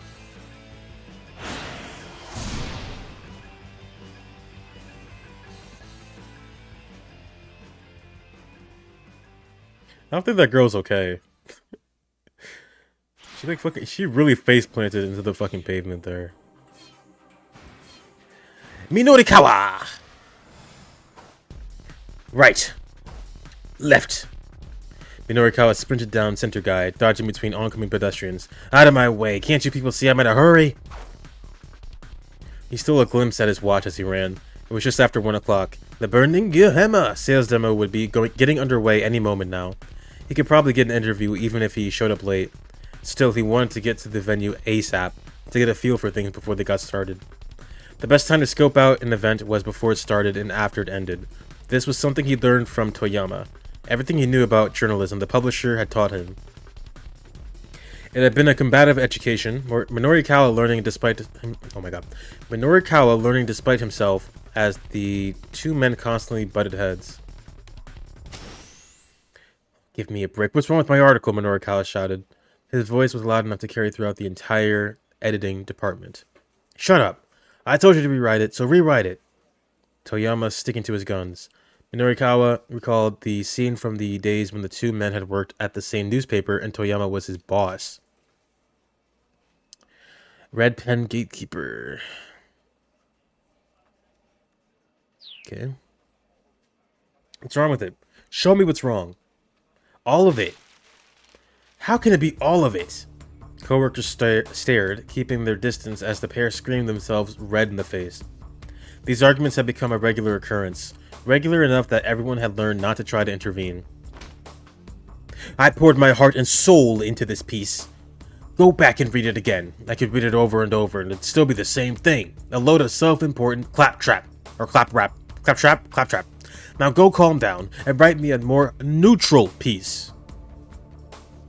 Okay, I know what neutral is. Calm down. You must be joking. I write what I feel in my heart. That's the one thing I refuse to back down on. Then it's the one thing that'll keep getting your copy rejected. Aren't you the one who told me to be bold and daring with my writing? Yeah, I did. But I don't remember telling you to write me garbage. By now, Minorikawa and Toyama were practically at each other's throats. Still, despite these almost daily shouting matches, Minorikawa never resented Toyama, not really. How could he write a piece in a way that would shut Toyama up? Trying to figure that out was how he developed his skills as a reporter. Up until he quit his position at the newspaper to start his own publishing company, Toyama had been a stubborn old man. It's now a dying breed in Japan, apparently.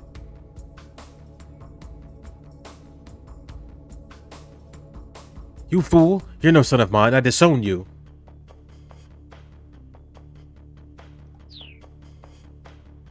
But then, in order to keep his company afloat, at some point he had abandoned all his ideals and principles. It was disgraceful. Just disgraceful. Thinking about it made Minorikawa's blood boil. It rankled him to know that such a pathetic remnant of a man had been such an influence on him. He reminded himself once again that he needed to wrap up his current job as soon as possible.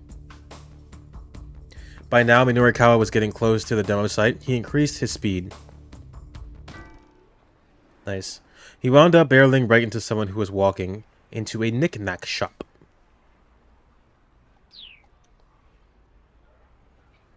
It was a girl about high school age. She jumped to her feet, then snatched Minorikawa by the collar. Hey, watch where you're going, she snapped. Her upper body strength was impressive, to say the least. The choke hold she had on his neck made it almost impossible for him to breathe. He had to do something fast. Take this! That's kind of funny. I'm not gonna do it. Sorry. He bowed his head in apology. He was in too much of a hurry to get caught up in an argument now. But the girl didn't let go. Instead, she tightened her grip. Look, I'm sorry for not looking where I was going. Minorikawa could barely croak out his apology. Oh, fine, I'll let it slide this once, the girl said. She relaxed her hold with a scowl. Wait, hold on, she murmured. She stared good and hard at Minorikawa's face. Hey, you're Mr. Minorikawa.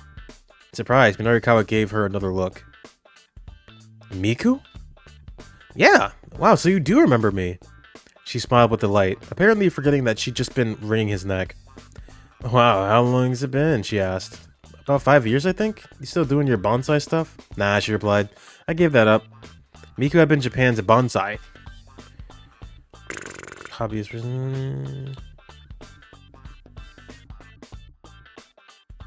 Okay. Bonsai champion back when she was in middle school. One day, local delinquents had vandalized dozens of Miku's bonsai pieces. Minorikawa had met her when he interviewed her about the incident. I want to get strong, she had said. Strong enough to beat those guys up. And so Minorikawa had introduced Miku to an acquaintance of his who ran a martial arts dojo. Well, you've sure gotten strong alright, Minorikawa said. That's the sort of gal I am. Miku handed him a flyer. It read, Ladies Mixed Martial Arts Pub Bride. A show pub that began at the time. Anything goes between young women who fight inside. Customers are able to take in the fights while enjoying their drinks. Present this flyer for a free drink. It's a place where you can watch girls fight in the ring while you have some drinks, Miku said. That sounds pretty fun, actually. Minorikawa could feel himself being pulled in all the wrong directions by the prospect. You should come see one of my matches sometime. I'm the reigning champion. Miku beamed with pride. Wait, you're the champion? Like, yeah, it's a good thing I apologized when I did. In that case, I'll definitely have to swing by sometime soon. Right now, I'm in a sort of a hurry, though. Oh, sure, Miku said. Catch you later, then. She headed into the shop as Minorikawa rushed off toward the sales demo. At long last, he arrived at the Nokane building, where the event was being held. The wall by the elevator was plastered with posters about burning Emma. Get it or regret it. As seen in magazines, 100% weight loss guaranteed. This is blatantly false advertising. The messaging was kind of a mess. It felt like they'd been thrown together at the last minute. Minorikawa avoided the elevator in favor of the stairs, rushing up to the event site on the 3rd floor. Emerging from the stairwell, he saw more posters on the wall pointing the way to the sales demo. He followed the arrows to a room deeper within the building. Opening the door, he saw about 50 chairs, most of them occupied by female attendees. There was a stage set up at the far end of the room, but nobody was on it. It appeared that the event had yet to begin. Minorikawa quickly looked over the crowd. Roughly half of the women were somewhat elderly. All of them looked like they could stand to lose some weight. Nice. And for some of them, at least, that ship had surely sailed some time ago. The crowd gazed at the stage with rapt anticipation. A beverage that allowed you to eat plenty and still lose weight was definitely an appetizing proposition. Could something like that really exist, though? Ah well, Minorikawa was just going to have to wait and see. He did his best to get his mind into journalism mode. Time passed, but the demo didn't start. The audience began grumbling in frustration. Then a heavy-set young woman took the stage and gave a little bow. It was the girl from the cafe, the one with the amazing appetite. The audience broke into applause, their patience finally rewarded. But as everyone leaned forward expectantly, the girl on stage began performing magic tricks. She twiddled a silk hat and pulled a bunch of flowers from inside it. Sparse applause rose up from the crowd. The young woman immediately went on to perform another trick, and then another. Ta-da! A coin in her hand became 3 coins as she spoke her magic words. She's not very good at this, Minorikawa thought. Though whether she was good or bad wasn't really the issue. He had a tight schedule to keep. This was no time to stand around watching silly sleight of hand antics. Scanning the room, he spotted a man who looked like he was probably in charge. Minorikawa handed over to him. Hey, you the one running this thing? Well... Yes? When's the actual sales demo going to start? Soon. Very soon, yep. In how many minutes? You know. Soon. Ask for a number. Just, soon. Real soon. This is getting him nowhere. 3 minutes, Minorikawa declared. He held up 3 fingers to emphasize his point. If this thing doesn't start in 3 minutes, if it doesn't start, then what? I'm going to be heartbroken. I'm going to start a ruckus. I'm going to start a ruckus. He kept his voice firm, his words short and clipped. Hey now, no need for that, sir. Just settle down. Who doesn't like a little silly magic show now and then? You've got 2 minutes. Hey, a minute can't pass already. 1 minute? Whoa, just what kind of watch you got there? Tell me why the demo isn't starting. Well, you know, no real reason, really. The man was getting seriously flustered. I wanted folks to get a little magic show first. Nope, try again. 30 seconds left. Okay, alright. What happened is, the required merchandise, What happened to the merchandise? Minorikawa demanded. He gave the guy a dagger stare. Well, you know, it's just, time's up. What?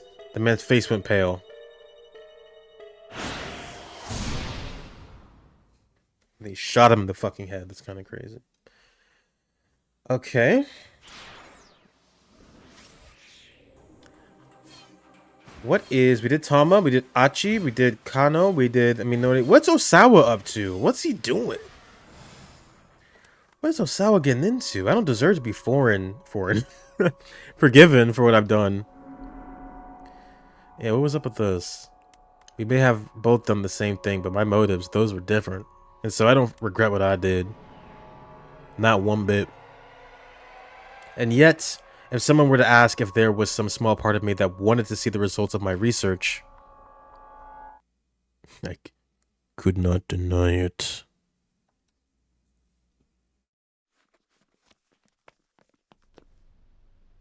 Osawa grabbed his shoes from the entryway and then headed for the back door. He didn't want the detectives in his living room to know he was going to meet with Makino. That pest Kajiwara was nowhere in sight. Now was his chance to slip away. Ain't no way. Gotcha. Bruh. Speak of the devil. Kajiwara had snuck up behind him. That's really creepy. Are you going out? The detective asked. No. I felt something inside his shoe. Glancing down, he saw a rubber duck stuffed inside it. Is this your doing? I laid a booby trap, or rather, a ducky trap.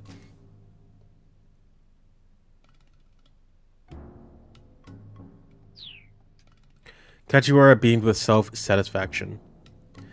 You know, you act like a grade schooler, Osawa said. Indeed, sir. I am a grown man with a youthful heart. Leave it to Kajiwara to yet again miss the point entirely. With a sigh, Osawa tossed the duck at him. Kajiwara caught it nimbly in one hand and then stuffed it right into his pocket. I won't tell you that you aren't allowed to leave, sir. All I ask is that you tell me where you've been and where you plan on going. My work is highly confidential. I'm not at liberty to discuss just anything about... Please, try to work with me on this, sir, Kajiwara interrupted. He leaned in uncomfortably close. Do you recall what I said before? About how I'd appreciate if you didn't keep secrets from me? Osawa hesitated, inwardly debating how much he would share, or should share. Oh. I'm gonna lie to him. I'm just gonna go buy some cigarettes, he lied. Kajiwara flashed an awkward smile. Now that's odd. I don't think you smoked, Mr. Osawa. I'm getting them for I've never seen your wife smoke either, sir. And besides... Kajiwara leaned in closer to him. Your wife isn't even home right now, is she? This wasn't going as Osawa had hoped. Evidently, he wasn't a very good liar. Even so, he decided to double down. Alright, fine. It was actually Mr. Tanaka who asked me to get them. Oh ho, now that's surprising. Is that the sort of thing he'd ask of you, Mr. Osawa? Kajiwara was genuinely gifted at getting on one's nerves. Osawa barely contained an urge to punch the detective right in the fucking face. Well, no matter, I suppose, Kajiwara went on at last. I just try not to wander too far. Oh, and also... He produced something that looked like a small transceiver from inside his coat. Please, take this with you. What the heck is it? It's a bug tracker, sir. It'll beep in response to a nearby listening device. I don't need this. He pushed Kajiwara's hand aside, and the bug tracker fell to the floor. Mr. Osawa, you mustn't underestimate the lengths to which these kidnappers might go. For once, the detective's face was all seriousness. Alright, fine. Osawa snatched up the device and headed out the door.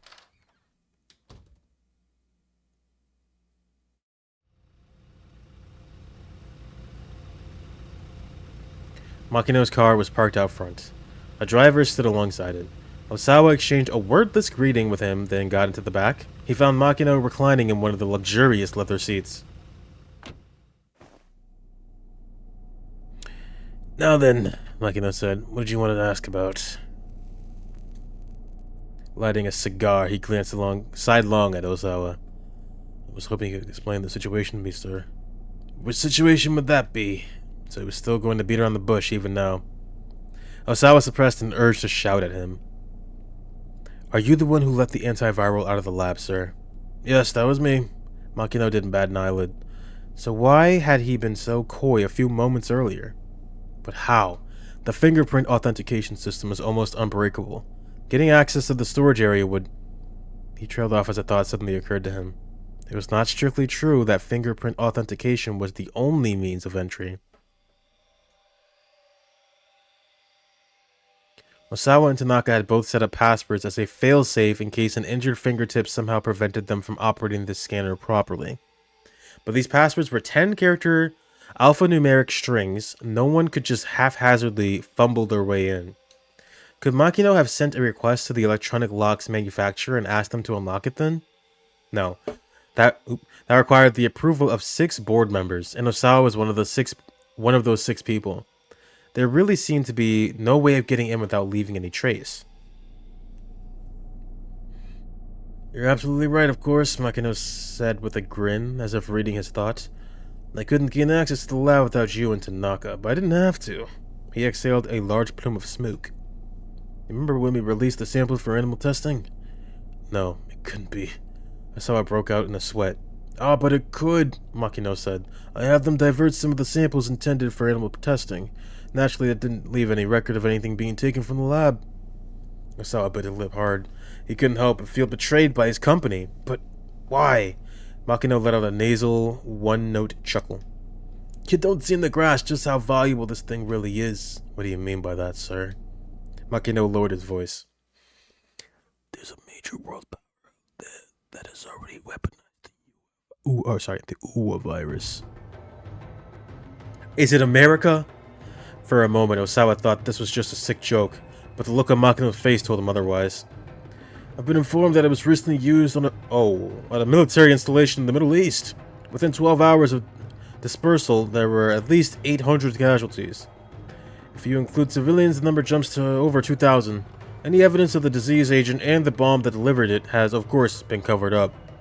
Osawa listened in amazement, his outrage that any government would commit such an atrocity, not quite suppressing his excitement at discovering that the virus could be propagated by explosive means. He felt a flush of guilt at his own fascination. The antiviral you created, Osawa, has the potential to render this weapon useless. Right now, Okoshi Pharmaceutical possesses the sole means to combat Uwa. Makino's lips curled into a boastful grin. Any number of countries would love to get their hands on it.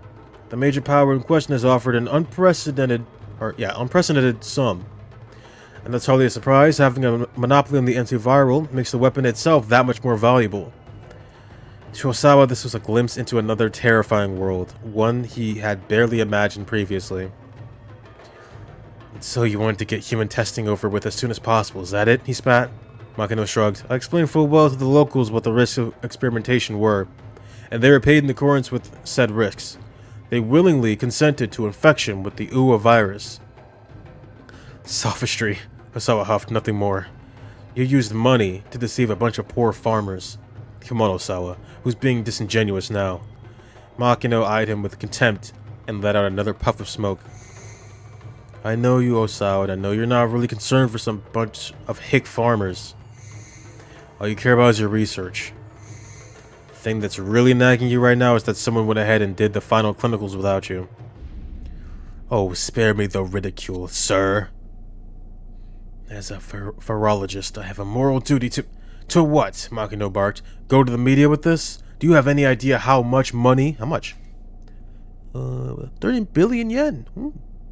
Okoshi Pharmaceutical spends probably 200 billion. Okay. The company has thrown at your lab to keep it up and running? Osawa gaped. He was like this. He was like, I do appreciate all the company has done for me, sir. He spoke so quietly that his voice was nearly inaudible. In any event, Makino said, now that you know about the human testing, I can't let you go to America. How? How do you know about that? He'd insisted that I keep his planned relocation a secret, but apparently she told her father regardless. If you insist on making the move anyway, I'll use any means necessary to stop you, like killing you. Makino regarded Osawa with a bloodshot gaze. Any means necessary? Osawa swallowed the lump in his throat. Sir, you know me. That my daughter's kidnapping was... Don't be ridiculous, Makino said before Osawa could finish. Of course that wasn't me. Nevertheless, I'll do what I must to keep you in line. Remember that. Understood, sir. I'll turn down the U.S. job offer. Osawa heard his own voice like the thin drone of a tiny insect. He felt utterly powerless. I can't simply take your word on that, Makino said. Do it now. I want to hear you do it myself. Damn. He jutted his jaw toward the phone in the backseat console. Oh, boy. Couldn't this wait just a little bit? Couldn't this wait just a little bit, sir? Osawa asked. Maybe he could still find a way out. You already know what my decision is, Makino said. His tone carried an edge of intimidation. Osawa didn't reply. He simply stared at the telephone. He felt like an insect who had all its legs plucked off. You need to think about your wife, too. Makino's words were barely above a murmur. Realizing that his boss was speaking as Ai's father, Osawa couldn't bring himself to resist further. He reached out for the phone. It would be around 10 p.m. local time for the American firm. He decided to call his contact's personal phone. The headhunter was shocked to hear that Osawa wanted to decline the position. When he pressed for the reasons behind the decision, Osawa hung up. Visibly relieved, Makino lit up a fresh cigar. Sir, there's one thing I don't understand. What's that? Osawa's head was feeling fuzzy. The smoke inside the vehicle had gotten extremely thick. If someone has this top secret information, why wouldn't they threaten the company as a whole? Why send those emails to me personally? I'm not sure. There's an internal investigation already underway. We'll find the source of the leak soon enough. At this point, though, Osawa wasn't sure knowing who originally leaked the info mattered much at all to him. If you'll beg my pardon then, sir, Osawa said. He put his hand on the door handle. A sudden high-pitched chirp sounded from his pocket. The bug tracker Kajiwara had given him had picked up a signal. Well, fuck me.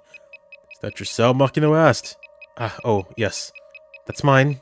He hurriedly hopped out of the car and reached into his pocket. Is everything alright, sir? The driver was still waiting outside the car. He leaned toward Osawa, looking concerned. Was it you? Osawa stepped close to the driver. Did you send me those emails? What? What are you talking about, sir? Don't play dumb with me, Osawa said. You're the only person who could have planted a listening device on a company car. Listening device? The driver raised an eyebrow in confusion. What are you after? Sir, what are you talking about? Who told you to do it? Tell me. The driver fled back into the car. Osawa clutched the bug tracker hard as he watched the vehicle pull away.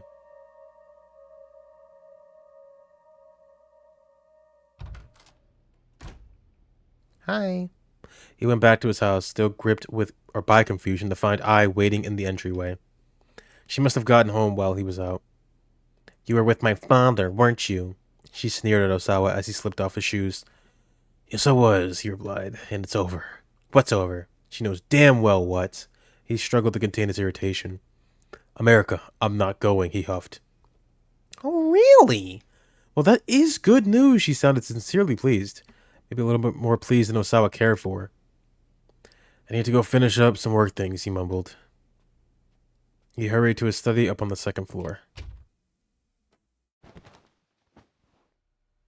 He threw himself down in front of the computer. There hadn't been any progress on the investigation, as usual. Just how long was this all going to go on for? Were all the kidnapping cases this drawn out? Osawa was growing more and more uneasy. He could barely contain himself at this point. Wasn't there something, anything, that he could do? He glanced over at his monitor. That's an idea. He could look up kidnapping investigations on the internet. Oh, that might give him some insight into the current situation. Kidnapping my daughter. Kidnapping, police investigations, hostages. He typed 3 keywords into the search field. The engine pulled up over 100,000 hits. He scanned the beginning of the list for anything that might be useful. One of the site links caught his eyes. How'd the police do it? It looked like a page containing information on various types of police cases. He clicked on the link for kidnapping cases and began to read. Even if the hostage wound up safe in the end, the site informed him the police lost faith that the culprit got away. And if the hostage were killed and the kidnapper evaded capture, the media would have a field day. This made apprehending the suspect an absolute necessity. Even if a person's life was on the line, when it came to a kidnapping case, the police prioritized making the arrest. Taking his hand off the mouse, Osawa sat back and thought he wasn't going to be able to relax until he heard Maria's voice again. But if the police prioritized arresting the suspect, why were they just letting things stay in limbo now? Didn't they have the crooks under surveillance? He couldn't wrap his head around that. The internet hadn't been able to give him the info he'd hoped for after all. Unable to do anything for Maria but wait, he turned his thoughts to how his opportunity to transfer to the US had passed him by. The research facilities in America would have been top tier. Some part of him still couldn't quite accept what had happened. He stole a quick look back at the door, then surfed to the Ayakamiki fan community for people 40 and over. Whenever something was weighing on his mind, posting to these forums seemed to turn his mood back around. He knew that now wasn't really the time to be doing this, but he needed to do something to calm and quiet his mind. He started a new forum topic. In the title field, he wrote Ayakamiki, expanding into the US. With Ayakamiki still at the height of her popularity, does anyone else think it would be exciting if she ventured into the American market? I know I would. She's not the sort of artist who deserves to be confined to Japan. She should be recording at an American studio staffed by the industry's best. I'd love to see her career really take off over there. He wound up getting into a little back and forth with himself. Hopefully he'd get a response from someone else soon. A sudden shrill noise startled him so much that he nearly cried out. His heart fluttered like that of a young child who'd been caught in some prank. Realizing that the sound was coming from the bug tracker, he pulled it from his pocket and took a few breaths to steady himself. Evidently, someone had bugged his study as well. Tracker in hand, he walked toward the center of the room. What direction was the signal coming from? He tried heading over toward the window. Here, maybe? Next, he headed over to his desk. Here, too? The bug tracker was picking up signals from all over the room. Have there been that many listening devices planted in here? Mr. Osawa! It's Gajiwara. Ah, perfect timing. Osawa hurried to let the detective into the study. The bug tracker's picking up signals. Oh? Yes, from all over the room. What should I do? Mr. Osawa, please calm down. As if that's even possible right now. Feels like there might be maybe 100 listening devices in here. Kajiwara didn't miss a beat. Let me be honest with you. That bug tracker is broken. What? Osawa was dumbfounded. Broke? But this is the one I got from you, right? Well, yes. But mine isn't detecting anything. Kajiwara produced an identical bug tracker from his pocket. And, as he'd said, it wasn't getting any signal. As I recall, Mr. Osawa, that one was dropped on the floor when I was trying to hand it to you. Ah. Yes, that's right. That must have been when it broke, sir. The strength ebbed from Osawa's body. He didn't even have the mental energy to be angry anymore. He gave the tracker a whack with the palm of his hand, and the beeping stopped. Right, he said. What can I do for you? Kajiwara clapped his hands together as if he just remembered something. Right, we have a big problem. The toilet again? Osawa sighed. No, it's not that. It's something worse. Kajiwara's face turned grim. Something worse? What happened? What is it?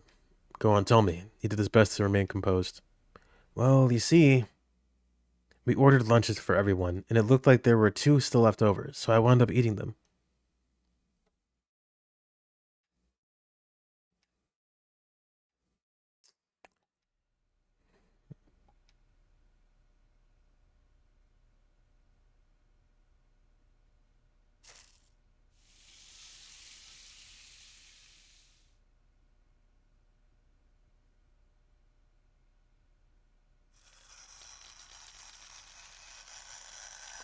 Listen, you.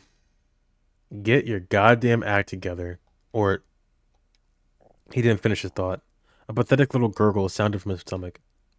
Ah, see, Kajiwara said. You are hungry. He fussed sheepishly with his hair. At the talk of food, Osawa realized abruptly that he hadn't eaten anything since the night before. Shall I make something for you? The detective asked. This is all my fault, after all. You can cook? Osawa wasn't sure how thrilled he was with the idea of Kajiwara helping him. You mustn't judge people based on outward appearances, Mr. Osawa. Alright, fine, go right ahead then. His newfound hunger was making it hard for him to think. It would certainly behoove him to eat something. He led Kajiwara to the kitchen. Oh shit. Was not my water over. What's with that get up? Wearing an apron.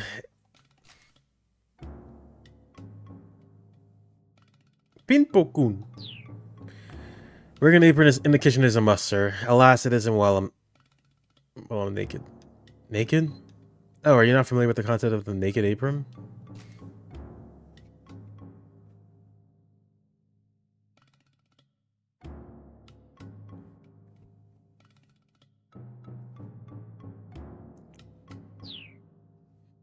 I could demonstrate if you like. No, that's quite alright. Where'd you get that apron anyway? It's mine, sir. Have you had it with you this whole time? Yes, in here.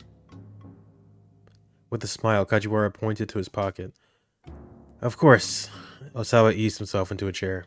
His hunger was making him feel weak, and Kajiwara was making him feel like he was losing his mind. Oh, this is bad, the detective said. I need to whip something up for you fast. Something's definitely wrong if you don't even have a comeback. Osawa felt his anxiety mounting. Just what sort of food was this insufferable oaf going to make anyway? Probably nothing worth eating, was his bet.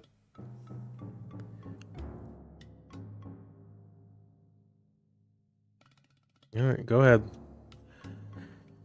Let's see what you got. Kajiwara peered into the refrigerator. Goodness, you are remarkably understocked, he said. Let's see, could you please put these in the dinger, Mr. Osawa?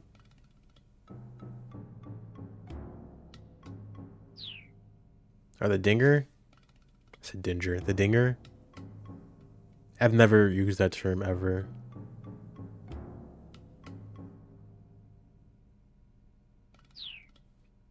The detective handed Osawa some frozen lumps of rice at the dinger. The heck is a dinger? The microwave oven, sir. Osawa stepped in front of the microwave. Unfortunately, he had no idea how to work the controls. You should thaw that rice out as soon as possible, Kajiwara told him. I'm actually not sure how to operate this thing. What? The detective gasped. You don't know how to use a microwave? Osawa could only nod in silent shame. It should be just as simple as turning the dial. Wait, which one? That one, sir. The one on the right? Osawa turned the dial, then crossed his arms with a satisfied grin. Mr. Osawa, you need to put the rice in first before you do that. Well, why didn't you say that? Osawa snapped. I've never worked in a kitchen in my life. Don't ask me to do things that are this difficult. Very well, I'll handle this from here. Why don't you get out the bowls and the chopsticks then, sir? I have no idea where the hell those are kept. How has he lived? He has two daughters. Did he not help in raising them? Kajiwara let out a heavy sigh. Alright then, please just sit and wait here, sir. And here, take this. Kajiwara pulled out a sheet of bubble wrap from his pocket. Use your fingers to pop the bubbles. That should help calm you down. Too drained to argue, Osawa did as prompted, starting to pop his way along the sheets. What the fuck is going on? Rather than calm him down, though, it was making him incredibly cross. This felt more like a sort of ridiculous punishment. They say you can learn a lot about a household by looking in the fridge, you know. Kajiwara was cooking something in a frying pan. And? Osawa asked, just what have you learned about mine? I better not say, sir. You might take offense.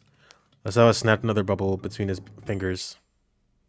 Ah, the rice is finished thawing. Kajiwara topped the steaming bowl of rice with the fried egg he'd whipped up in the pan. Then, as if it were an afterthought, he added some pickled vegetables. Yeah, you are, sir. Your fried egg on rice is complete. One of Kajiwara's simple recipes, others include his white spaghetti, which is simply spaghetti that's been flavored with butter, salt, and pepper after it's been boiled. Both are a bit too basic to be properly called cuisine, but it does take a certain skill to bring the best flavor out of the ingredients with such simple seasonings. That is true.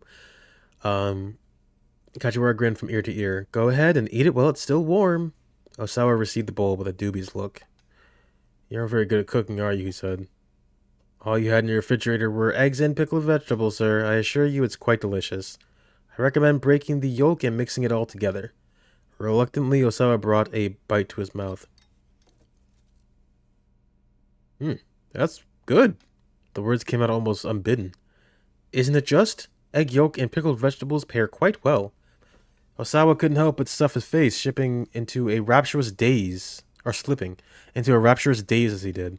The more he ate, the more it stirred his appetite. I had no idea fried eggs could be this delicious. I know you probably have a long ordeal still ahead of you, sir, but please keep your chin up and hang in there. Kajiwara gave Osawa an amiable smile. Ah, that's right, he continued. And for dessert, we have bananas. No, thank you. Kajiwara grimaced as Osawa held up a hand in refusal. Alright then, when you're finished eating, would you please wash the bowl? Me? Wash dishes? Osawa exclaimed in surprise, sounding like a petulant child. If someone else cooks for you, you should be the one cleaning up. It's only polite. Fine, okay. While Osawa was doing the dishes, the bug detector went off again.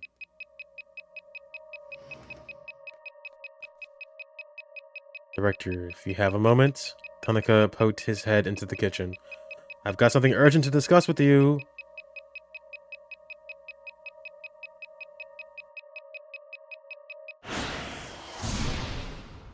What the fuck? Okay. Oh, a lot of keep outs, a lot of bad ends.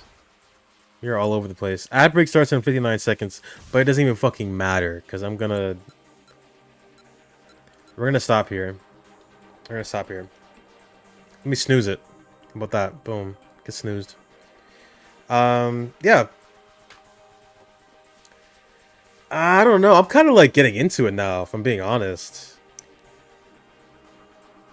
I still don't know if it's a good stream game though. I don't know, man. I'm still torn. This is definitely gonna be a slow burn type of game. I can tell because now it's like getting kind of good, and before it was rocky. I didn't really know what to make of it. But I just don't think it's great for streaming. That's the thing.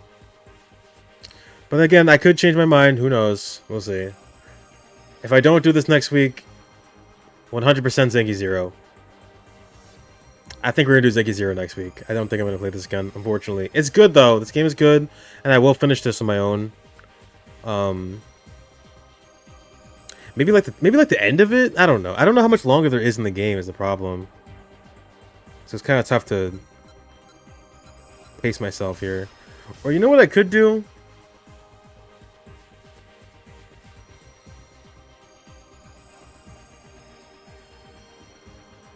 I might stream on on Tuesday or something. And maybe play a little bit more of this. Like just like really laid back, chill, not gonna worry about it too much. I don't want the one game I play every week to just be a game I'm like kinda about, right? So I might do this on like Tuesday or something and keep playing it like that. And then Saturday we'll do Zenki Zero. Yeah. I think that's what I might do. But yeah, thank you Meat Miner for being here. And Neo Mega Kupo. And Nick from Loptis. She's famous. And anybody else that might have stopped by. Anybody that might see this in the future. I don't know if I'll see you in Shibuya again, but if I do, until next time, peace out.